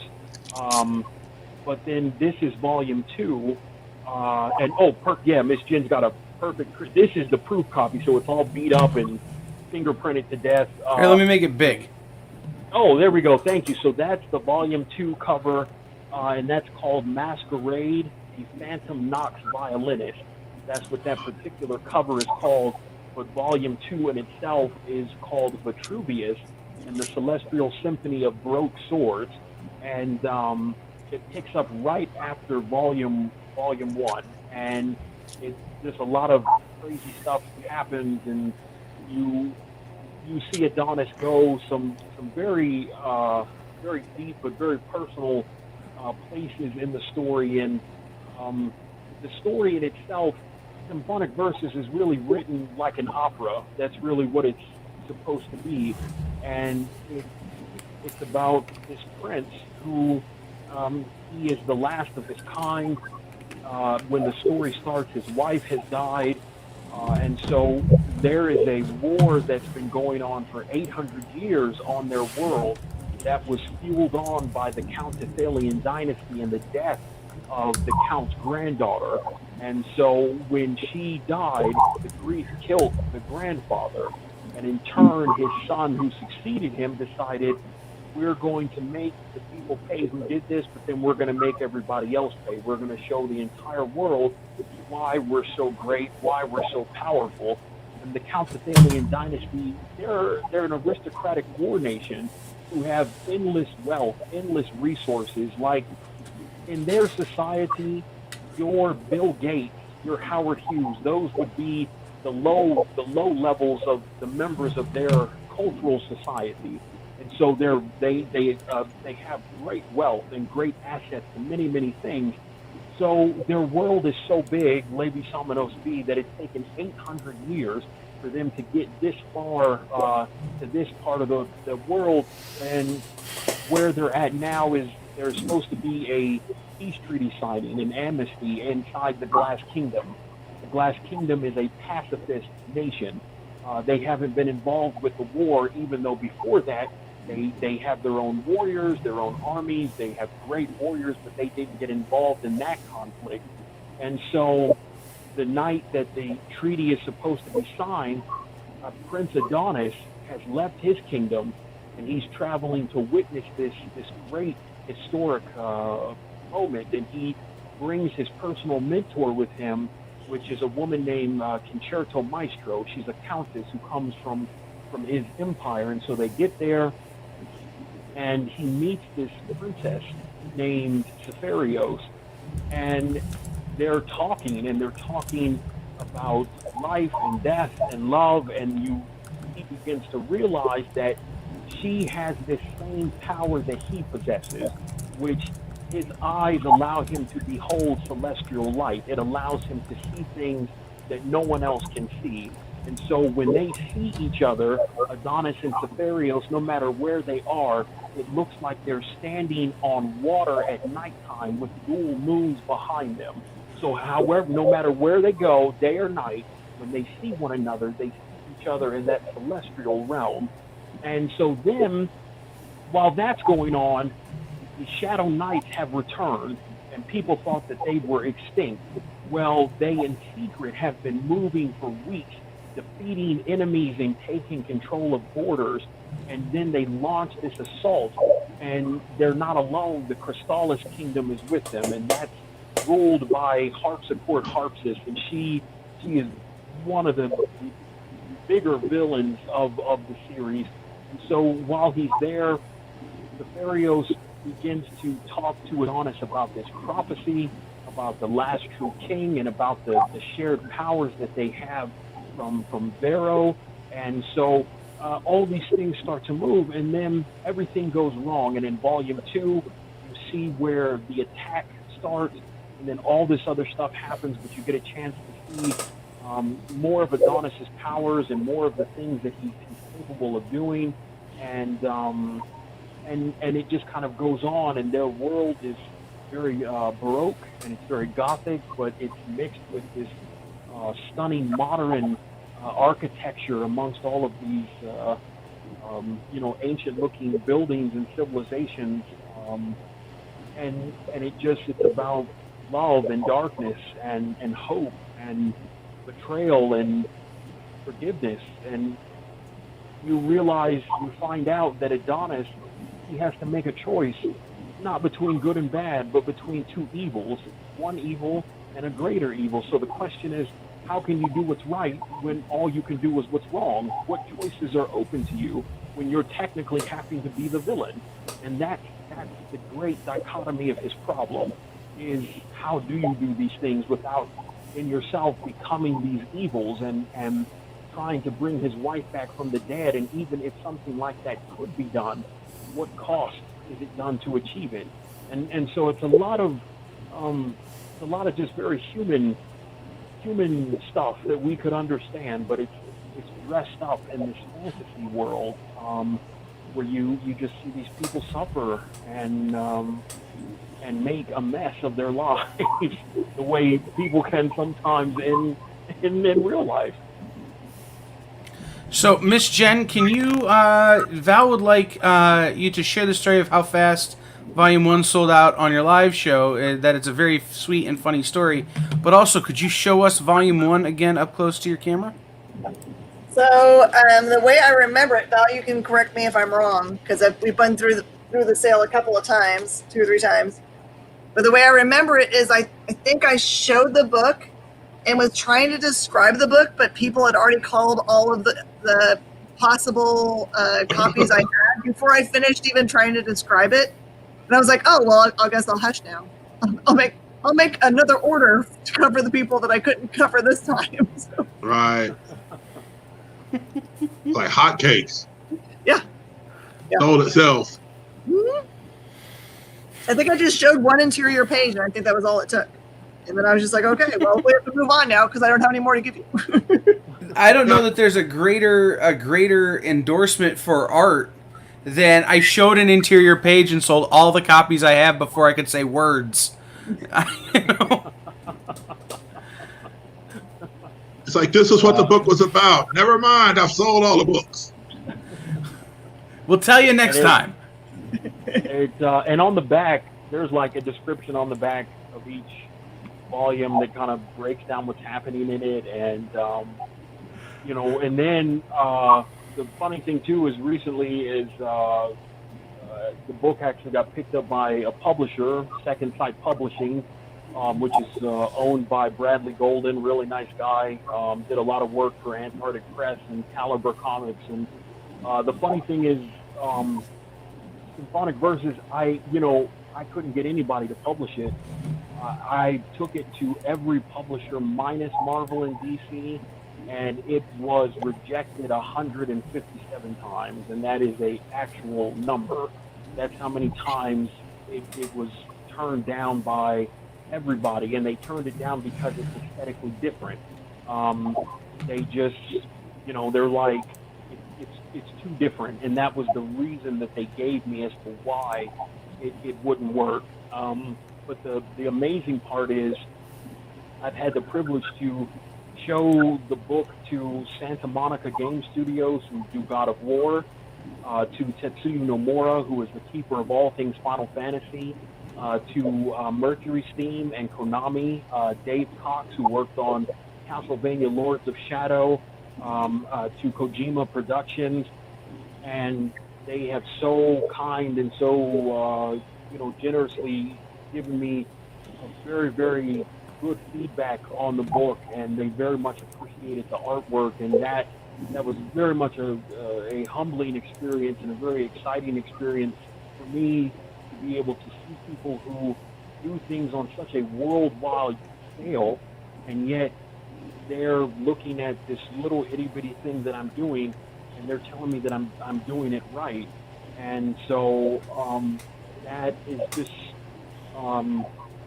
I don't really have words for that, but I just want to keep learning and keep understanding and keep growing these things that I'm trying to do, so I can keep giving people quality. And the book, before it even actually came out, it got picked up by a Hollywood studio called the Global Genesis Group. They're a production company, and I met one of their VPs, really nice guy, and he saw it. He was like, give me a call Monday. He gives me the number to their corporate office. And so I called Monday. They said, call exactly at 3 o'clock. And I'm like, okay. So I'm checking like every clock online, every world clock, my phone. I'm looking at clocks on walls. I'm trying to just be like, I can't screw up this time frame. I need to make sure I'm doing it right. And so I call, and the whole board of directors was there, and I didn't know that. And they said, you got 30 seconds to pitch it to us. And so I told them what it's about, and then they told me that they liked it, and they gave it a TV deal, and I serve as an executive producer and one of the lead writers on the show, and Two Steps from Hell are doing the music, and things happening that in a million years I never thought would have been possible. And that I thought I can't even get someone to publish it, let alone how could it ever turn into something else. And I'm very grateful for the things that are happening, and I just hope people like it. I just want to give people a good story to read and hope they enjoy it. It's 115 rejections and straight to TV. Right. Something amazing. Right. It's that's something we talked about yesterday with some of our guests we had on who are independent musicians, and it's about tenacity. It's about keeping going. You got rejected. A lot of times it would have been very easy for someone to say, you know what, I'm done. But you kept going, and when it hit, when you found people who understood what you had, it took off. You've got people like Miss Jen, and people who appreciate the art and appreciate the book, who are snapping it up and buying it. You've got Bradley Golden, who I know a little bit from the Excalibur days, and he's a guy that he's a great person to be in business with, because he recognizes skill and talent and knows how to cultivate and push that. And then you've got production on a book that didn't even have a publisher at the time other than yourself. That's gotta feel like hitting the lottery, doesn't it? It's still, most days it feels surreal. Like it's still, most days I feel like I don't know sometimes if I'm really awake or if I'm dreaming. So I just, it's funny. I did this. I used to go to shows a lot. Like almost 20 years, I was doing comic shows, and I did panels here and there. And the one thing I would always tell people is, keep your head down. Just work.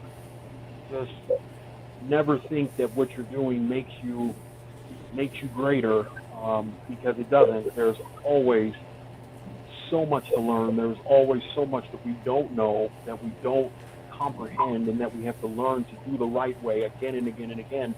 And I sometimes see people who, they're like, oh, I did a Kickstarter, or oh, I've got Facebook, and their head is so in the stratosphere, and they're just very condescending and very, but that's not the way to be, because normally those people never make it beyond their circle of friends who support them.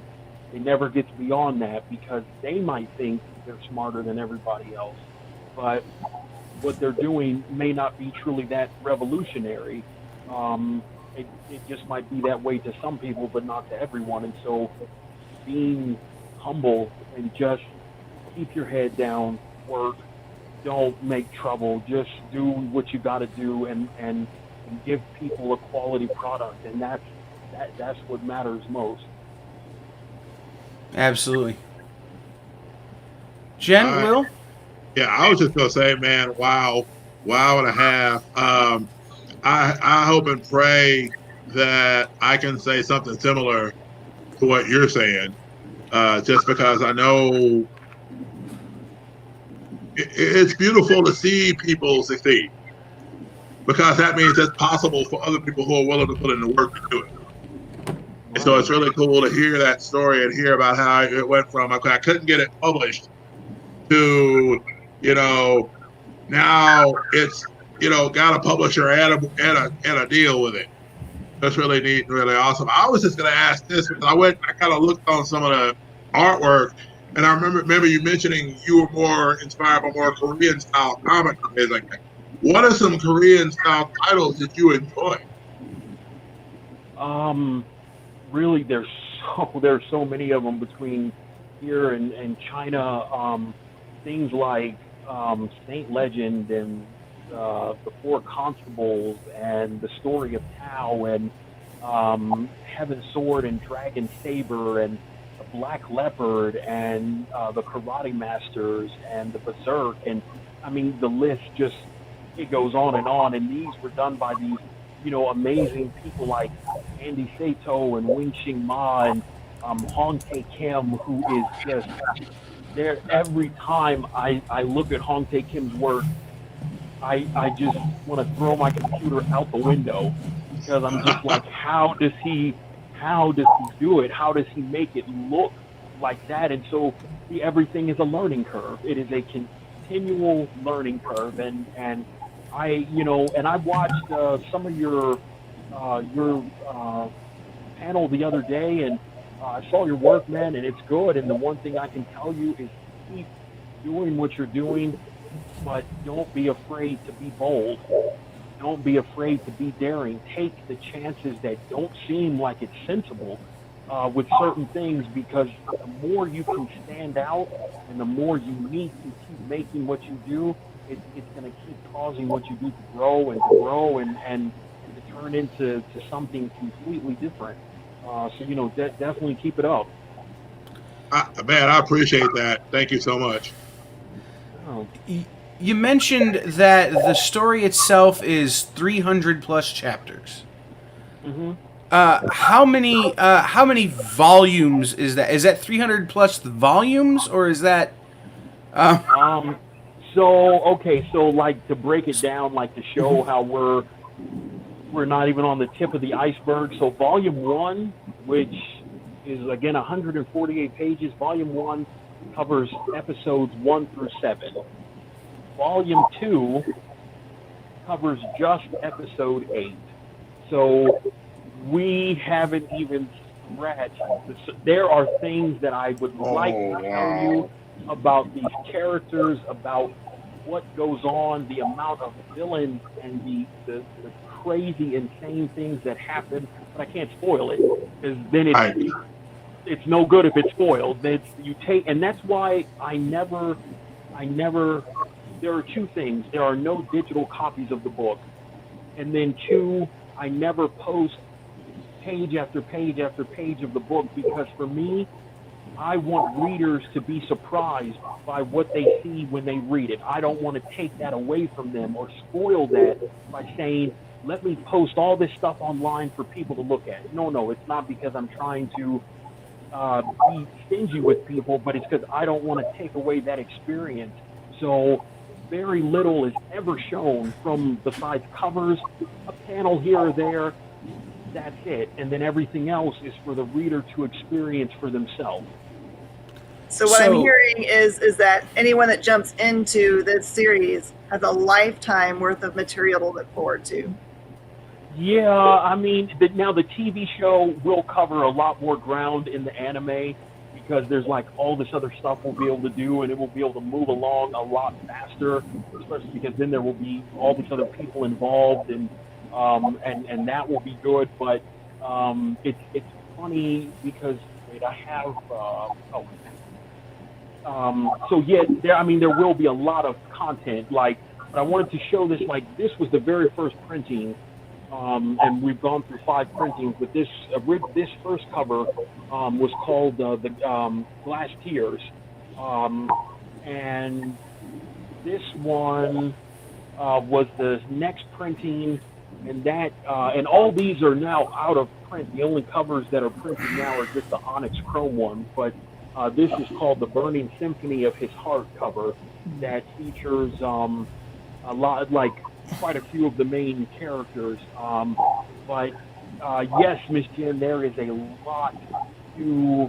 If I told you the amount of things that are actually going on, which one day, when the world is not as crazy and I can come visit you in Houston, I will sit down. I will tell you things about the book that other people don't know. I have a question, and it's a weirdly specific question. The cover that you just showed, and the one that's over your right shoulder there. What year did that cover come out? Last year, 2019. I feel like I've seen that cover so many places. Yeah, it kind of, I put it like it got put out and just kind of I plastered it all over DeviantArt and online and stuff like that. But last year is when I actually did this. That was the 4th printing, and so I used that image for the cover.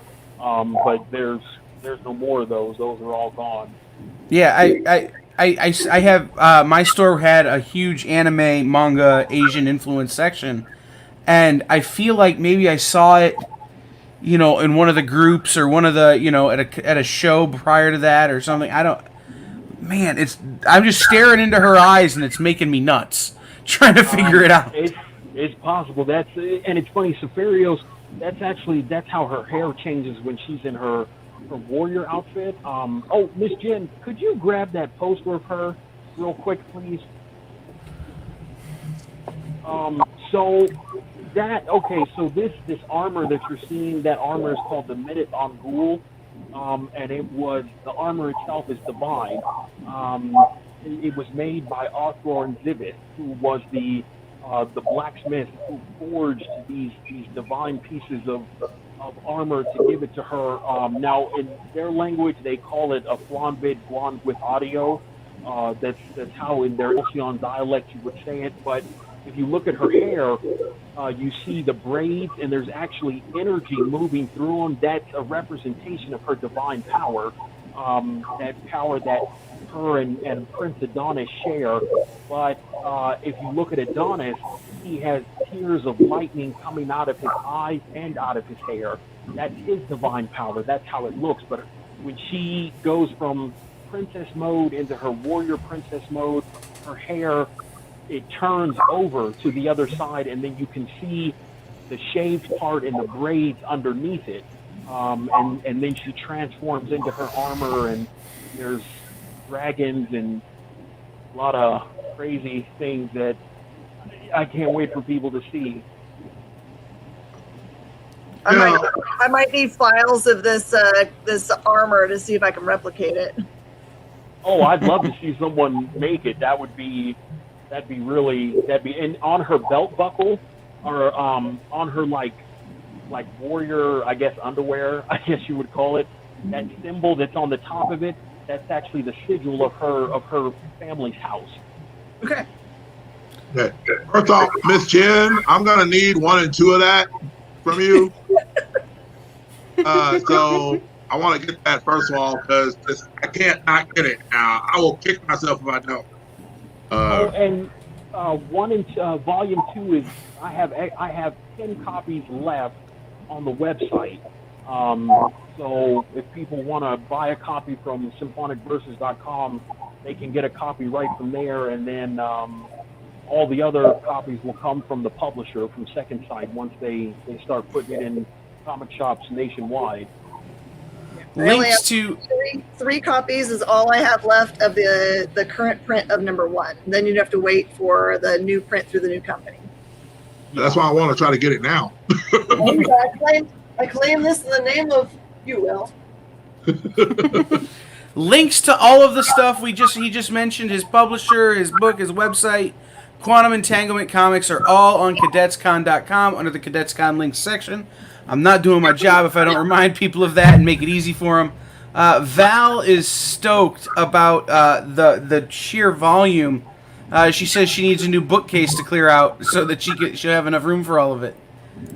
And Jingles Rasco is all about lots of fun stuff. So I'm just so impressed with the mythology and the mythos and the storytelling of this of your book.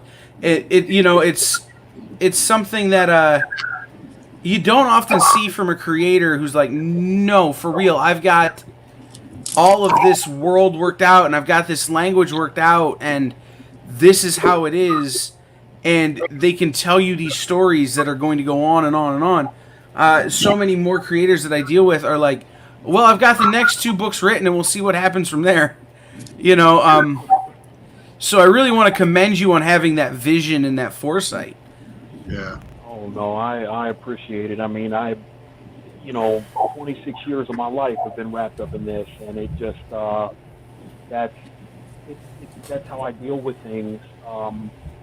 When things are difficult or there's hard times, or I have to deal with it through art and through writing and putting these characters through hard, difficult challenges and situations, and I just want to make fun adventure that people can enjoy and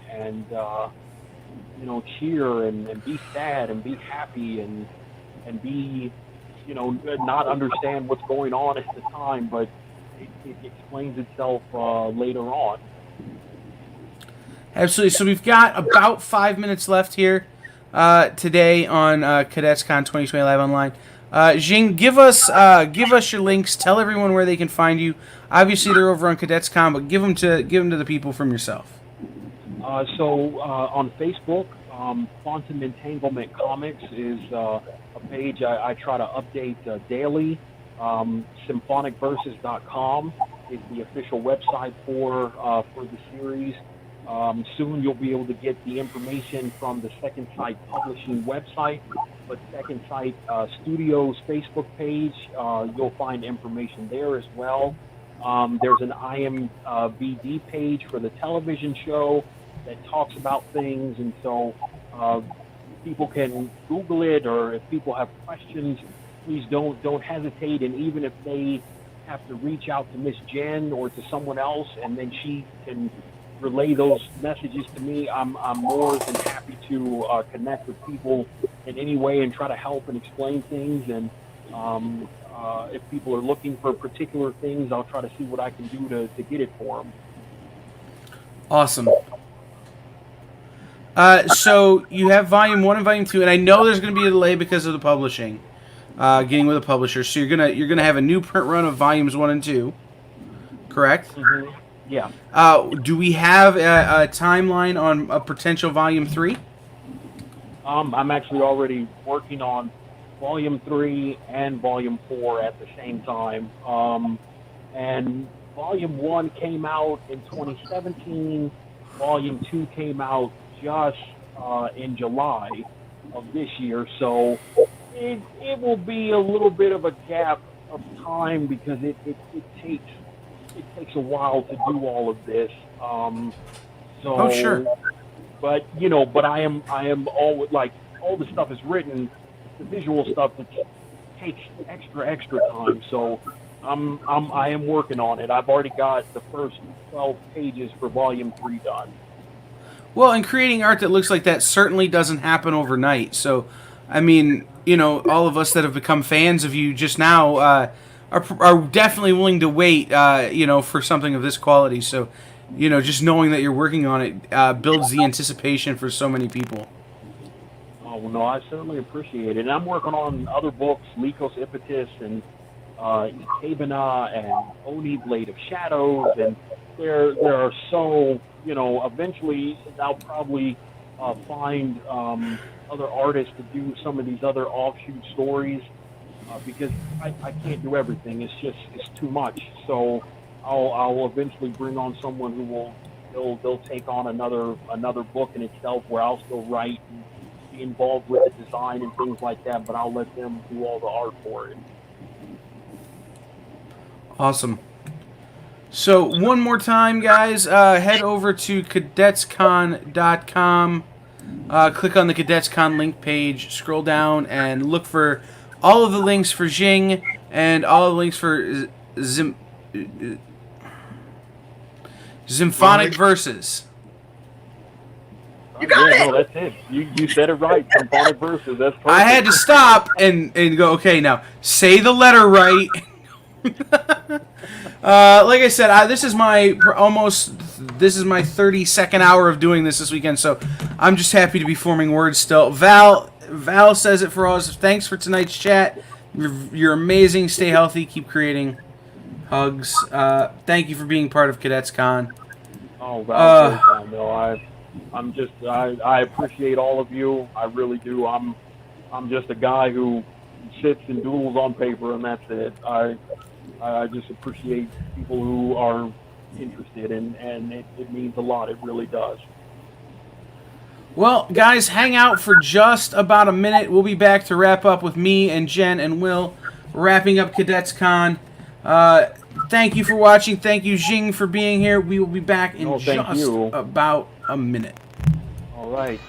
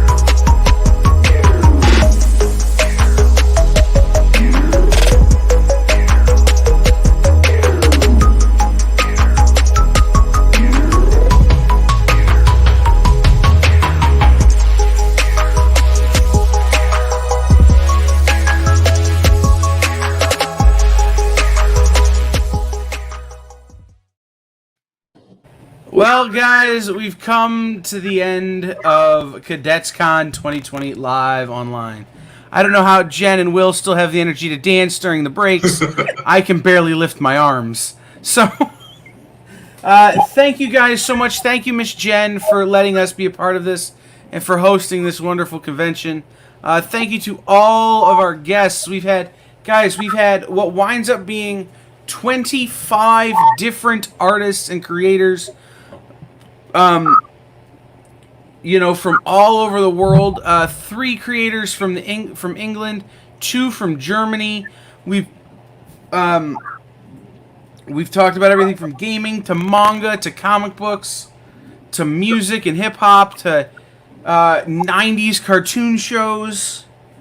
We found out the names of the Hungry Hippos, thanks to Travis McIntyre. Guys, it has been an absolutely wild weekend. I want to say a huge thank you to Kyle. This could not have happened without him. He has the technical expertise to make such a crazy thing happen. He's been working tirelessly behind the scenes to make sure that all this has occurred. Will has also been instrumental in getting this together, as have been Jen Ricano, who was responsible for the scheduling, and Richard Shipp, who had a whole bunch of coding stuff he did. This could not have happened in any kind of form without them. Otherwise, it would have just been me live on Facebook talking to you like this. It's dumb. I also got to shout out Amanda Harvey for helping us, Mike Travis for helping us with hosting duties and interviewing people. I wanna also mention all the great people who showed up for Ready Set Draw: Jen Brumall, Mog Park, Jay Oden, Oscar Fong, Jingles Rasco, Will, Jen Ricano submitted a piece. We have some pieces coming from our guys who last night were part of not Ready Set Draw of Nerd Killer Warfare. So make sure we'll be posting those links all over the internet this week, where you can get in on those charity auctions to raise money for Insider Art from that. I want to thank everybody. Val has been here like the whole weekend, and John and Nicholas and Tanya has been here a ton. And just everybody who's been here all weekend watching us, guys. We've had far more people that could ever fit into Jen's store, and far more creators than we could ever get into one place where things normal. So it has been an absolute pleasure and honor to be a part of this. Thank you. It's been a pleasure being able to be involved, man. It really has. Yes. Any last? This is like a dream to have been able to have so many amazing creators and publishers in the same space. It gives us all a little bit of mental health to have seen each other, even though we can't get together at an actual physical convention. But because of this cool technology, then from people all over the world can get together and nerd out. Miss Jen, I just want to say, I can't believe that when I walked into your store when I did years ago, that I would not only have become a real big fan of you and your store and your staff and the people that are there in the background, that are doing the heavy lifting, and Brian and Gaming and Janice and Hannah and all those people that are helping you make this thing a bigger reality than it is. But I'm thankful that I found a family in you guys. And so, when we started talking about this, I was like, there's no way that this is going to go off and I'm not going to be able to get involved. If I can get involved in any way to help and do anything I can to put this thing together, I'm in wholeheartedly. So, Thank you, Val. It would have been a lot more boring if people like you weren't here commenting and supporting everybody and, having a passion for the creators we have. This has been just an absolutely fabulous weekend. I can't think of any way I would rather spend my weekend than doing things like this. So, any last words, Miss Jen or Will? Just make sure you do, if you have a means, go drop a little bit of money at all of our guests because they are artists that are kind of like in lower amounts of work than would normally be experiencing and without their normal convention schedule, which they'd be able to usually set up and connect with all of their fans and sell them, commissions and things. So if you have a little bit of extra dollars to go and throw at them, those links will be live for as long as we can keep them live in this page, probably infinitely. Links to everything will be on cadetscon.com until next year's show, at least, and maybe then some. So we will see everybody next time. With that, we are going to draw Cadets Con 2020 live online to a close with one last jam session. But before we do that, I want the song is Kyle, I want to shout you out real quick because Miss Jen already doted over you. I mean, I'm going to be needing to talk to you because I've got somebody that will need you to help learn how to do this because they want to expand some things at a greater level. Like Kyle, just his organizational stuff beyond the tech side. I remember we were putting stuff together early on, and he was just like a whole bunch like, okay, August done, let's do this. So he just really corralled us together. So he really was our rally man. And so he, beyond just the tech side, he's also the point man, really, in a lot of ways. And a lot of the credit for that goes to I will throw this out to desperation on my part, and the first one of these we threw, guys, was 17 hours on Zoom, through our store page when we were closing our brick and mortar store, and I wanted to celebrate it. We were supposed to have a last minute signing, and COVID shut the store down. So we came up with a quick plan out of desperation and panic, and we started it. And then I've started to partner with other people, and I got a shout out. He tried to come on this weekend. We couldn't work the schedule work. Ming Chen for getting me with the StreamYard people, and my podcaster friends who have helped me up the game and make things look better and act better. You know, it's an Amanda who puts up with my crazy ideas. Is, hey, we're gonna throw a virtual convention. She's like, what? I'm like, no, this is what we're gonna do. And then 2 months later, going, hey, we're gonna throw another one. And she's going, no, seriously. And I'm going, no, for real. And then here we are 3 months later, I'm throwing another one. And we're already working on the next one and the one after that. So, you know, it's one of those things is that, you know, I got to shout out Amanda and, you know, my team here in Toledo who helped me figure this out. And you guys for allowing me to jump in after you had already started everything and be like, hey, this is what works from my perspective from the things I've done. Let's focus on this. Let's try and book these people. You know, there were conversations early on where it's like, do you think we could get the reincarnated corpse of Stan Lee? And I'm going, no, I don't think that's going to work. But let's focus on people we know and people, you know, who we sell their books and we know their books and we love their work. And Richard Shipp and Jen Ricano for doing a lot of the back end work, which made my job so easy of keeping the websites up and keeping things running. Amanda and Mike for bailing me out and helping us interview. Will for leading so many interviews. Miss Jen for being the constant cheerleader and interview companion and the person who's making sure you have a place to buy everything we talked about this weekend.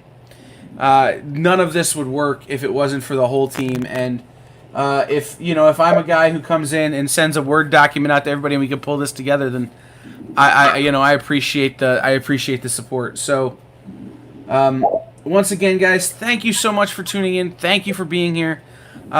Next year, Cadets Con, live in person, hopefully. And if God willing, Will and I will be in Texas for it, and maybe we'll bring it to you live online just from the store. So we will see everybody very, very, very, very soon. Be safe. God bless. Bye-bye. Take care.